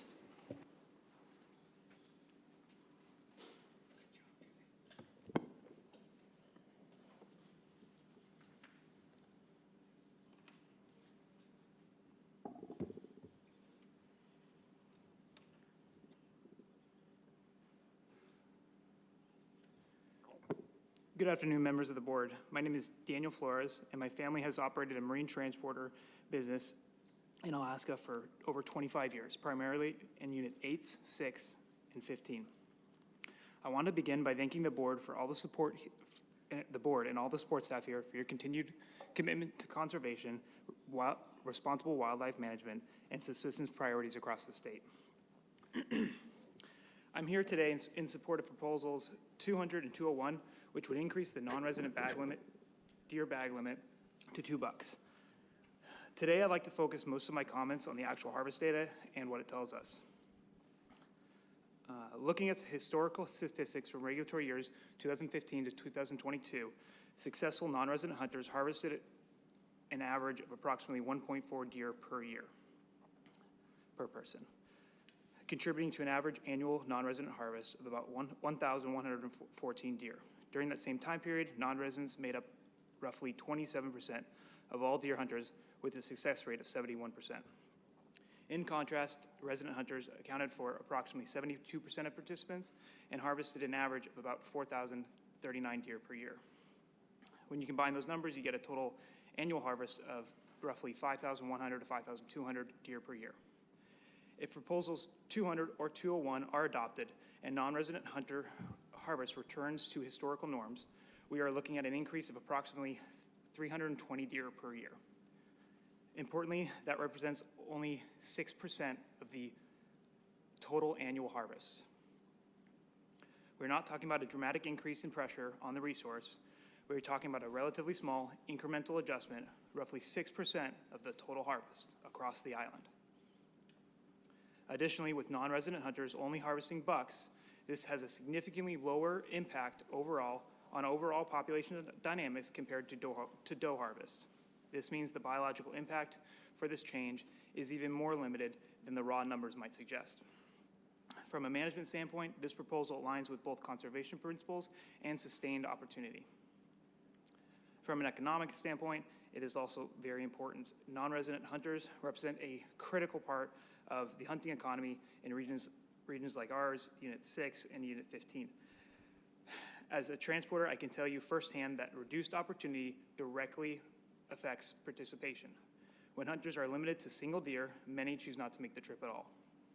This impacts not just transporters, but also local communities, fuel docks, air services, boat harbors, and other small businesses that depend on the seasonal activity. At the same time, even with increased participation, the data level suggests that harvest levels would remain well within the historical ranges and would not approach levels that would threaten the resource. This proposal essentially restores a balance that previously existed, one that supported both healthy deer populations and sustained economic activity. Also, this proposal would help lessen the hunting pressure in other units where non-residents have moved to other units to pursue areas with higher deer bag limits. For these reasons, I respectfully urge the board to adopt proposals 200 and 201. Thank you for your time. Daniel, thank you very much for that testimony. Do you have any questions from board members? Member Batesdale. Yeah, thank you, Daniel. I really appreciate that. Do you have any numbers on where those hunters that would have came here had moved to hunt? I don't have any direct numbers, but I know for a fact, I've talked to, as our repeat clients, we've lost a decent number of repeat clients to Southeast and to Unit 6 who decided that they don't want to come back to Kodiak anymore, specifically because they don't have the opportunity to shoot that second deer anymore. They feel like that the trip to Alaska is still worth hunting for deer, that the trip to Kodiak for one deer is not as worth it. So we've kind of filled our schedule. We've tried to, fill our schedule with other things, fishing, fox hunting, and duck hunting to ensure we're trying to still provide a good quality trip. Thank you. Member Loring. Thank you. Hey, thank you, Daniel, for your testimony. So right now, it's one deer for non-residents. And so normally, how long is your trips? Are they 5 days, 10 days? Our clients will fly in on a Saturday and they'll fly out on a Friday, so it's a 7-day, 6-night trip. So if they kill their one buck early on, what do they do for the rest of the trip? That's a in your experience. Yeah, that's a big question we get asked. Like by our hunters is when they get into the, when they get to the boat and say, hey, they go up their second day out there and they shoot the one buck they're going after. What do? We fill it with fishing, rockfish, halibut. On days we can fish halibut and, duck hunting and our numbers for shooting foxes have gone up with there being, even though there's only a two fox limit for our, under the hunting license, there's typically on a normal week, we would get, I get maybe 3 foxes a week, and it's opportunity when we see them. Now it's kind of a more targeted activity now, and where before it was just opportunity, but now we target them. And just to follow up on that, you gave the number, I think it was 320 or someplace in there of additional deer if we go back. Yeah, up to 320 deer, 320 additional deer. So is that number from every single non-resident? If they had opportunity to kill 2 deer, they'd be 320 extra? Yes, so if you look at the staff comments, the ADFNG staff comments from the proposal 201, it talks about how many deer are killed per, or how many killed 1 deer, how many killed 2 deer, and then I pulled the non-resident numbers out of that and basically extrapolate off that, and using the deer management plan from the ADFNG website. Okay, and just another follow-up. Now, you guys have hunted for quite a while for deer, so back when it was a 2 deer limit, how many of your clients actually took 2 deer? How many of the hunters? I mean, was it like 1.4%? I've had a lot of and a lot of it depends on individual clients too, but it's typically, I'd say it's more on the rare side that they do get it's probably less than 50% that get that second deer. Most of the clients we take are blue collar workers from the lower 48, and they're not year-round hunters. We do get some clients that are year-round hunters and they hunt for a living, and those guys, they will shoot every tag they have, and they will shoot all big bucks they have, because they want to start with headlamps and end with headlamps during the day, and they get all their deer.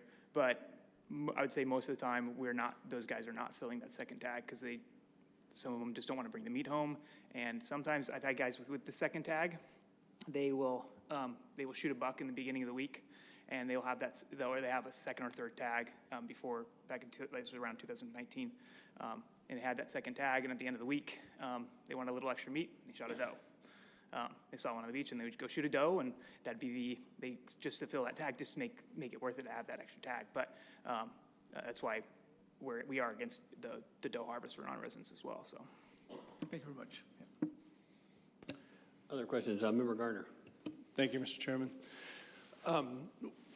Can you speak to what do you think the trend is? I tried to ask this question earlier. Was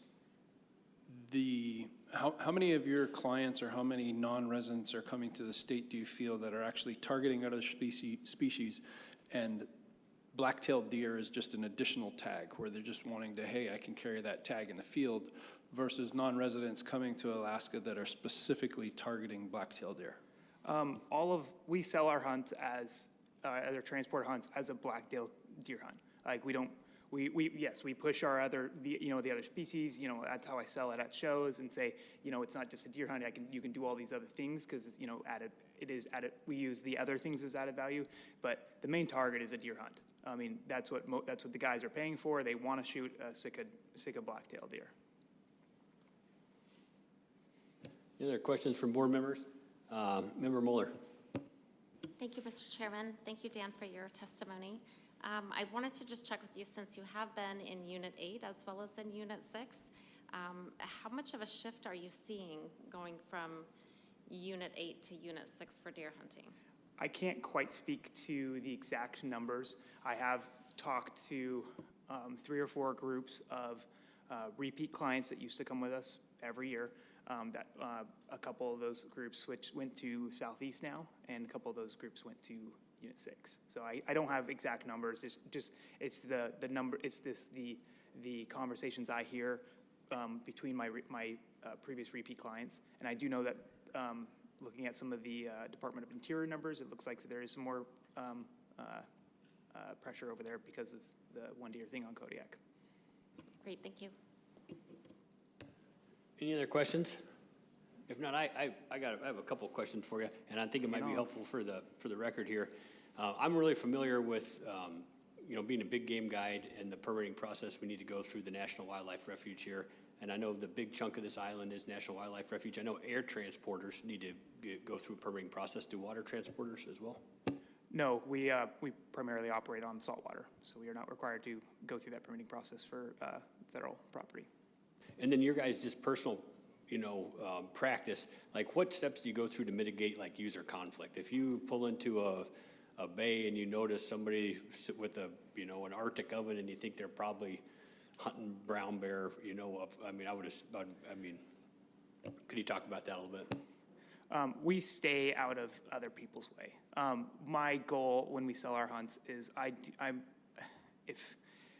that's the tough part about transporters is we have to go where we're told. That is the basis of what kind of trip we are allowed to run. We have to go where we're told. If I get told by a client that, hey, I want to go hunt the back of this bay, and there's other clients back there, I can say, hey, we've noticed we've noticed other hunters back here. These guys are bear hunters. Do you want to get in the skiff and we'll go talk to them, and you guys can talk to them and figure out a solution of where they're going hunting and where you guys want to hunt. But it's tough for us to dictate where to take clients. We can move clients around based off safety reasons and where we can put people on the beach. But other than that, we're kind of restricted in that sense. And it can be tough for us. But we strive our best not to avoid those types of hunter conflicts. And we other than a few instances in the past, we very rarely have an issue where our hunters see other people. That's very helpful. Thanks for that explanation. Any more questions? If not, thank you very much for your testimony. Thank you. And we'll call up Craig Van Arsdale.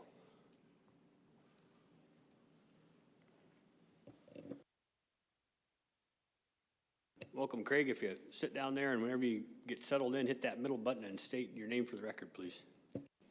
Thank you. Craig Van Arsdale from Soldotna, and these are my personal comments. The proposals I've written on non-resident drawing hunt allocations is for priority to be given to Alaskan residents, just as is in the case of the rest of the western states in the Union. In each of these proposals, there is no current allocation cap on non-residents. As the data shows in the department's comments, there's been a sharp rise in non-resident applications and tags drawn for Alaska drawing hunts over the last 9 years. Some of them are as much as an 800% increase in non-resident applications. It's important to me that the board does not group these proposals, as each and every one of them has a very unique set of data. The department has stated in its comments on my proposals that, quote, if the board adopts these proposals, the hunts will be assigned to individual hunt numbers for residents and non-residents. This is not the intent of my proposals and goes against the, quote, up to or do not exceed language I used in my proposals and would instead guarantee and carve out tags for non-residents. My intent is for the department to cap non-resident permits within the same single hunt codes that currently exist in the draw supplement. This does not add unreasonable complexity to the draw process. Every other western state uses this technology to perform their big game drawings. Furthermore, the department already uses this technology within the current draw for TMA sheep drawing hunt DS-102, where a single hunt code is used and a maximum of 10% of the permits may be awarded to non-residents. And of that 10%, half of those permits may be issued to a second degree of kindred. This allows a draw to be conducted the same way it is now, with the only difference being that non-residents would be capped at a 10% or 20% maximum per hunt code. A 90-10 split on big game tags is the standard across the West, with a few exceptions being some states like Oregon issue only 5% of the tags to non-residents and New Mexico only 6%. An up to 10% cap on non-guided species is in line with the rest of the western states on non-resident tag allocation. Non-guided species are the most sought after big game by both residents and non-residents, as these are species most Alaskans hunt to fill our freezers and do not require a guide, and therefore non-residents do not require a guide for non-residents, therefore are in more demand and much more affordable for the out-of-state DIY hunter. With nearly all lower 48 over-the-counter non-resident tags going to a draw in the last 5 years, demand for tags across the West has drastically increased. An up to 20% cap on guided species allows many of the guided hunts to remain as they are or as at least 5 permits will be, as long as 5 permits are available. This is a very generous, this is very generous in comparison to other western states, and about the only negative feedback I have personally received from fellow Alaskans is that 20% may be too much. With that being said, I believe the guiding industry is important in Alaska, and a 20% cap on drawing permits will allow guides to operate in these areas historically as they have, while ensuring residents are awarded the majority of the opportunity.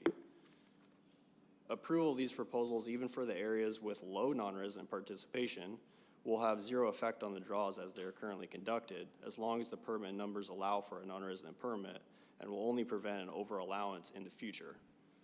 If there are not at least 5 or 10 permits available, a non-resident permit will not be available that year, but could be available in a following year if the department increases that quota to meet a minimum permit allowance of 5 or 10 permits.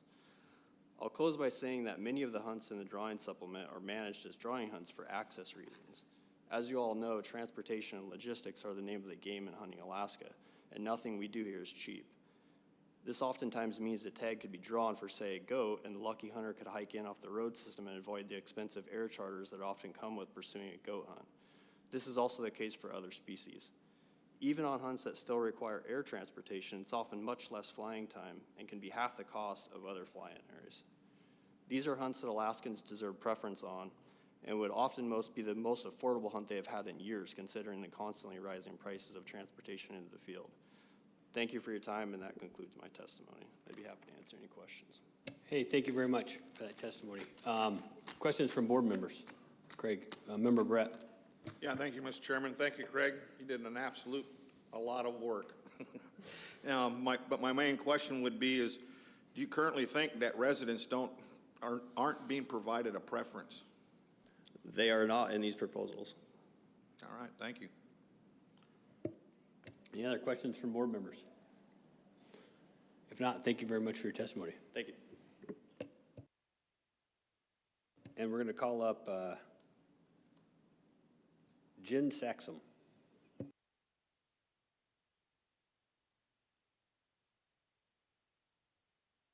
And I think we have you down for yourself and AC, so will you state which one you're going to do first? I'm going to do the AC first. Cool, and just hit that middle button to light up that mic whenever you're ready. So, Jen Saxum from the Valdez Prince William Sound AC Committee. Just going to go over a few regional ones and then just the Unit 6 ones. For number 70, we had 8 in support, which is unanimous. We had 8 so supported. Number 70, 71, we also supported unanimously, 8. 72, unanimous support for 8. 73 was split, 3 in support, 2 oppose, and 3 that abstained. And that was just mainly because the language in the proposal 73. 74, we took no action. Proposal 75, supported. And then we go into the Unit 6 proposals. So Proposal 76, hunting seasons and bag limits for deer. It was unanimously opposed. The proposal saying we didn't see a current problem and any future problem was purely speculative. There was no reason to change it. Proposal 77, change non-resident goat hunts in Unit 6D from registration to draw permits. That was unanimously opposed. The proposal, with all of the subunits in 6D, there's only 2 that really get shut down early, which is RG 249 and RG 252. And that's due to how easy the access is. It's pretty, for a mountain goat hunt, it's a pretty tame, easy hunt. And so those 2 usually get closed early. However, the rest of Unit 6D, goes later, and there's a handful of units that never close, that are open all the way through January 31st. So we saw no reason to change it to a draw permit for non-residents. Proposal 78 and 79, we took no action. For Proposal 80, create the new archery and any weapons drawing hunts for moose in Unit 6D along the Richardson Highway from Valdez to milepost 29. That was unanimously opposed, the proposal, due to the safety concerns and mainly due to Valdez City ordinance states that you have to be at least a half a mile off the Richardson Highway from Valdez to mile marker 19. And his proposal was to have the hunt limited to within 100 yards of the highway right-of-way. So it just went against the Valdez Municipal Code. And that I did put a map, that should be RC 26, I believe. That's the map showing from Valdez to mile marker 19 that it's close to discharge of firearms. So it could work if it was changed to archery up to the 19 mile and then from 19 to 25, the last 6 miles. But as it states, it was opposed. Proposal 81, reauthorize the antlerless moose season in Unit 6C. That was unanimously passed with support. Proposal 82, shorten the spring hunting season for black bear in Unit 6D by 10 days. The AC had 5 in support, 2 opposed, and 1 abstained.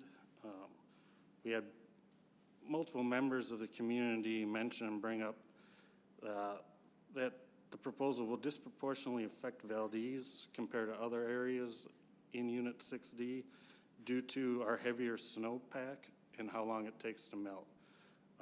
In and around Valdez, most people get the last 2 weeks of the season to be able to black bear hunt.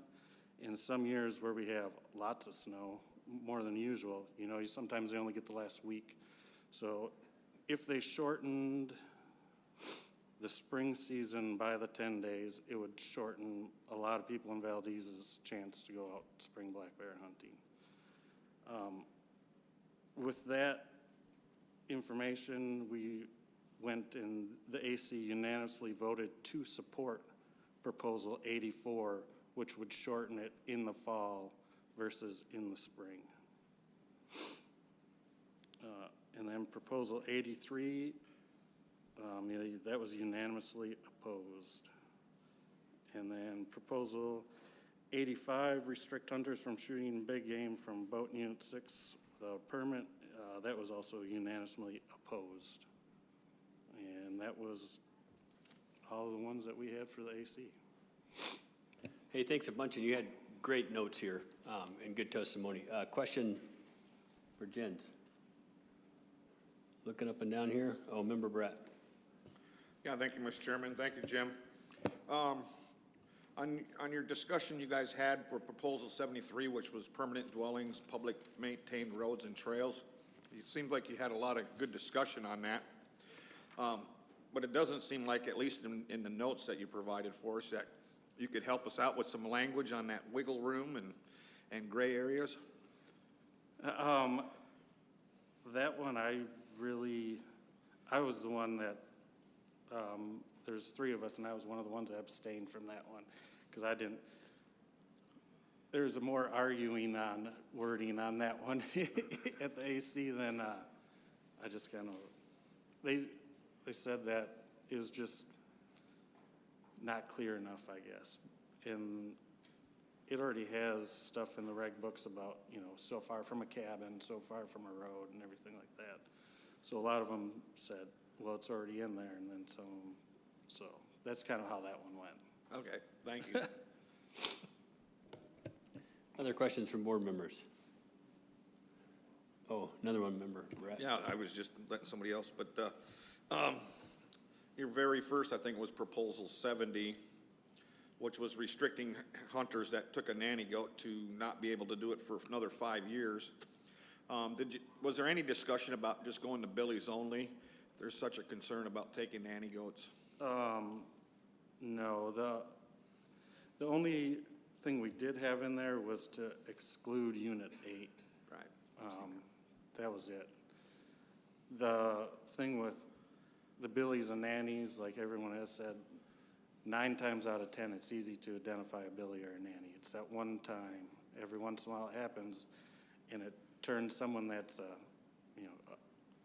normal average hunter into a criminal if that happens. So we like the rule of, hey, if you accidentally shoot a nanny, you got to wait the 5 years before you can goat hunt again.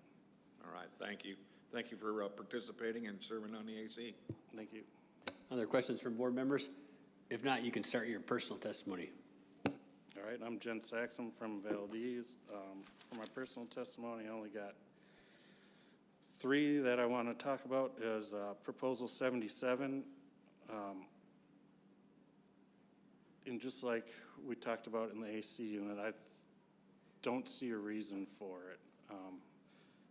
There's 2 other guides at Hunt Unit 6 that talked and already about this. There's enough goats.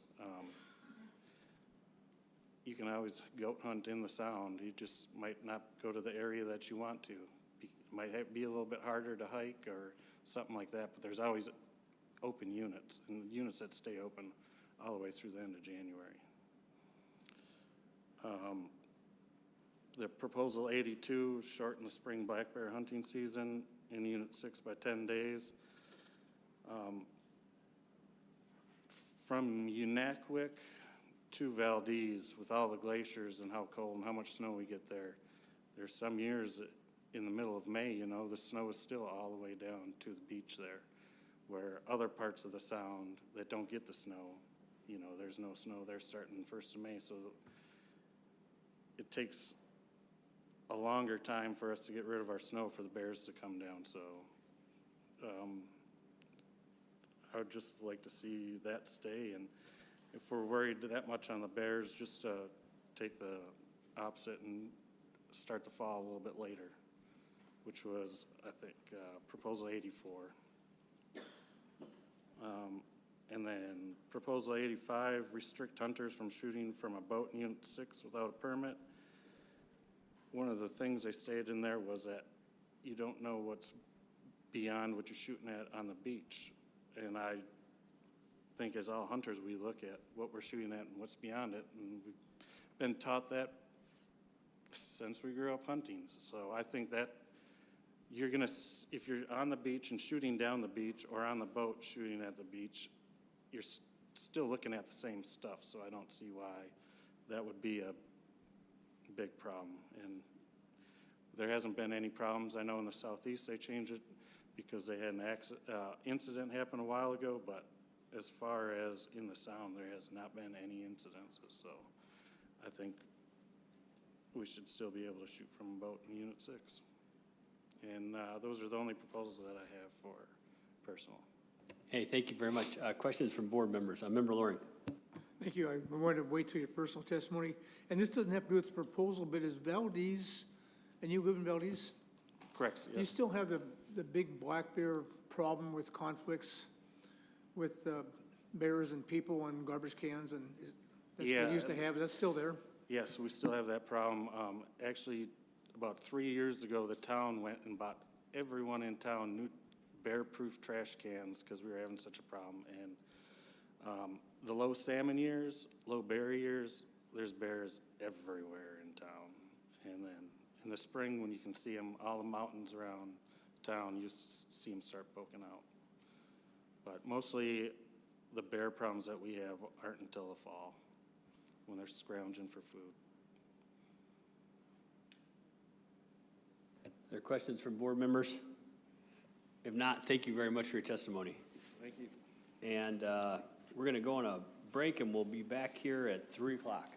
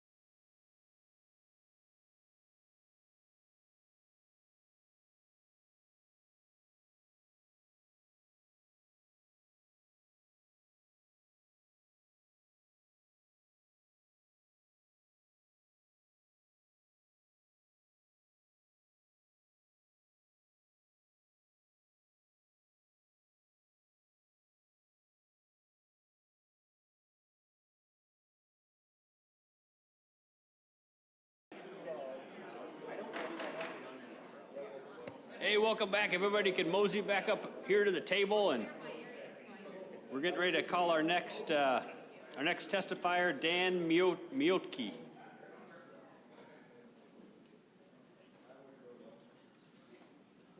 And did I pronounce your last name right? You butchered it, but we'll be okay. Okay. We'll figure it out here once we get everybody up.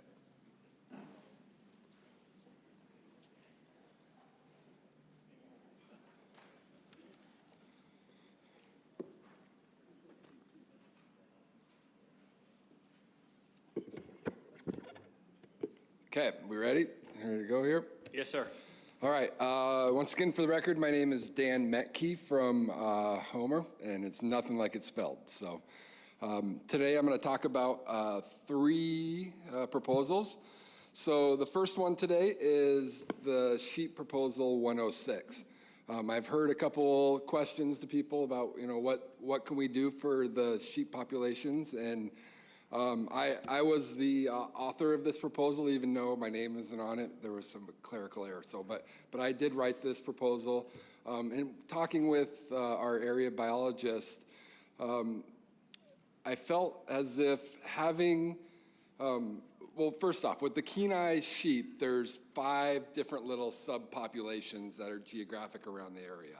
And I still think there is an amount of sheep that could be harvested out of that at this point. But full curl harvest and having an open area for all of them may not be the best management. If in my thinking in writing that was, let's let our biologists get an idea of the sheep numbers and maybe open 1 or 2 of those areas with real-time counts and kind of be able to manage those populations. So I guess my concern is a couple of those areas, the sheep they're getting down to, we're already at critical, they're getting at maybe not recoverable stages. And I don't know, in my sheep hunting, I've had a couple instances where I've experienced smaller rams. I've gotten busted by a small ram, and I've watched them go around, get the big ram, bring them over to look at me, and then they all go away with the big ram, right? And I think there is something to having those mature animals that have survived and have that knowledge. And I figure like in a couple of these smaller groups, anything we can do to keep those sheep populations, and we can hope for the best for the stuff we can't control, like the weather and feed and other things affecting them. So, oh, and one more thing, when I was reading through people's comments on that, the once in a lifetime for youth in that was negative that I saw in some of the comments. And the reason I had that in there was that season starts before the regular season. And I thought it would be fair I don't want to take that opportunity from a youth hunter, but I think a youth hunter could, if they harvested it as sheep in that early section of in the hunt once in their lifetime, they still could come back next year and hunt in the regular season, but just having that opportunity during that first 5 days. And I think like we heard in the statistics, like a majority of sheep get harvested in that first little bit. I think guys going in and locating rams and hunting them. So that's it, I think, for sheep. Next is we'll go into the beaver proposal 151. And I won't say too much on this other than in talking with some of the soil and water conservation people, I think we have some bank beavers there for some reason, and I don't know why they're not creating huts and damming and making slack water areas, but that doesn't mean we shouldn't take an opportunity to maybe allow them, if we can get some beavers who are building houses and damming areas, in that infancy of them coming back, to give them the opportunity to do that, because I think those beavers are a little bit easier to trap when in those situations. They have a pretty obvious house and that. And adding Deep Creek to that, was the thinking with that was allowing an area with maybe a little bit more beaver population. Maybe we could have some migration from that area down to the Anchor River for that. And once again, if you didn't get a chance to look at the map, the AC map, I think it was 9 in there, and those are all previous beaver structure in the Anchor River Valley, but there's 3 little green circles on there, and that's where the beavers currently are seen with, and that's just using the GIS stuff to locate them. So for that. Last is moose, Proposition 100. I wrote this. I also helped in the AC one, and I think that is more of a compromise from what we had in our community meetings and discussions about what to do with that non-motorized. I personally would support, well, let me back that up. One of the things we find with this control use is it's really hard to enforce, right? It's one of those things where enforcement is trouble. And I see as, how do you distinguish whether you're a bear hunter or a moose hunter during that time? And so my proposition has the non-motorized to all big game hunting during those 2 short breaks. And that way, enforcement, if they had an issue, say, well, you can't use motorized for that. And the other thing with mine, I'll finish up here really quick, is I'd like to see no spotting for moose with airplanes during that time. It's close to Homer.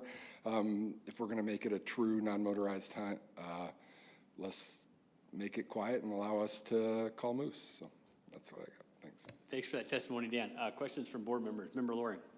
Hey, thank you, Dan. Hey, let's go back to your map here. I have it in front of me here. And I'm trying to figure out, what are all the little pin marks? So if you, and I have like an active link we can get, but if you zoom in there, it's where they did some GIS mapping work and went in to see where beavers previously have been in the Anchor River Valley. Okay, So. that makes sense. I see the little beavers now. Okay. And then the green circles are what again? Those are where they're seeing active beaver activity in the drainage. So there's just a few of them? Yeah, I think there's 3 on there. Thank you very much. Spots, so. Yep.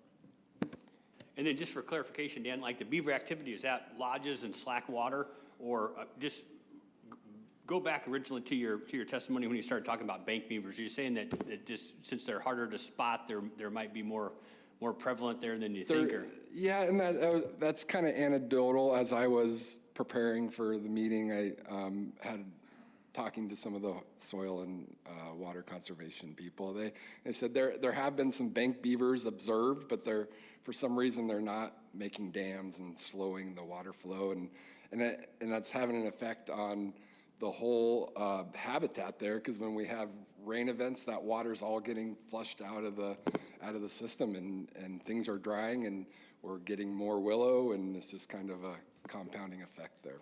So, thanks for that clarification. Other questions from board members? Member Brett. Yeah, thank you, Mr. Chairman. Thank you, Dan, for your testimony on your sheep. So do you believe that limiting the harvest even more in 7 and 15, that would potentially increase the sheep population? I am not sold that will increase it, but I feel like in a couple of those subpopulations that we're down to a critical state where we maybe want to say, hey, every animal there counts, and hopefully you can talk to the biologist when he gets up here and really get an idea of where we're at in those little subpopulations on the Kenai. Okay, and thanks for the clarification on the once in a lifetime for youth. Either I was dumb that day or whatever, but I was thinking it was you shot a sheep in that area as a youth and you weren't allowed to take another one. So thank you for that clarification. Nope, just during that little special front side of it. So, other questions from board members? If not, thank you very much for your testimony. Thank you. And we'll call up Dick Rohr next.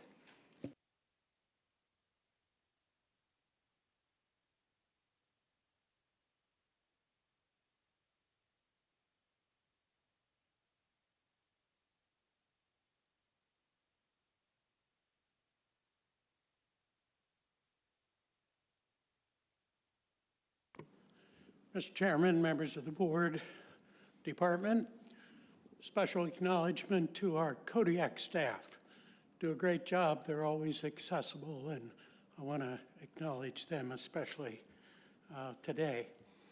My name is Dick Rohr, came to Kodiak in '69, been a year-round resident with my family since then. There's now 4 generations of us here. So I'm here, my comments reflect a long-term view of Kodiak. My grandkids are going to be in front of this board in years to come. I want to make sure there's resource here for them to continue to enjoy as we have.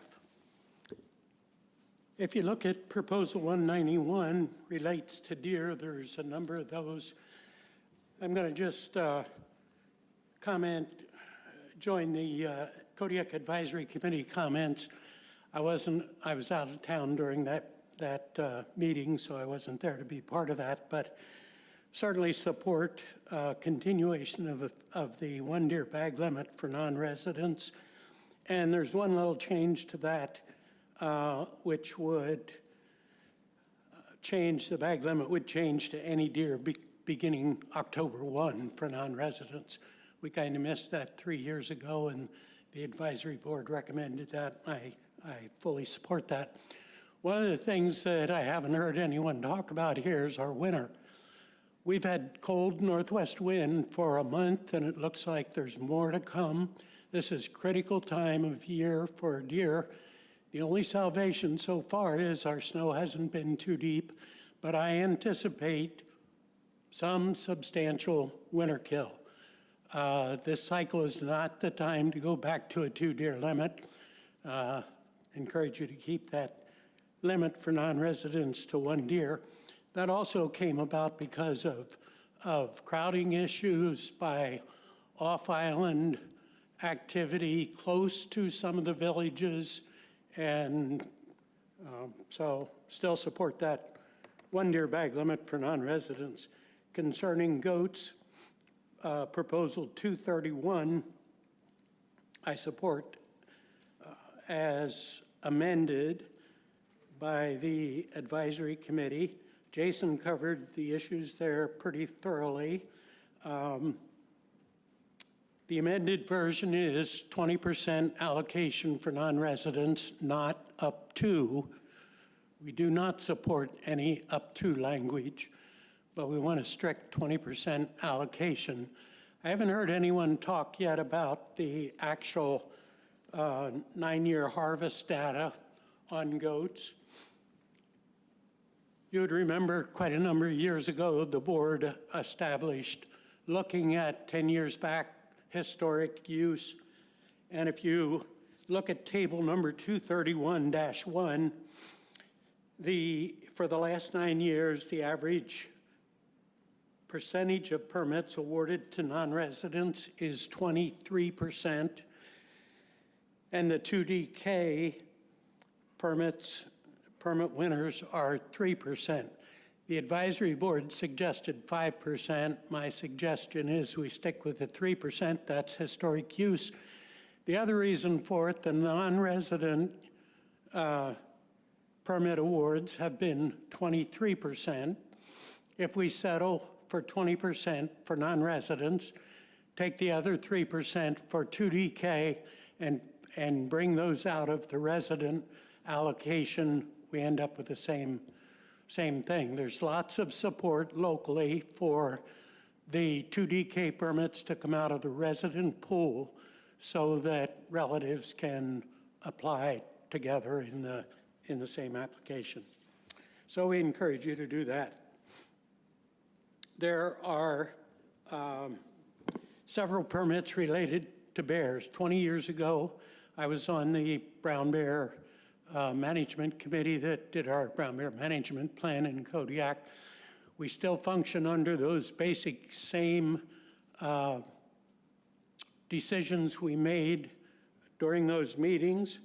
So I'm opposed to 234 that addresses change of seasons, change of start of seasons.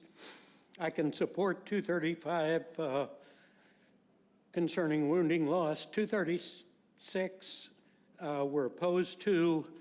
That was also part of our management plan with concern about sow harvest, and then opposition to 237, and I could go on with reasons, but I'll stop there. Hey, thank you very much for that. Dick, any questions from board members? You know, I guess I'll start off with a couple of questions. So whenever we start talking about like the removal and restriction of penalties for resident hunters, Kodiak, brown bear, and areas 8 through 16, and institute the skull size, I mean, you've spent a lot of time on the landscape, and those older sows that are 24-inch skull-sized sows are the exact sows that you want to keep there. Is that right? Well, we would certainly think so.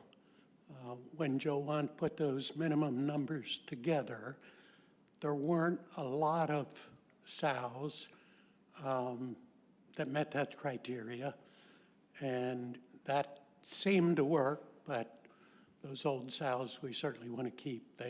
We know they produce up to 20-plus years, so. And when we first put the minimums into place, the penalty was strictly against non-residents. And then we met the objectives, went back to no minimums, no penalty for sow harvest, and then just recently decided to include everyone in that southwest area. And I know where you hunt is a lot different than the south and where I hunt, but can you explain just a little bit more about, you know, starting the spring season a little bit later and how some areas on the island bears are active, sometimes even, you know, year-round, getting up and walking around and that type of thing? Sure, there were 2 bears out on Pillar Mountain a couple days ago. They've been wandering around town.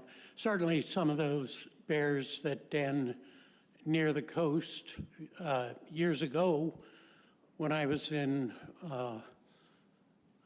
full speed with 3 brown bear permit areas, I used to start one hunter right at the start of the season out on the Shelikof Straits.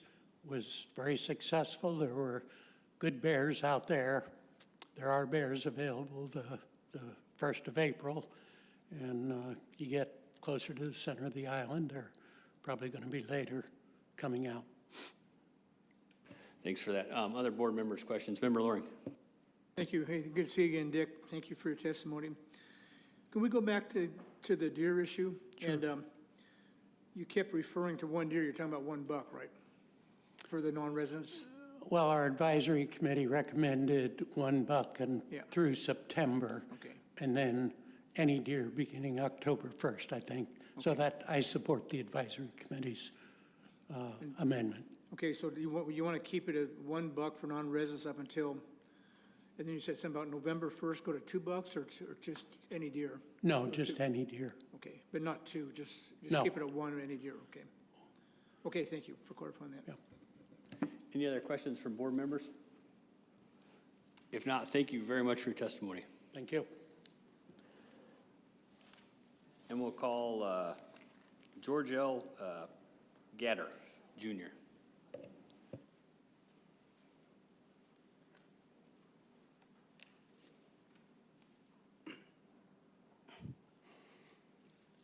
Hello, Chair. I'm George Gatter, Jr., Board. Thank you, everyone, for being here, taking your time in your day to do this. I hadn't planned on testifying today. I came here because I actually went over this, and my own personal opinion, some of these changes, I oppose 198 to 239. Number 1, number 2, the bag limit for the non-resident hunters, it should stay at 1. You get 1 king salmon a year in Alaska now. It should stay at 1 deer. You know, I've lived in a rural community for a long time, and I've also lived in the city. In the rural communities, we have a lot of transporters come in. They're very invasive. They typically don't come into town a lot, and they're putting a strain on the resources that we do have. And there's communities out there that live on these resources. So with that being said, I'll move on to the next one here. Requiring non-resident elk hunts with a guide, Unit 8, Proposal 209. My daughter is a non-resident. She's also an Afognak shareholder, which means her as an Afognak shareholder, which is a landowner, which is a non-resident, would have to hire a guide to hunt on her own land. That doesn't make any sense. I see all these elk regulations here, and my question is do we talk to the landowners before we try to make these proposals? I don't know if the landowners are involved in this, because ultimately the landowners are going to have a say-so on who hunts on the land. And it seems to me like with some of these proposals, especially the elk proposals, you guys are trying to pick a fight with the landowners, and it doesn't make any sense at all. And as far as allocating permits and hunts to different groups, there should never be an allocation of any hunt to any group of party. This is an Alaska resource. This is a resident resource. The guides and transporters that hunt and make a living doing this, I respect them. They're doing a job. That's part of it. But also part of it is keeping the people happy that live here. So I don't agree with allocating any hunt to any special interest group. Archery, black powder, rifle, whatever. A hunt is a hunt. And as far as season limits go, the definition of subsistence is a time and a place. That's how subsistence is. Subsistence just doesn't happen every day. You go out, sometimes you get lucky, sometimes you don't. Sometimes it's different. Other than that, I don't have, as far as the hunts go to for the village permits, that's my really big concern is, and I'm getting back to it again, this is landowners. These are landowners. And I could tell you right now, me being as an Afognak landowner, shareholder, that if I'm not happy the way that things are working out on my property, then I would have to stand up and say something. And that's what I would do. I would address my board, just like I'm addressing this board. And if you have any questions for me, I'd be happy to answer them. Thank you again for having me. It's been a long day, and thank you. George, thanks so much for that testimony. I know you weren't planning on testifying, but thank you very much for doing so. Thank you. We have questions from board members for George? If not, George, thank you very much for your testimony. Thank you. And Mark Richards will call up next.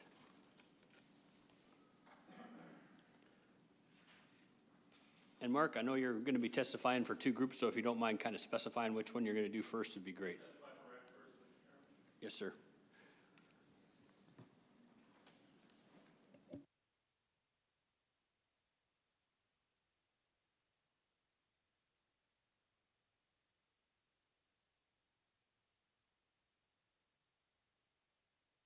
We have a PowerPoint, but I'm understanding, Mr. Richards, that we're RC 25 as well for the board. Yes, an abbreviated version, Mr. Chairman. Copy.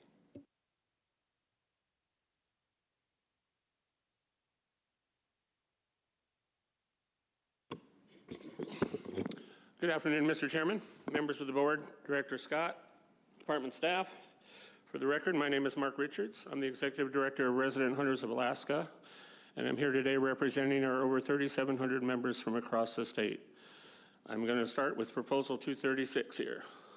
Proposal 236 asks to remove the salary restriction and penalties to resident hunters in Kodiak brown bear hunt areas 8 through 16 and institute a sow skull size requirement.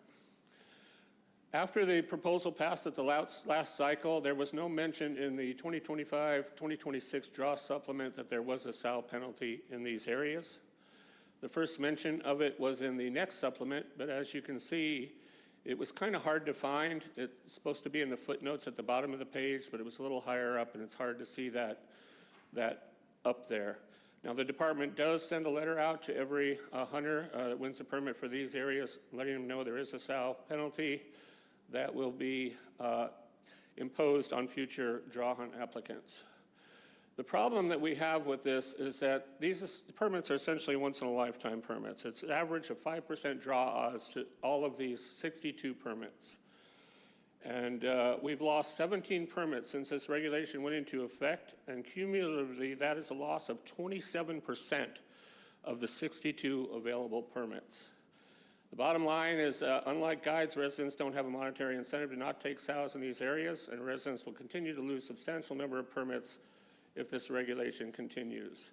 So we based this proposal on the former regulation that was in place from RY 94 to RY 06.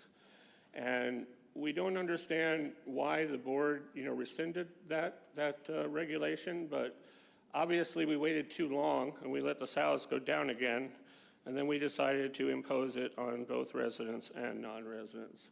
And what we would really like to see is just this same regulation imposed as it was in the past on just non-resident hunters.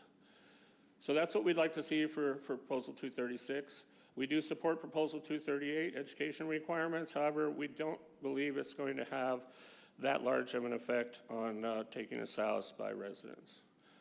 Moving on to Proposal 237, require all non-resident hunters to apply for Unit 8 brown bear drawing permits and reallocate unused non-resident permits to residents. So the facts about the Kodiak brown bear draw, in quotes, it's not a random draw hunt like it is for residents. Non-residents can skip the permit process entirely.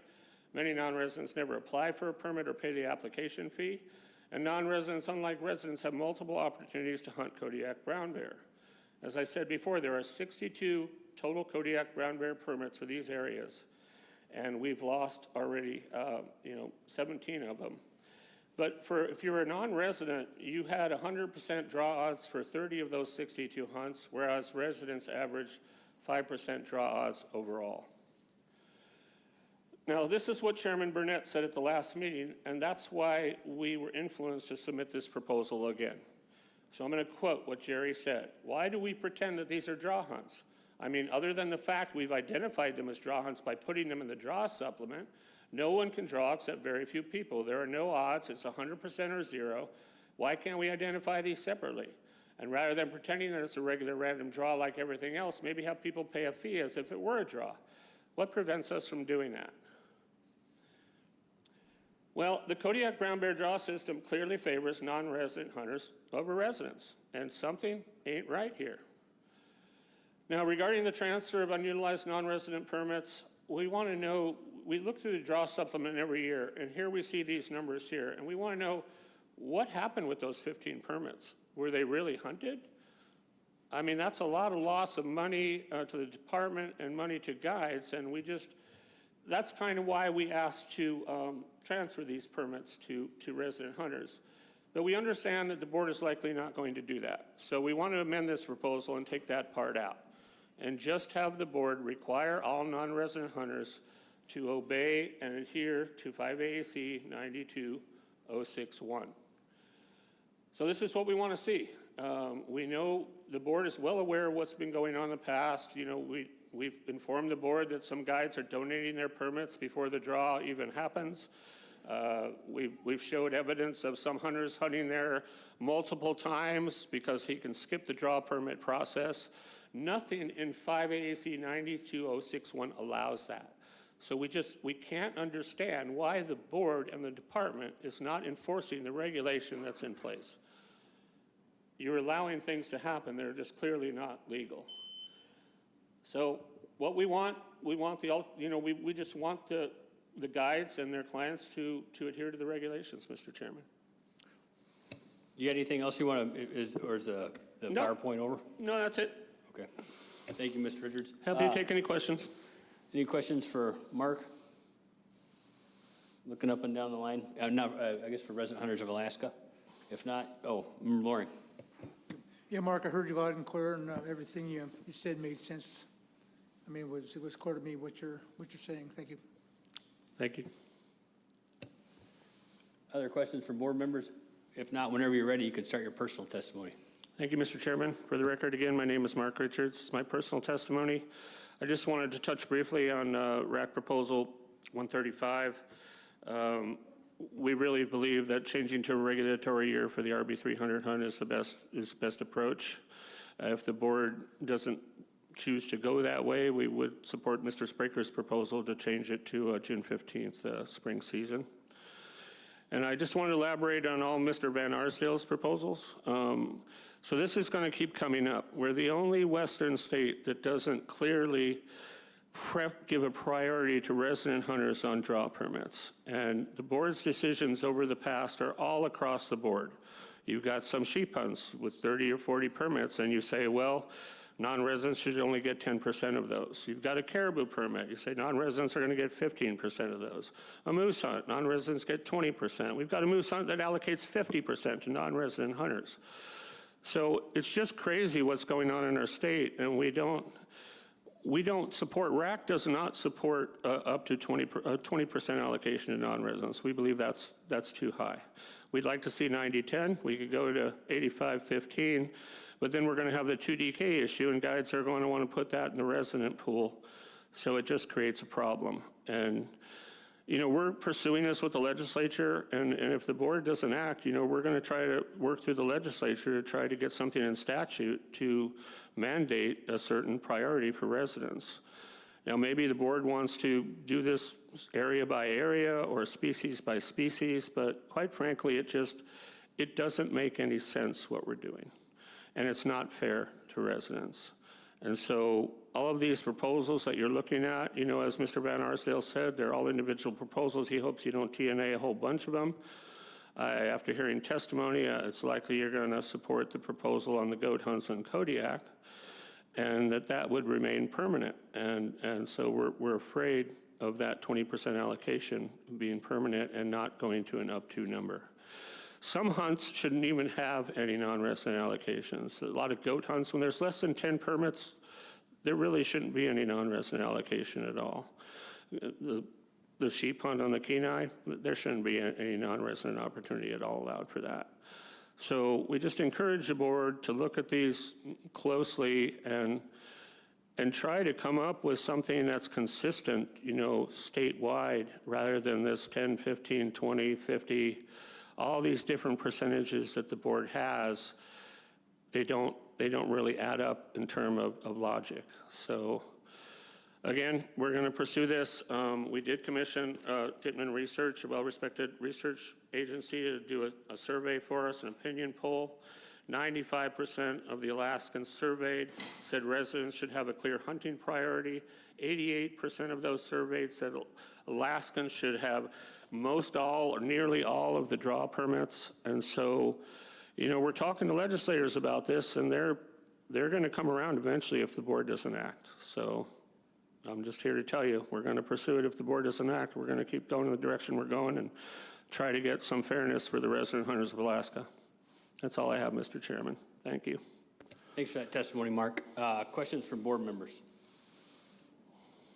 Not Mark, you're loud and clear. Just one last thing. I just want to say a special hello to Carrie Winkle, and looking forward to working with you. And you have the most fantastic staff in the world that keeps these meetings going. So thank you. Thanks, Mark. I'm in agreement.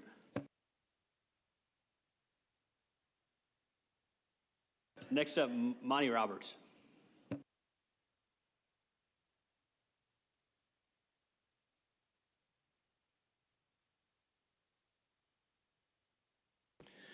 Good afternoon, Chairman, members of the board. My name is Monty Roberts. I'm the chair of the Kenai Soldotna Fishing Game Advisory Committee.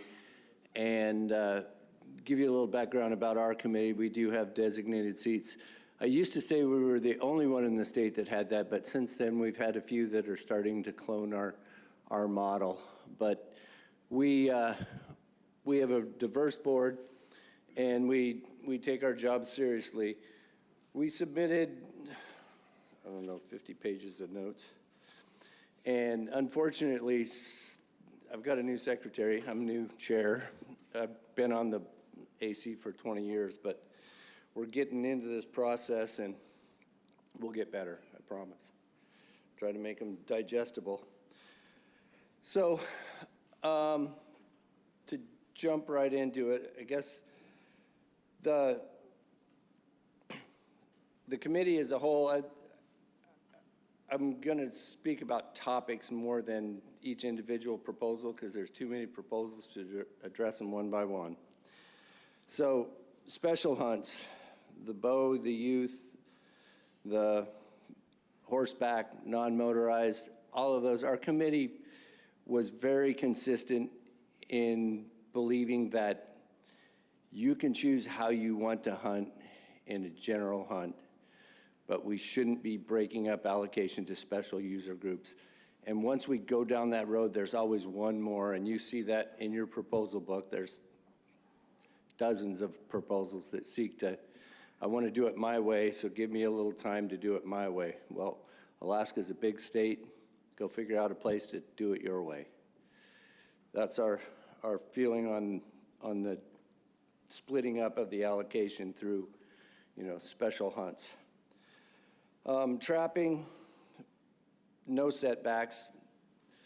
I'm a upland bird guide as well. I have trained bird dogs, and the notion that there's a setback that's big enough to overcome my dog's nose is not possible. That if you set it at 100, they think that there's an air of safety. They can take their dog and let him run wild. Dogs can smell. They'll go right to whatever they're interested in. And so building a setback to give the illusion of safety and then have people recklessly out there with their dogs, then it creates problems, and then that's going to grow and keep growing from there on. And so we encourage responsible dog ownership. Alaska's a dangerous place. If you're going to have dogs out in the wild, you need to be responsible with that, and then ultimately sometimes some things happen. So use your best judgment. No tagging requirement. So a couple of our members trap in the refuge, and one of their big stickling points with a trapping or tagging requirement is somebody's got to go verify that. So people go and disturb their sets and check their tags, and it impedes the process. So as much as, somebody'd like to know whose trap it was, their lines are registered. You guys have a process for that. People can figure out whose traps were where if they need to, but we shouldn't have people disturbing each individual set to check a tag. And yes to training course. So as a Kenai River guide, I'm subject to take a 40-hour college course in order to get my permit. And we did not like that when that came down. But after 20 years of doing that and teaching that class, it has fundamentally transformed our industry and the behavior of those individuals. And we support that. Anytime you can educate people and help them to do it better, we can operate with less regulation and more freedom. So, moving on to sheep, we strongly support full curl management. Full curl management has provided opportunity for one of those things that I hold near and dear to my heart is I hiked in 26 miles, killed my first sheep when I couldn't afford it. And if we take that away by drawings or making it to where, it's going to cost you $50,000 to get a sheep, that's not the Alaskan way. So we support full curl management and harvest ticket access. And there's plenty of places that we cannot get to the sheep that are left. There will be some, if the habitat and God's gracious enough to let them rebound, they'll do it. But when winter conditions and warming conditions and ice and all those things lead to decreased populations, it's going to, lead to times where, I'm not going sheep hunting right now. I know there's probably not any legal rams within range, but in 5 years, if conditions rebound and there's hundreds up there, I want to be able to go try one more time. And that was the feeling of our committee on the access and the harvest ticket and keeping it open. And we feel like that doesn't drive the population.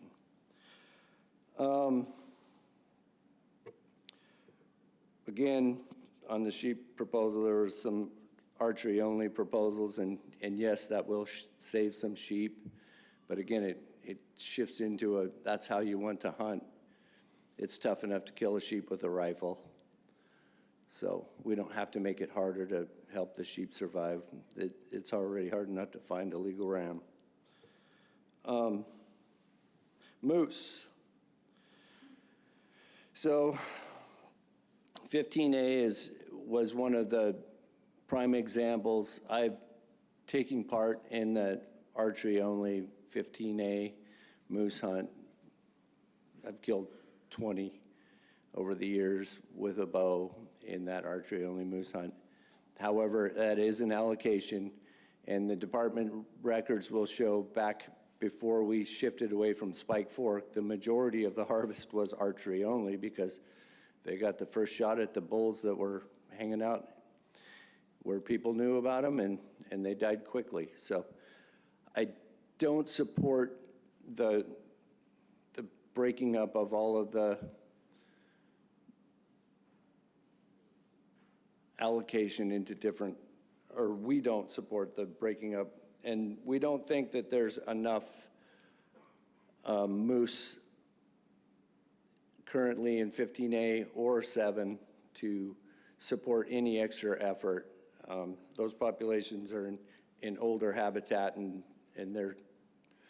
some habitat improvements have happened in 15, and hopefully we'll see some recovery there. But then we talked a lot about the 15C controlled use area, and ultimately we supported proposal 138, I believe. I got to dig through that, but that'll take time. So the one that just removes the four-wheeler restrictions, the peninsula is a pretty special place, but Caribou Hills is the only place on the peninsula that you can go four-wheel.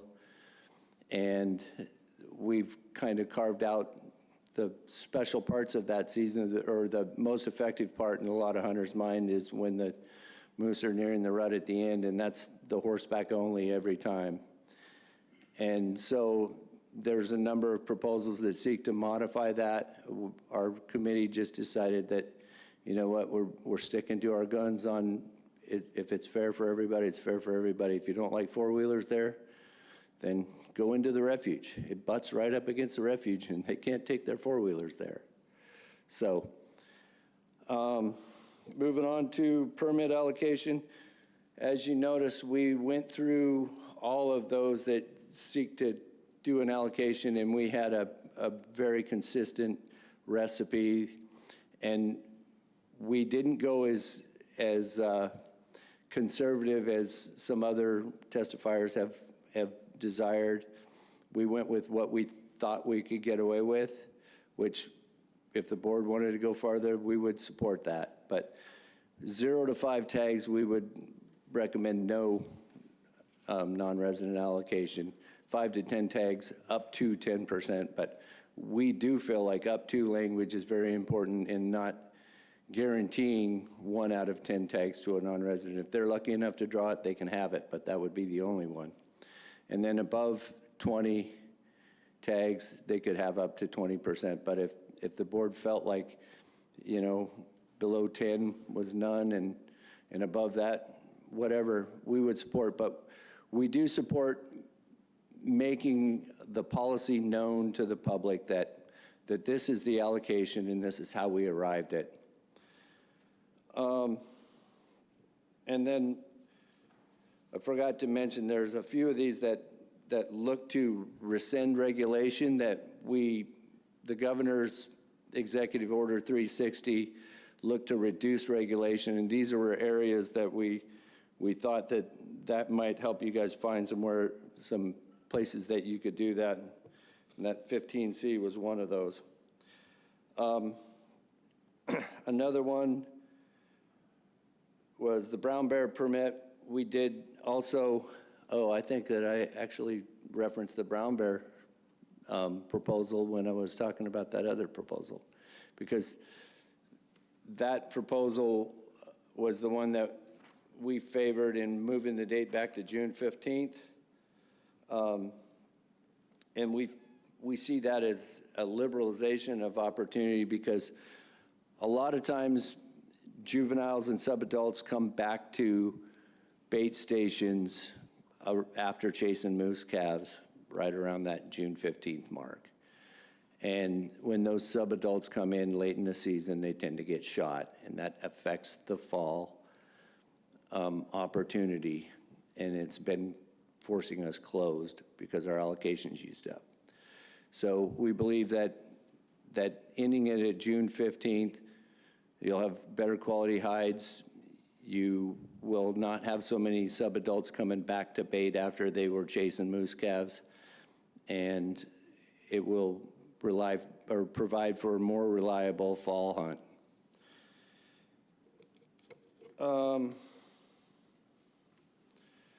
Then links, we did amend 142 to extend to the end of February, and then we did vote to reallocate both the cow moose permits on Callaghan and Homer, proposals 95 and 96. And with that, I'll end it. Take any questions. Hey, thanks for that, Monty. I'll start off with one. I'm having a little bit of a hard time, going through your notes here. Did you guys talk about Anchor River beaver? We did talk about Anchor River beaver. We didn't talk about the proposal, and we basically it ended up being a discussion. We did too also notice that from local observations that there's been a kind of a more bank beaver, for whatever reason, whether bank beaver and a dam building beaver are two different beavers, or whether it's two different behaviors that they've learned from their parents or whatever. But we're seeing more bank beaver activity and less dam building. We believe a lot is in the lower peninsula streams might be habitat driven, but there is a beaver building a dam right below the Mackey Lake turnoff, and maybe you could trap him and take him down Anchor River. Other questions? But we didn't have any formal position on that other than that notice. Other questions? Member Loring. Thank you, Monty, for your testimony. Can you go back over the allocation numbers? I kind of didn't get those all down right. You said 0 to 5 would be no non-resident tags, and then the rest of that, could you go through that and maybe clarify? I think if you go to proposal 120 in our notes, which would be on page 21, that is our longest description of it.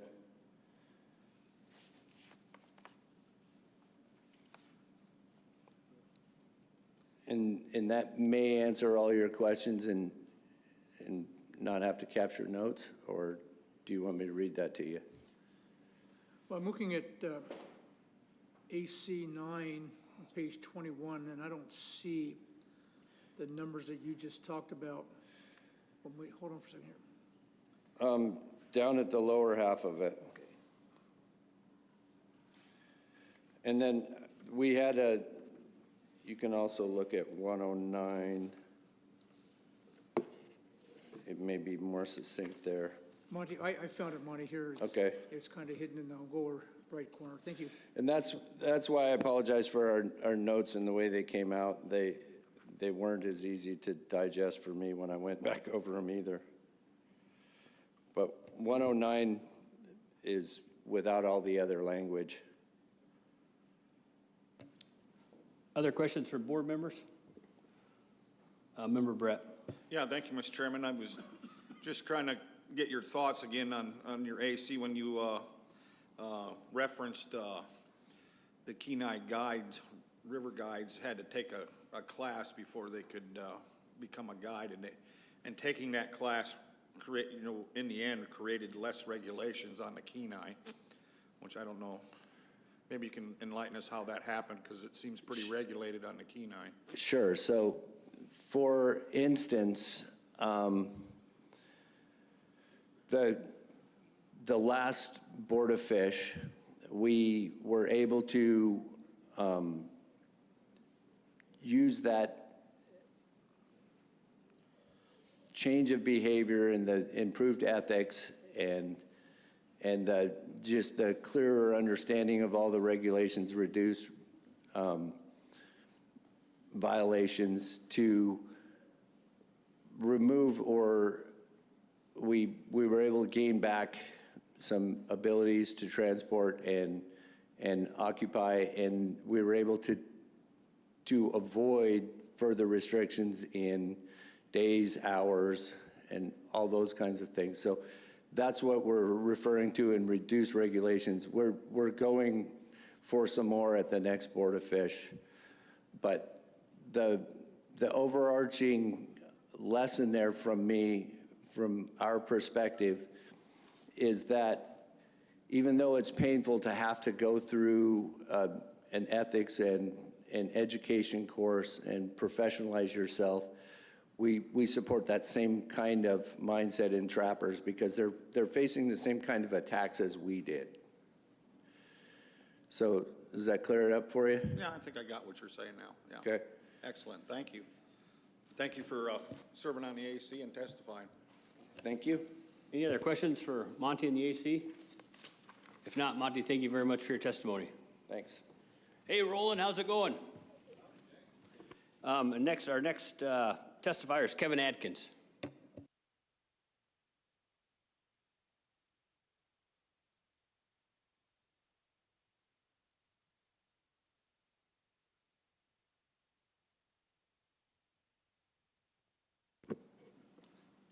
Good afternoon. My name's Kevin Adkins. I'm here to testify on my own behalf as a resident of the community of Port Lions here on Kodiak Island. I want to talk about proposals 202, 207, and 210. I'm going to go start with 210, and it's kind of a convoluted approach here. The Kodiak AC put forth the amended version of 210 that would ask that the board would consider taking back some of the permits that were pulled out of the drawing process and allocated to the communities of Port Lions and Uzinki for registration hunt. And I, as well as most of my community members, opposed that. But they did put forth an amended version that would ask that there would only be one per household issued. And we would all like to see that because we feel that that was the intent of the regulation in the first place, was that would provide more access to more people that live in these communities. Also, the AC asked that we put into regulation that we could get a regular registration permit issued in the community of Port Lions as well as in the community of Uzinki, and I support that. It would be great not to have to travel to Kodiak and often spend the night and incur costs to get a registration permit and be able to leave right from home to go access these animals when and if the registration permit season opens up. On to proposals 202. That deals with essentially creating a new hunting regulatory area on Kodiak Island around the community of Port Lions. Our community is at a point where something's got to give. We're a very unique community that is highly accessible to people on the Alaska Marine Highway System. And we see a great deal of hunters approaching our area, coming into our area. They don't even have to trailer their bikes to get through the community. They go straight into the state land in the backcountry and proceed to hunt. This basic inundation of hunters takes place during the rut. A lot of people just drive around in their four-wheelers, pick off whatever deer they see. We're seeing family units get separated on a daily basis during the whole month of November.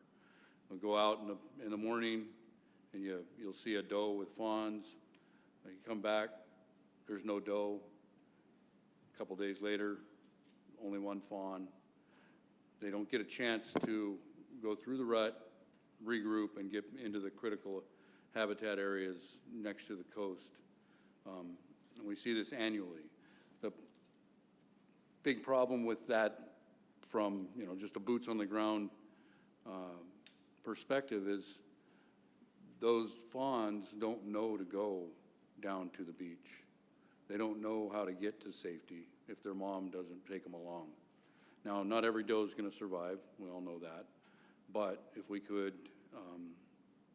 help that along, then maybe we'll see a greater survival rate of those young deer. We just don't. We see a lot of first-year class animals die just to natural mortality because they haven't been taught. They haven't been nurtured along long enough to get into an area where they can survive, especially in a winter like this. I've personally lived out there for going on 40 years, and this is probably the 10th extreme winter that I've seen where we're already starting to see a fair amount of young deer mortality. So would really encourage the board to give some thought to that. I don't know if you guys have the map that was put forth with the amended version. It would take in a small area of less than 300,000 acres where the main trail system is. I think that's my time. I'll shut up now. Yeah, do you have anything else you want to hit on? I do, but just on the proposal 207, that proposal asks that there be a spike fork regulation put in place, which is also dealing with young deer mortality and trying to push forward the first year class to a more mature level. I'll start you off with a question, Kevin. We've had a lot of testimony from folks from Uzinki, but not a lot from Port Lions about the elk registration, permits being available. And the testimony from Uzinki was that the first year, not a lot of people knew about it. The next year, it got more and more popular. Could you kind of talk to that a little bit? I mean, are people in Port Lions aware that these permits are available now? Certainly. So it was fairly publicized in our community, and we had kind of got caught off guard a little bit about it. I personally figured, well, I'll just stay out of that and try to get one of those cow elk permits that was also coming available. Well, you pretty much had to be a gamer on the internet to be fast enough to get one of those tags. That first year, we saw 4 of the 8 tags that are available go to people that reside in Kodiak that came over and camped out and waited for the opportunity of the tags. And 4 of those 4 tags went to 2 different households, 2 married couples that were able to pick up the tags. And we saw a handful of elders that would like to have gotten a tag and couldn't because they were hoarded by other people. That's what the 1 per household intent would be. It seems like it's only been a couple of years, and it would be great to see this thing this little experiment, if we're going to call it that or whatever, go far enough to see if it's actually affecting the intent of the original regulation to provide greater access to the communities of Port Lions and Kodiak residents. Thanks for that. Questions for Kevin from the board? If not, thank you very much for the testimony.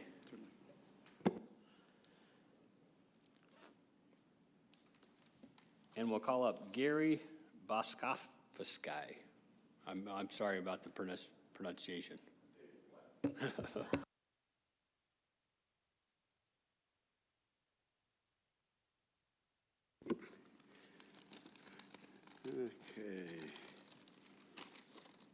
Okay. Good afternoon, Mr. Chair and Board. I'm Gary Boskowski. I was born and raised in Uzinki, and I still reside there, still live in there. And I'm here to oppose 210 on the elk hunt on Fognac Island, Raspberry. I started hunting elk in Fognac in the mid-70s. They never had drawing permits in them days. It was all just come into Kodiak, grab a permit and go. And I started hunting, and I also hunt in Raspberry Island, which is so hard to get around. The terrain and stuff there is so bad. In my younger days, I managed it, but now I got up in age, I can't run around the hills as much. So it's kind of hard to get in and out of Raspberry Island. The weather and the rough terrain there's just can't handle it no more for the elders. So to get there, we have to go by boat. With boats too, we also go to a Fognac where there's a little bit of shelter there, and we tie up in a little boat harbor they have there out of the weather. It keeps us out of the weather there. And I'd like to see that 8 tags continue to be offered in Uzinki. We share all our food. We subsistent hunt, fish and stuff, and we share with all the people around the village, which helps a lot. Because most of Uzinki is mostly elders right now. So we kind of share our products with them, help them get fish, deer, elk, and so it's a big sharing community. So I would certainly like to ask to keep this proposal, or keep the 8 permits for Uzinki. And that's all I got to say, I guess. Thank you, guys. Gary, thank you very much for that testimony. Questions from board members? I guess, Member Loring. Thank you, Gary. We heard earlier that the Kodiak AC amended to go to 1 permit per household. What do you think about that? Is that something that you can agree to, or do you personally, keep it the same way? I would agree with that, but there is some big families. And for instance, my family, I'm from 13 siblings.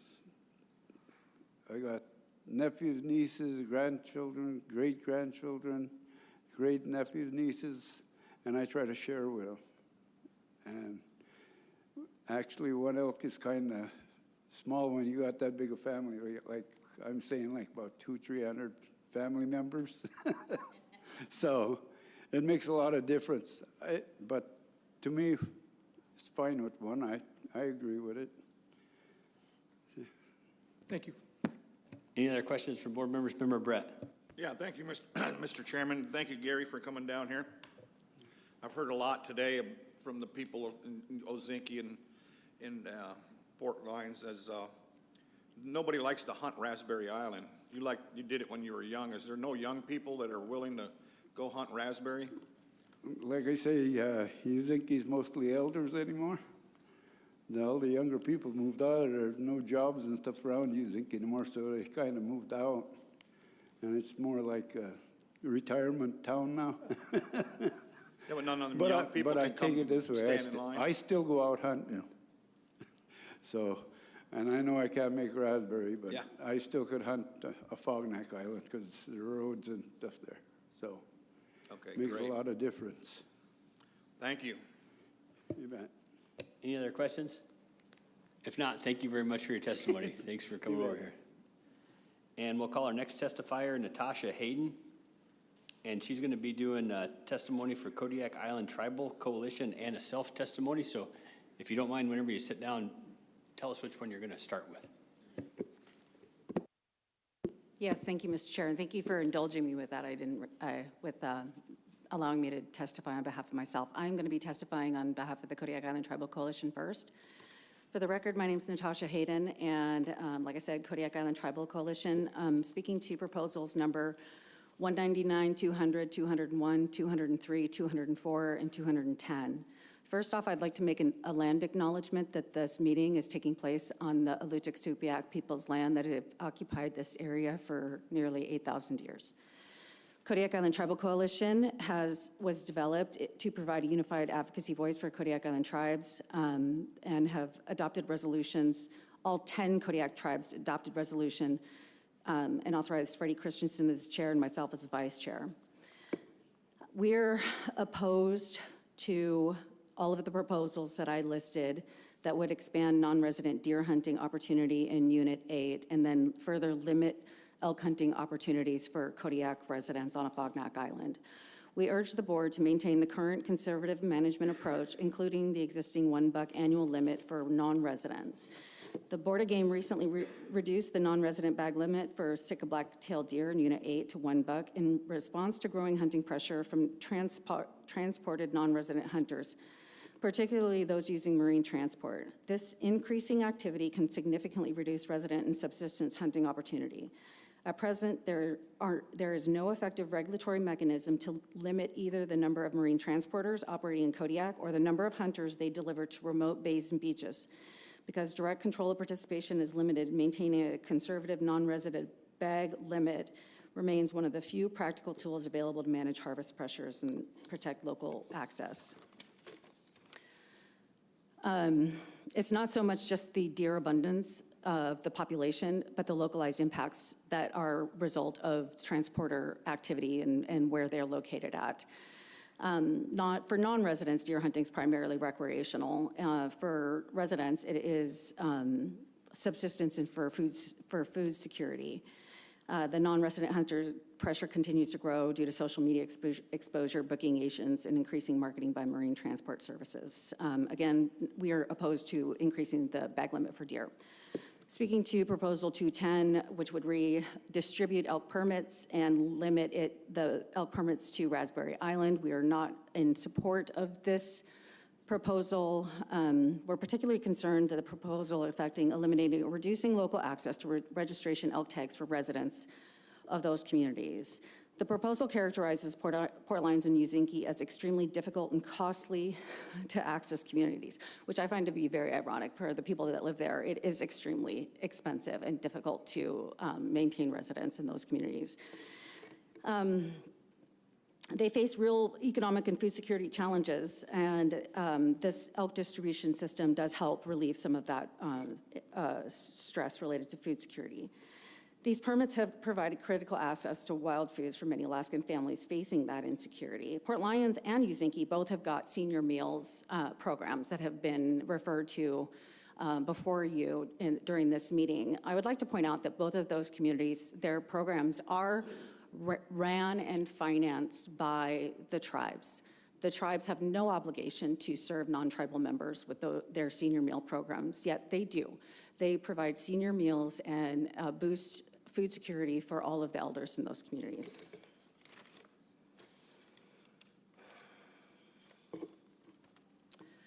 We're also concerned with the suggestion that subsistence elk hunting opportunities should primarily be shifted to Raspberry Island through RE 706. You have heard earlier about the difficult and limited access. This is due to severe terrain and poor marine access. Safe access is limited to the north side of Raspberry Island, which is difficult to get to and considerably further distanced by boat. For these reasons, the Kodiak Island Tribal Coalition respectfully urges the Board of Game to reject Proposal 210 and maintain the current elk permit regulations, which serve multiple critical needs in the Kodiak area and for the state of Alaska. Thank you for your consideration of Kodiak Island Tribal Coalition's concerns and for your service to the people of Alaska. Koyana. Thank you very much for the testimony.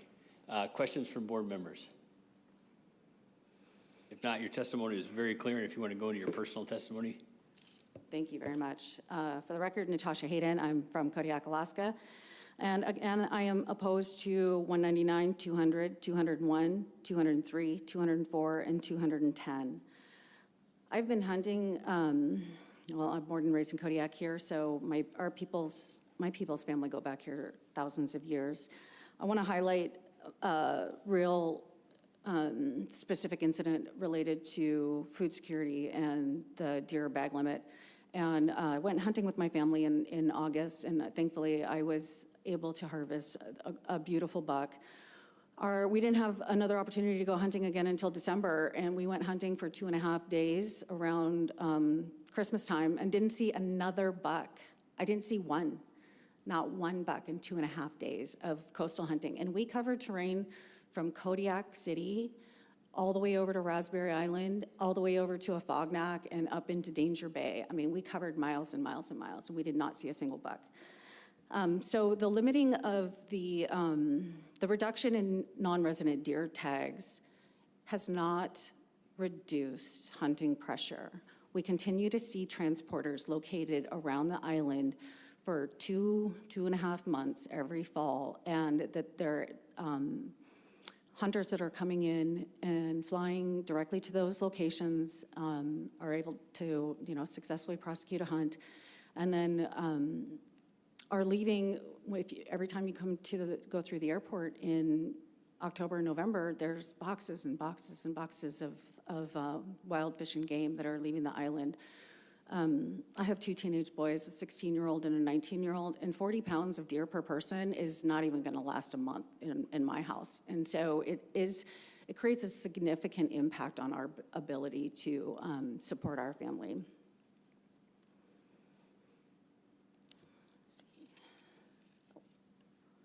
I want to talk about the Proposal 210.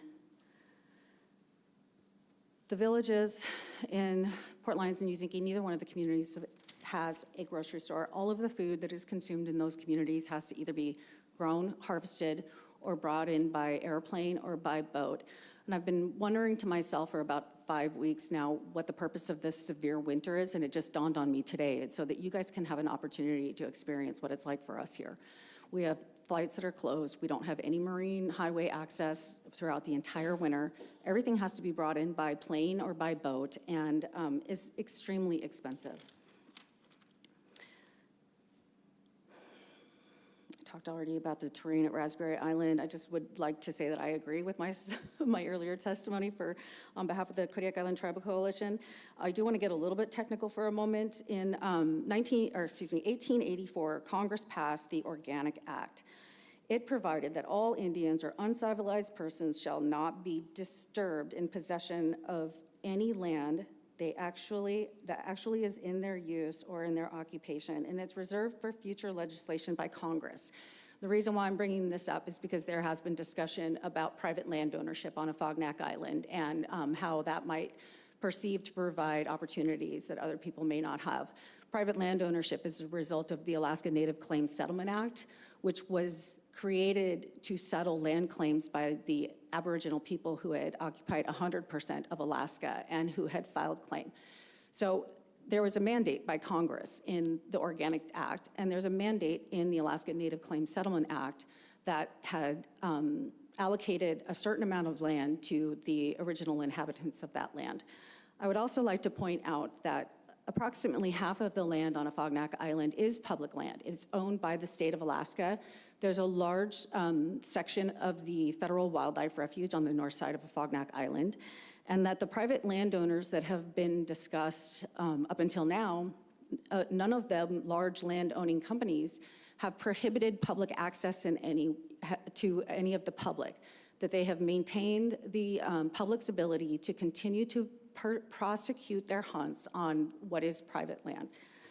So in closing, I just would like to thank you for your time and reiterate that I am in opposition to increasing the bag limit for non-resident deer hunters, and I'm in opposition of changing the elk registration tag distributions out of Untitled and Port Lions. Thank you. Hey, Natasha, thank you very much for that testimony. I'm going to beat other board members to this question. Under your testimony, you said you had 2 teenage boys.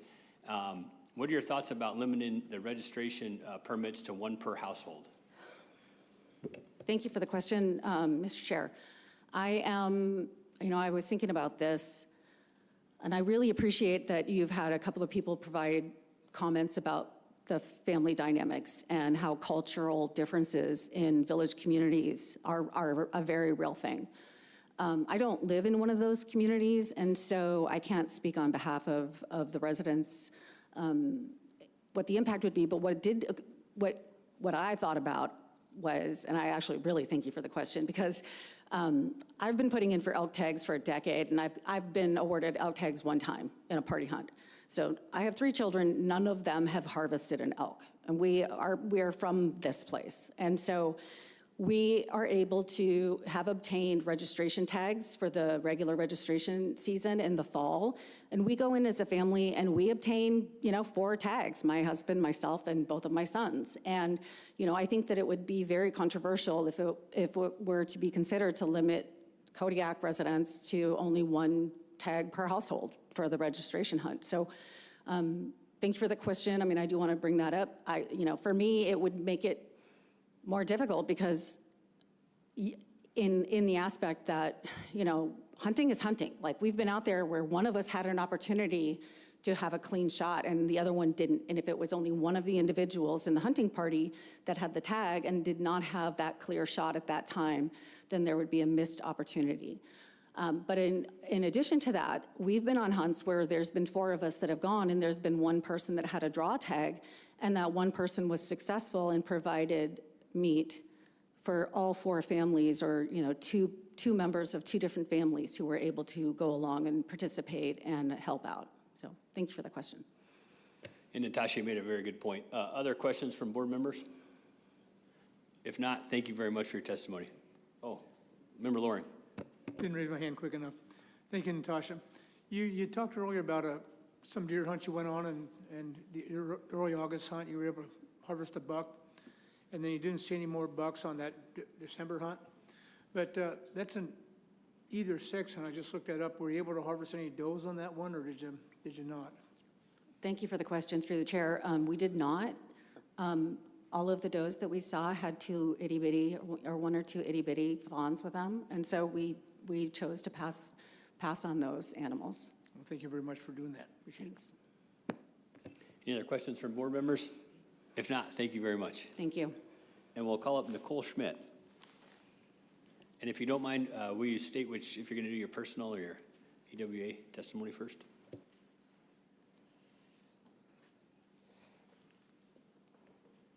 Thank you. I'll start with my personal, if that's okay.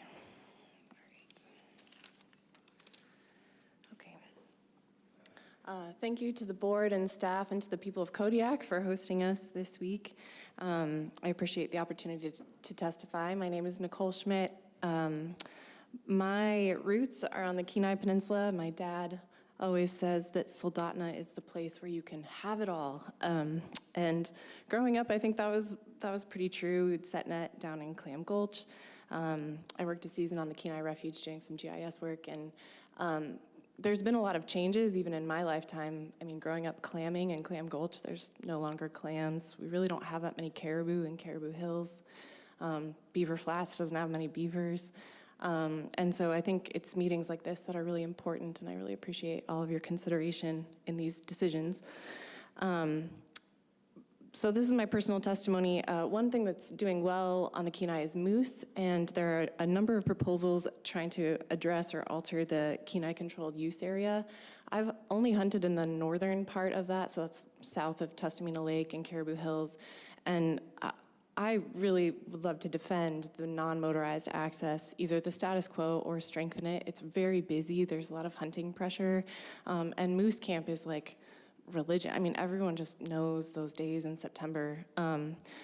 I have not hunted on the south side of that use area, and I think it's probably very different, so I would trust the recommendations from, for example, the Soldovia AC, that might be a different situation, but I would encourage maintaining the non-motorized controls in the upper part of that controlled use area. Also, the proposals, there are a number of proposals regarding counting a wounded animal against your bag limit. I grew up hunting, like that was just non-negotiable. If you wound it, it's yours. And so particularly the region-wide proposal for bears, which is proposal 74. And I appreciated the comments yesterday about maybe trying to make this statewide. I mean, I think it should be all big game statewide. But I did want to reference that in 2022 at the statewide meeting, there were 2 proposals to do just that the board voted down. And so I think if it's within the will of this board to do it region-wide, you're here, and I would encourage that to happen. So that would be strong support of 74, as well as 235 and 172, which is about wounding a moose. I was also a former Chugach State Park Citizens Advisory Board member, and we heard, anything about Chugach State Park came to that board. And there are a number of proposals addressing extensions of bear seasons in 14C, which is Chugach State Park. And I reached out to the chair of the advisory board. They didn't know about the Board of Game proposals, and I think that they would have commented on it. But as you take up those proposals, I encourage you to look at Chugach State Park's comments, particularly in opposition to Proposal 183, which would extend the bear season later into June. That's a really high use area. And for 14C remainder, just to exercise caution, there's a lot of proposals to either open bag limits or seasons, and just making sure we're not taking really dramatic steps when there's really not that much information on the bears in the rest of 14C. And finally, the Cooper Landing setback proposals. I was involved in the Matsu setback issue. I have not been involved in this Cooper Landing issue, but I would say I think this is not going away. I was shocked. There's a New York Times article about the growth of backcountry ice skating in Alaska, and on the cover was Kenai Lake with like hundreds of people ice skating. The access through pullouts and campgrounds, which I know do have a setback. I mean, I do appreciate what the trappers are saying. I think Cooper Landing does have a rural designation, and there's a strong connection to trapping in that lifestyle there. And we're seeing that come into conflict when there's just a lot of high use from folks out of town. And so I would prefer that this get resolved in the Board of Game space rather than something like the borough. And so I just, I hope that there can be a solution to that, if not at this meeting, sometime soon. That's it. Thanks for that testimony, Nicole. Questions for Nicole on her personal testimony? If not, you can go right into your AWU. Okay, thank you. Thanks again to the board and staff.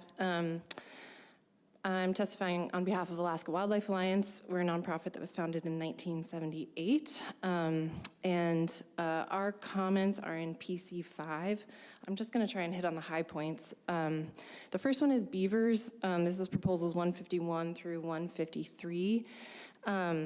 The past few years, we've been funded through a number of larger research foundations and in collaboration with universities and then Ketchimat Bay Research Reserve to understand the ecological impacts of beavers. And so we have these 3 sites. One just has a peatland as it is. Another was to have a beaver. We could not find a living beaver, so we had a recently abandoned beaver site. And then the third site was a beaver dam analog where we pretended to be beavers and we built this beaver, and it was very hard, and I have a lot of respect for what beavers do.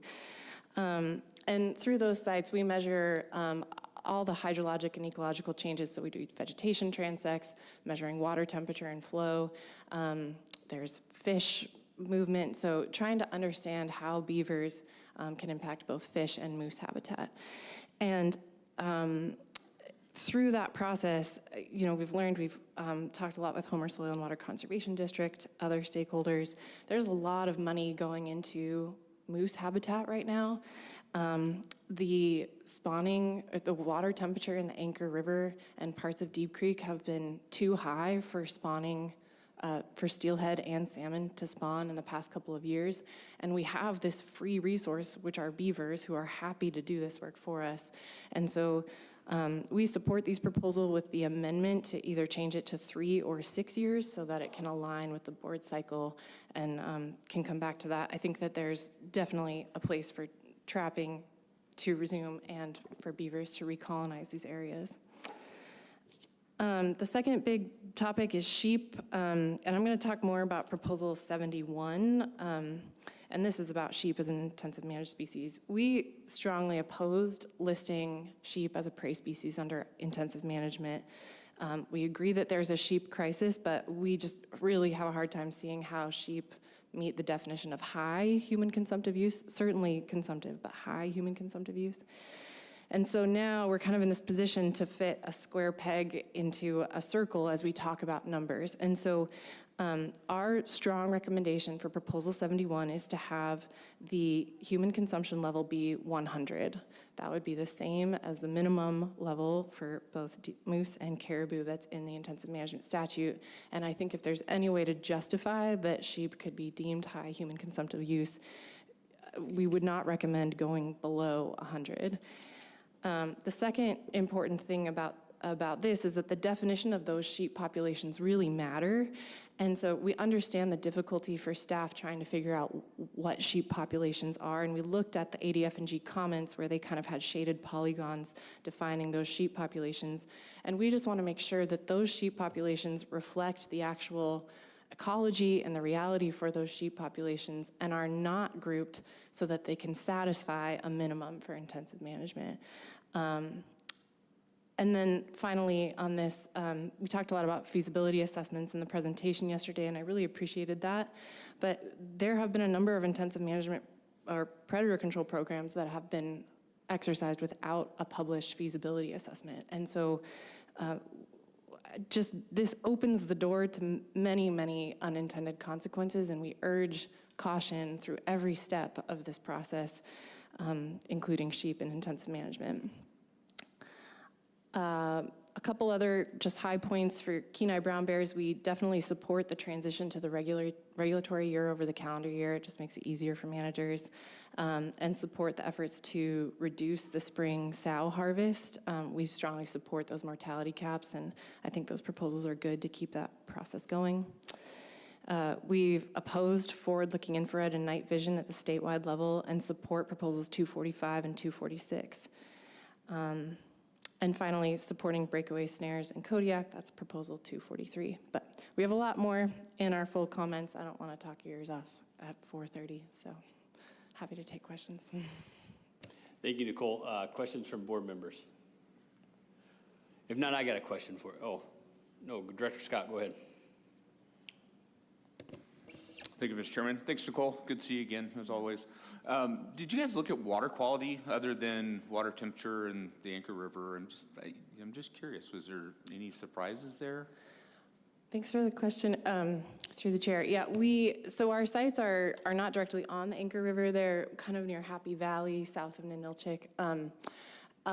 No, so not in terms of like contaminants or pollutants, but it's water temperature and basically flow between the peatlands and how basically we have all these hydro monitors above the beaver dam and below the beaver dam.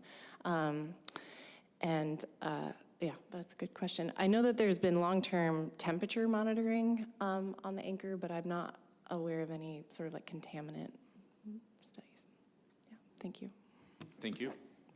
And Nicole, I know that AWA doesn't encompass the totality of all dog walkers, and I know the Alaska Trappers Association doesn't, encompass everybody that traps, but, it's really evident whenever those two organizations got together last time and sat at the table together, this board was very receptive of it. Do you make any plans going forward to maybe work through some of these issues on the Kenai, anything like that?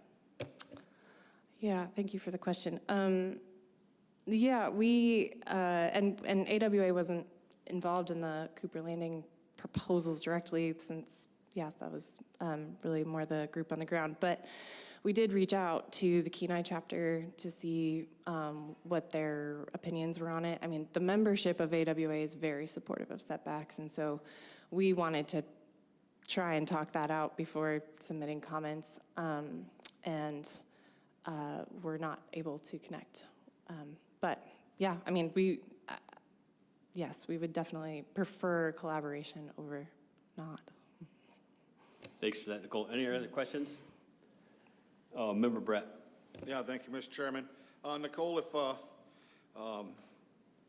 15C would be closed to beaver trapping, would AWA have the ability to,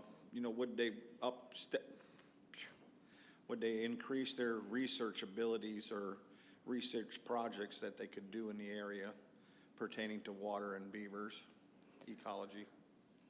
Through the chair. I'm very happy you asked this question because I forgot some stuff.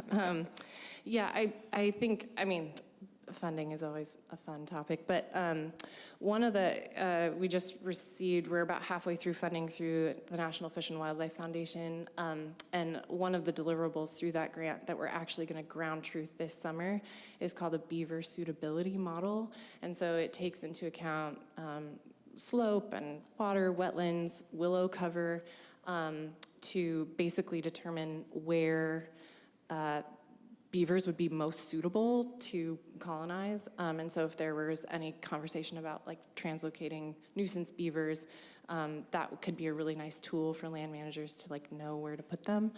As far as I know, there's been a pretty limited budget for ADF&G to conduct beaver surveys. And yeah, I mean, if it would be helpful, we would love to have, as much as we can support understanding beavers on the area. I know Homer Soil and Water Conservation District did do some GIS mapping, which was mentioned in that RC. And so, yeah, I think that there's, from everyone involved, a strong interest in getting beavers back to the level that they can be trapped and can also produce these ecosystem services that we all really depend on. So. All right, thank you. Thank you for participating and seeing you again. Thanks. Thanks so much. And no further questions. Thank you very much for that testimony. Thanks. And then we're going to try to take testimony till 5:30 tonight, so I think we're going to take a break here, and we'll come back on the record at 4:55.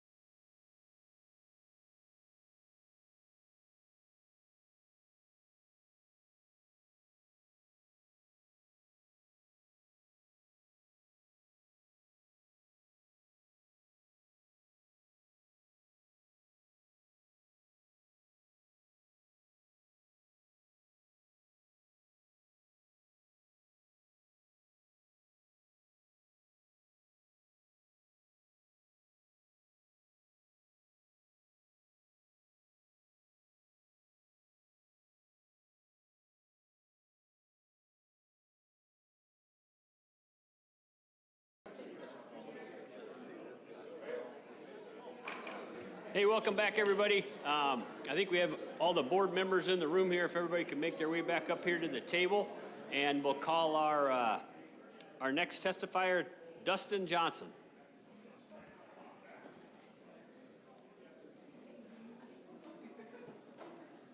Thanks, Dustin. Whenever you get settled in there, hit the middle button and start your testimony. Good afternoon, Mr. Chairman and members of the board. Thank you for the opportunity to speak. My name is Dustin Johnson. I live in Happy Valley, which is south of Ninochik, and I'm here to support 200, 201, 204. Hey, sorry. If everybody could be quiet back there, we got some testimony going on here. You can start over. I'm sorry to cut you off. No worries. Good afternoon, Mr. Chairman and the members of the board. Thank you for the opportunity to speak.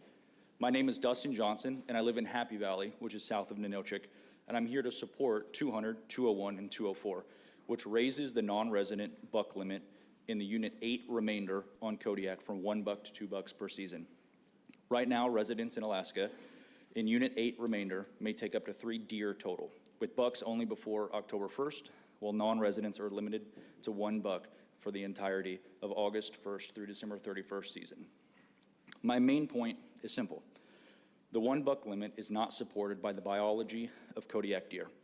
Alaska Department of Fish and Game's current Unit 8 deer management report states plainly that Kodiak deer populations are driven primarily by winter severity and fluctuate mainly with winter and spring weather patterns, and that annual harvest appears to have little impact on annual survival or perceived abundance. The department made that same point when it opposed Proposal 73 in 2023, saying winter severity is the primary driver of deer abundance on Kodiak, and lowering the bag limit would likely have only minimal impact of the overall population in numbers. A 2 buck limit simply restores a modest amount of opportunity in a way that matches the biology, the management objectives, and the actual harvest data. And to add to ADF&G's opposition to Proposal 73 in 2023, a year later in 2024, Wildlife Proposal 24 TAC 11, which passed after the 2023 non-resident decrease, raised the subsistent deer limit from 3 to 4.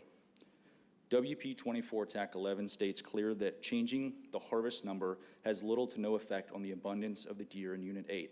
And when taking into consideration the number of non-residents hunting deer in Unit 8, non-residents make up roughly 25% or less, depending on the year of the total hunters, of which and the overall percentage of success of those hunters, which is roughly 50% over the last 2 years.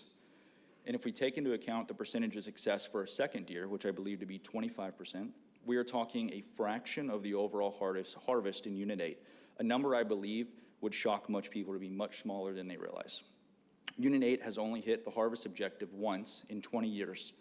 A second deer is not a threat to overharvest. What a 1 buck limit does, it drives a more diverse driven hunt.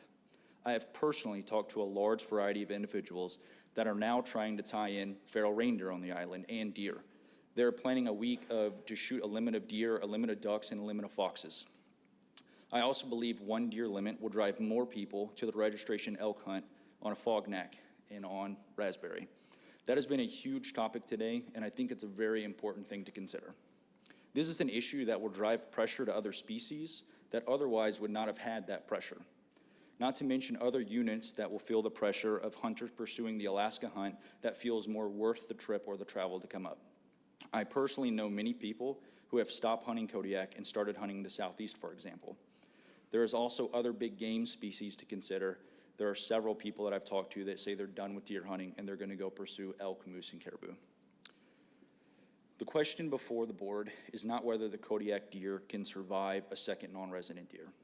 Management documents show that winter weather drives that herd, not this modest regulation change. The question is whether we want a regulation that reflects the biology and allows fair conservative opportunity that is based on data-driven decisions and not emotional-based decisions. Raising the non-resident bag limit from 1 buck to 2 bucks per person is a measured biological sound change, and I ask that you adopt this change. I would also like to add, in response to a few mentions of aerial depletion that has come up as a topic, I have a suggestion. My suggestion may not be the right suggestion, but it's my personal suggestion. I have an idea that would set a local area management plan in those areas of depletion to restrict those areas to Unit 8 resident doe harvest only, and remove all Alaskan doe harvest from those areas that are feeling pressure. I would also like to add that I do not support letting non-residents take does whatsoever. They spend a lot of money to come up here, and I believe they should be taking bucks and not taking breeding does. Thank you for your time and your consideration. I greatly appreciate the opportunity that has been created for myself and everyone else to come up here and speak. Dustin, thank you very much for that testimony. It was very, very clear, very, very concise. Questions from board members? Vice Chair Hoffman. Yeah, thank you, Dustin. So, thank you for your testimony. And so are these the non-residents wanting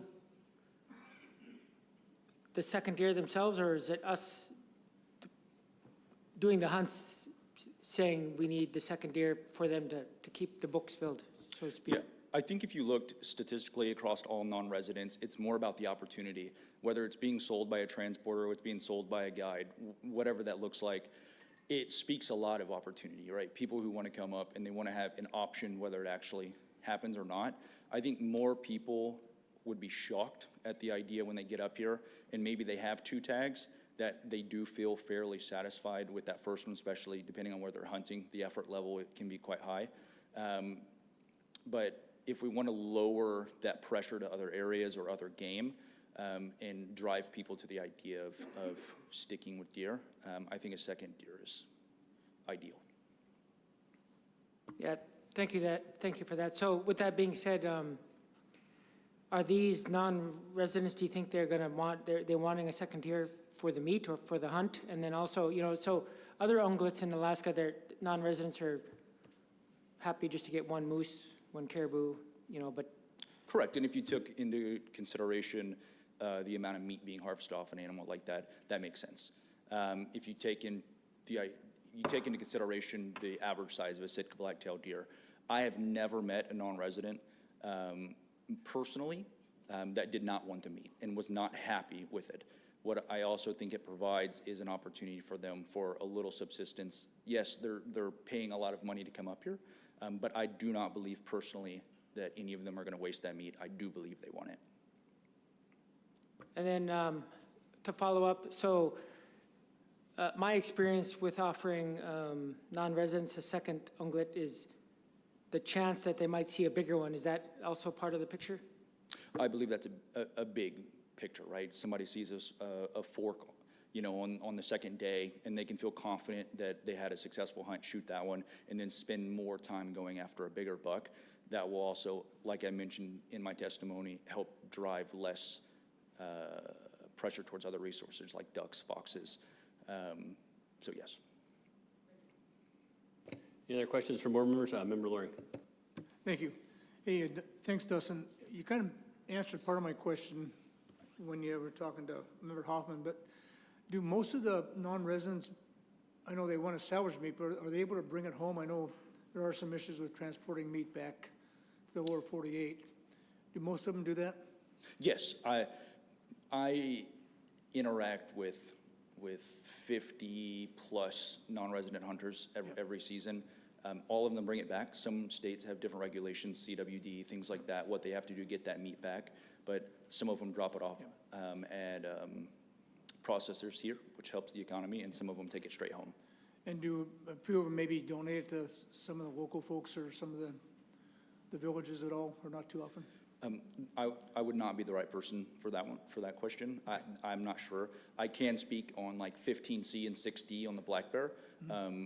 Anyone that doesn't want that, I've come across 10, 15 bears a year where someone wants to sign over a transfer possession form and that meat does get donated. So it may happen here in 8 like there, but I would not be the right person for that one.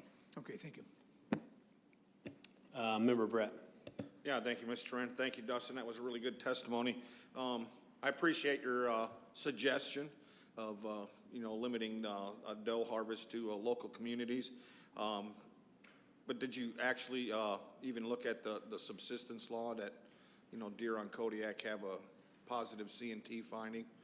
which makes it eligible for all Alaskans to participate in that or have opportunity? I have read that a little bit. Like I said, it was just a suggestion for myself. I wanted to say if there was pressure in certain areas, it was a suggestion to make a small change that might help those that really need it here on the island. I know some of that hunt is going to be effort-based.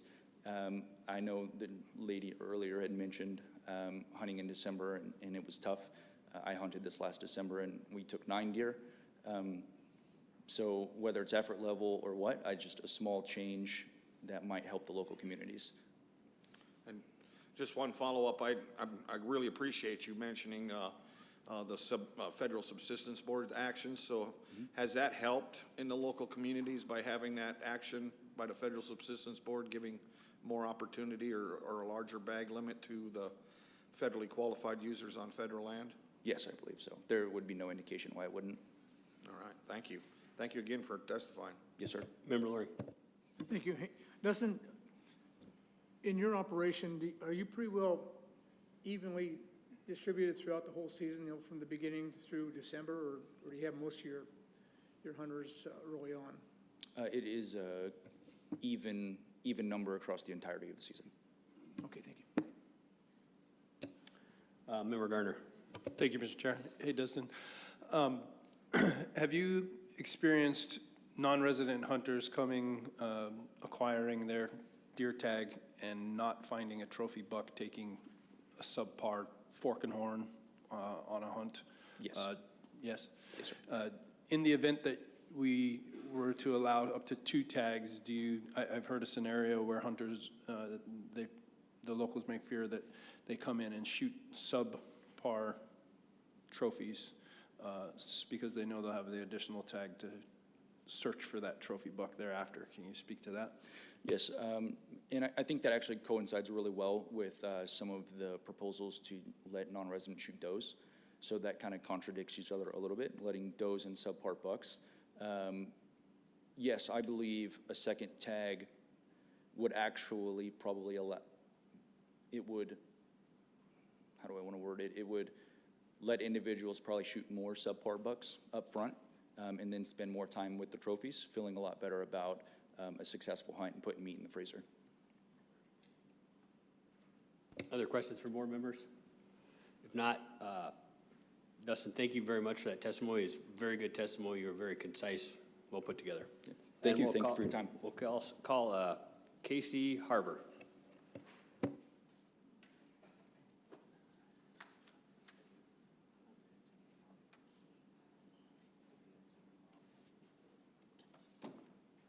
Hey, Casey, welcome. Whenever you're ready, you can sit down there. It looks like your microphone's on. Great, thank you. Good afternoon, board members and fellow Alaskans. My name is Casey Harbour. I'm a 14-year resident of Kodiak. I'm one of the few year-round residents of Raspberry Island, and I'm speaking for myself. I own and operate Kodiak Survival School and Kodiak Big Timber Lodge. I hunt, fish, guide, and transport throughout the Kodiak archipelago.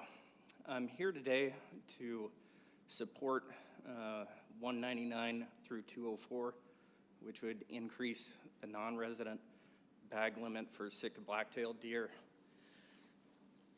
First, I want to thank the board for your time and the essential service that you provide to our communities. It's not always an easy job, but it's a necessary one, so thank you. I arrived in Kodiak 14 years ago with the U.S. Navy, and I immediately fell in love with the island, its culture, its people, and its incredible resources. My introduction to hunting here began as a non-resident military hunter pursuing Sitka black-tailed deer. The ability to harvest more than one deer was invaluable to me. It accelerated my learning as a newcomer to this challenging terrain and provided much-needed meals for my family during those early years. The current reduction in the non-resident bag limit from 3 bucks to 1 directly affects first-year military families stationed here, as well as other non-resident hunters and our extended family who visit to hunt. It limits opportunity for those just starting out who benefit from multiple tags to gain experience and put food on the table. Now, protecting our natural resources is vital. Overuse is a genuine concern for every resource. However, based on the data and the assessments I've seen from ADF&G, the Sitka blacktail deer population in the Kodiak archipelago remains healthy, productive, and resilient. It can sustainably support non-resident hunters harvesting more than one buck. And from my understanding, the primary purpose of the current restriction on non-resident harvest tickets has been to curb the impacts of the big game transporter fleet operating in the Kodiak area, particularly localized harvest pressure from mainland-based operations. With respect, this issue seems better addressed through direct enforcement and in coordination with the Big Game Commercial Services Board, which I understand has already formed a subcommittee on transporter-related concerns. Broadly limiting non-resident hunters via bag limits is not the most precise or effective tool for that problem. Finally, there are unintended impacts on our local economy when non-resident hunting opportunities are restricted. Hotels, air services, lodges, guides, retailers, and other business in Kodiak feel the reduction. These visitors contribute significantly economically to our communities without threatening the deer population. In my public comments, I've offered a few alternative ideas that might help as well. In summary, proposals 199 to 204 offer a balanced biological supported increase in opportunities, specifically 204, that would benefit new hunters, including military families, restore some lost access, support local economies, and align management more closely with the herd's actual status, while still protecting the resource through buck-only limits for non-residents. Thank you again for your service here and for hearing my perspective. I'm happy to answer any questions that you might have. Casey, thank you very much for that testimony. It was very concise, very good. Questions from board members for Casey? I'm looking, Member Loring. Thank you. Casey, I understand that you live year-round on Raspberry Island? Yes, sir, I do. And is that where Molina Bay, or where's that at? I'm on the southeastern most corner of Raspberry Island. Okay. And so everybody was talking about the really tough, steep terrain. Is that in your area also? Yeah, and I think that's a matter of perspective. Yeah. You know, I'm very used to the island that I live on, and I understand how to access it. There are some more easier accessed areas, but the large portion of the western side of the island is very steep, it's very cliffy, and there are, you know, often big waves, and the beaches can be a bit tough to get on. I assume your question is alluding to the reallocation of the permits that are in. No, not really. I was just kind of curious more about you know, how you operate and what the terrain is like there, because there's quite a bit of questions about that. So. Yes, sir. Well, to be specific, the eastern portion of the island is very densely wooded, and the western portion is very steep, open, jagged kind of peaks. Okay, I just does that help? Trying to get a feel for it. So thank you so much. I had a quick question for you too, Casey. Most of your clientele, do they fly into Kodiak and then fly out on float plane to Big Timber Lodge? Do you pick them up with a boat, or can you talk a little bit more about that? Yeah, absolutely. We do pick up most of our clients here in Kodiak at the airport. Specifically, all of our summertime clients are fishermen. When it comes into wintertime, anybody that's coming to us comes in through one of the air services here. You know, I would say about 75% of the people that I actually transport, like when I'm doing transports, are residents. I don't run as big an operation as some of these guys that have already testified. I'm kind of small. Most of the people that come to me are residents that are looking to get from one place to the other, and maybe that's because of the way I operate, and I'm very strict with what I will and will not do for them. Otherwise, they need to go on a guided hunt. Another question for you, Casey. So it's been a very long time since I've been on the island, you know, through December into January. What time of year do you notice the majority of like a mature bucks, like 3-year-old bucks, lose their antlers? Right around Christmas. It's going to be right at Christmas week or after, especially like by the time you get to January. As soon as it really starts to snap cold, right at that Christmas, December 20th period, they'll start coming off in your hands. What about a young buck? Does new growth ever knock them off, or?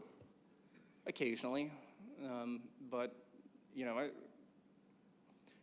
I see, you know, but by January, all of them, for the most part, have lost their horns.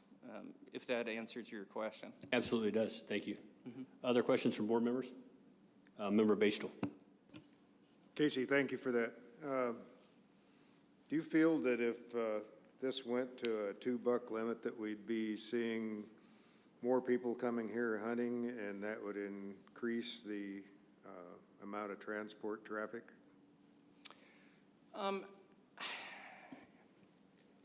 Yes and no. I think the transport traffic that really wrinkles the feathers around here is the ones that come in and stay on the boats and never hit town and all of that sort of thing. I do think it would be a benefit to the folks that are actually here in town. I also think it may be beneficial to offer the second tag in person in Kodiak, Port Lions, Larson Bay, and Old Harbor. That might be a reasonable way to recoup some of those folks coming into the island itself. Thank you. Yes.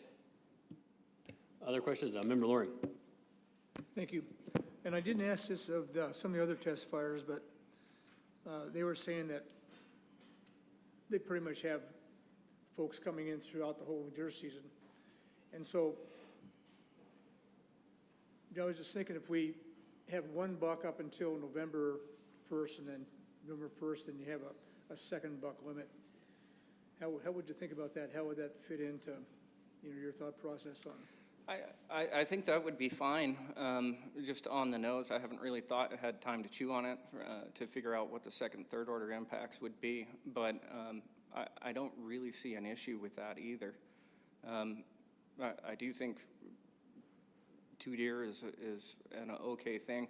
You know, most folks, at least for me, I do very little with deer hunters until you know, that November timeframe, regardless. And then the ones that are in between are usually that I transport. Sometimes it's goat hunters, sometimes it's elk hunters. I mean, it's a varied mix all the way up until that November, December, early December timeframe, and then it's primarily deer hunters. But again, I'm a lot smaller operation than what some of those fellows are. I don't see near the numbers that they do. Thank you. Yes, sir. Any other questions? If not, thank you very much for that testimony. You're Appreciate very welcome. Thank you, guys. And we will call up Sam Rohr next.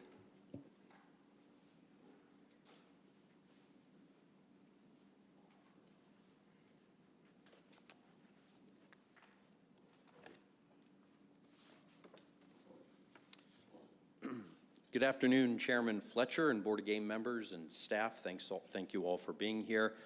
For the record, my name's Sam Rohr. I'm a second-generation hunting guide, born and raised on Kodiak, live here with my wife and 4 kids and 2 grandkids now. Just want to thank you guys for your time serving the Board of Game. Thanks for hearing my testimony today. Thanks for sitting through all of our testimony the last 2 days. You can find my written comments as PC 216 in your packet if you want to look at those. Also, I participated in the Kodiak AC meeting and largely support the comments that the Kodiak AC made in regards to bear, goat, and deer.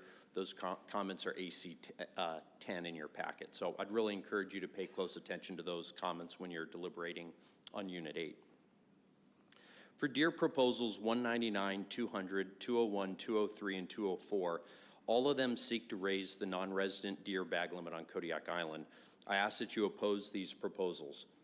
At the last Southcentral meeting, you acted to reduce the non-resident bag limit from 3 deer to 1.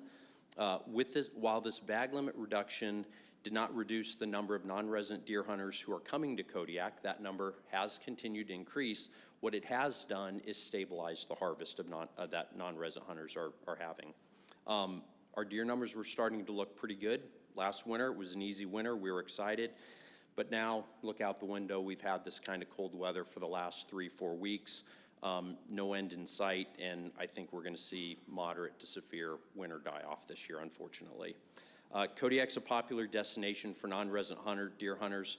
If the board chooses to increase this bag limit, we're going to see increased crowding and congestion in the field. This is the wrong time to do it, I believe.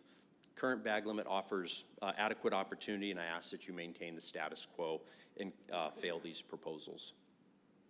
Goat proposals 223 through 229, 231, and 232 all seek to establish a limit on the non-resident goat permit allocation on Kodiak. When the Kodiak AC reviewed these proposals, they looked at the last 9 years' harvest data, as your policy suggests to do. When we look at that, we found the average non-resident harvest was 23%. Non-resident participation, was 23%. I think we're going to continue to see non-resident goat participation increase, and now's a good time to put a cap on it. The Kodiak AC chose Proposal 231 as a vehicle to do this, and I agree with that. The AC recommend amending the proposal to allocate 20% of the goat drawing tags to non-residents, and those tags would be put into a separate pool, and then the remaining 80% resident tags put into a separate resident pool. The last piece of the puzzle is second degree of kindred or 2DK hunters. Currently, the average is 3% over the last 9 years. The Kodiak AC recognizes that Kodiak folks in particularly value being able to hunt with their resident relatives as a party tag. And so for this reason, the Kodiak AC recommended putting those tags, having the 2DK tags come out of the resident pool and capping them at 5%. I agree with that. The alternative to this would be to put them in their own drawing pool. There's some other caveats that the Kodiak AC has on their comments on the goats. I support those, but there's just not enough time to get into them right now. For bear proposals, I want to ask that you oppose Proposal 237. It sounds like the proposer wants to withdraw the first portion of that proposal that talks about reallocating permits from one pool to another pool. So I'm going to skip that part and just jump to the remaining portion of the proposal. This part would prohibit undersubscribed brown bear drawing permits from becoming available over the counter. Just this year, there were 3 undersubscribed resident brown bear drawing permits. Those undersubscribed resident permits were made available over the counter to resident hunters on a first-come, first-served basis. If this proposal is passed, that wouldn't have been able to happen. Those 3 resident tags that were undersubscribed wouldn't have been issued. They would have just gone, left on the table and not be able to be used. The proposer seems to think that reissuing of undersubscribed permits is somehow a loophole that needs to be stopped. The truth is, it's just one of the many discretionary permit conditions that the department has and may utilize, and actually is listed in 2 separate places in the regulation, one for general permit regulations and the other for specific Unit 8. Just 15 days ago, the department advertised 5 different undersubscribed permit hunt offerings on the ADF&G website. Those 5 permit offerings included 32 moose and brown bear permits in GMU 22, 2 brown bear permits in Unit 4, and the 3 resident brown bear tags that I just mentioned in Unit 8. Again, if this proposal passed, department wouldn't reissue those permits. All that opportunity would go unused. So I ask that you do not support Proposal 237. Thanks. Thank you for that, Sam. Questions from board members? Member Brett. Yeah, thank you, Mr. Chairman. Thank you, Sam. On your, when you're talking about increasing, the proposals asking to increase the non-resident deer bag limit to 2 or 3, and you suggested not because of potentially of a winter kill this year because of all the indicators, and you're a longtime resident and probably know something's gonna happen with some winter kill. But the board's on a 3-year cycle, you know, so if things were different and this was a nice, bright, sunny day and there's no snow and the deer are just clipping right along, would you be opposed then to increasing a non-resident bag limit? Through the chair, Member Brett, thanks for that question. Yeah, I would. I would still be opposed to that. I think the 1 deer bag limit gives adequate opportunity. As I said, when you look at the participation numbers, they're continuing to increase. So non-residents are still coming here deer hunting. It hasn't slowed them down. The 1 deer bag limit works. You know, sure, a non-resident might want to take 2 deer, but they're still coming here to just take 1 deer. So I think the winter we're having just puts, you know, makes me want to say exercise lots of extra caution when considering this. But yeah, even if it was a good winter, and I thought we're going to have excellent deer survival, the 1 deer thing's working. We should at least let it go for another 3 years and keep an eye on the numbers, see what participation looks like. So yeah, I would say just continue to let this ride. All right, thank you. Thanks. Other questions from board members? I got a quick question for you. Then, Sam, I know you're intimately familiar with Kodiak. You've been down here. You participate in a lot of different organizations, a lot of different meetings. I know the complexity of Kodiak has changed immensely in the last 10 years. I mean, there's cruise ships coming in here now. There's shoulder seasons that probably weren't shoulder seasons. You got steelhead fishermen. You got, you know, all these things.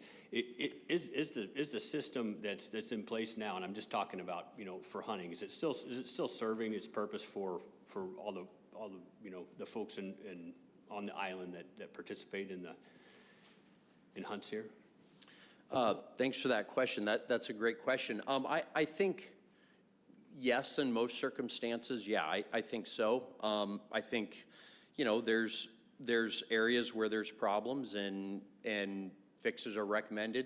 You know, the 3 deer bag limit, having too much pressure from transporters, so putting those restrictions on the deer hunters, the changes the board made 3 years ago with the elk to address some concerns from villages. So I feel like while there is changes that are happening, the board's been responsive to those changes. We've made tweaks.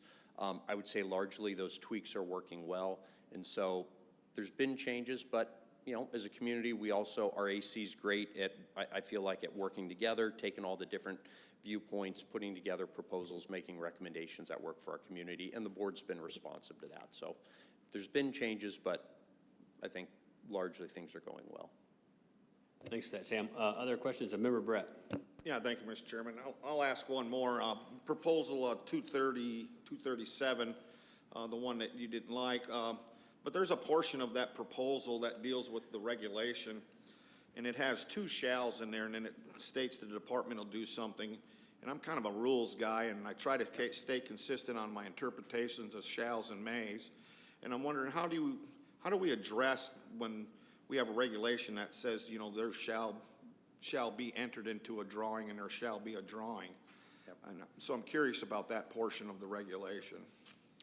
Through the chair, Member Brett, that's a great question. I wish the presentation was still up there because it showed it and you could see it real well. I have a copy here that I could read through. But the shall is referencing applications, how applications are handled. It says the applications shall be entered. So that's referring to when a person makes an application, it's not, the department can't say, no, we don't want to put your application in. The department shall put in an application.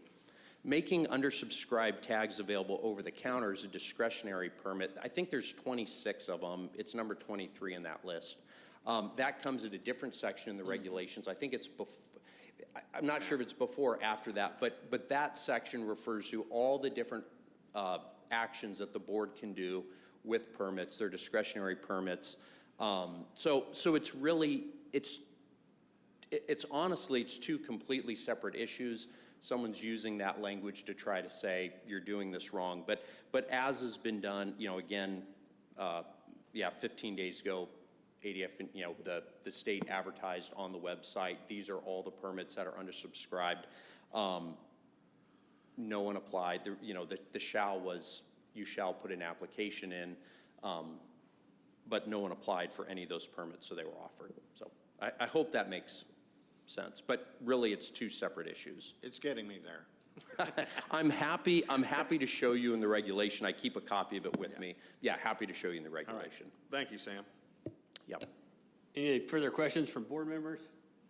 If not, thank you very much, Sam. That'll be your last testifier of the day. We will meet back here at 10:30 tomorrow morning. We have a few more testifiers to get to. Cole Kramer will be called up first. Everybody have a good evening and a great Sunday morning.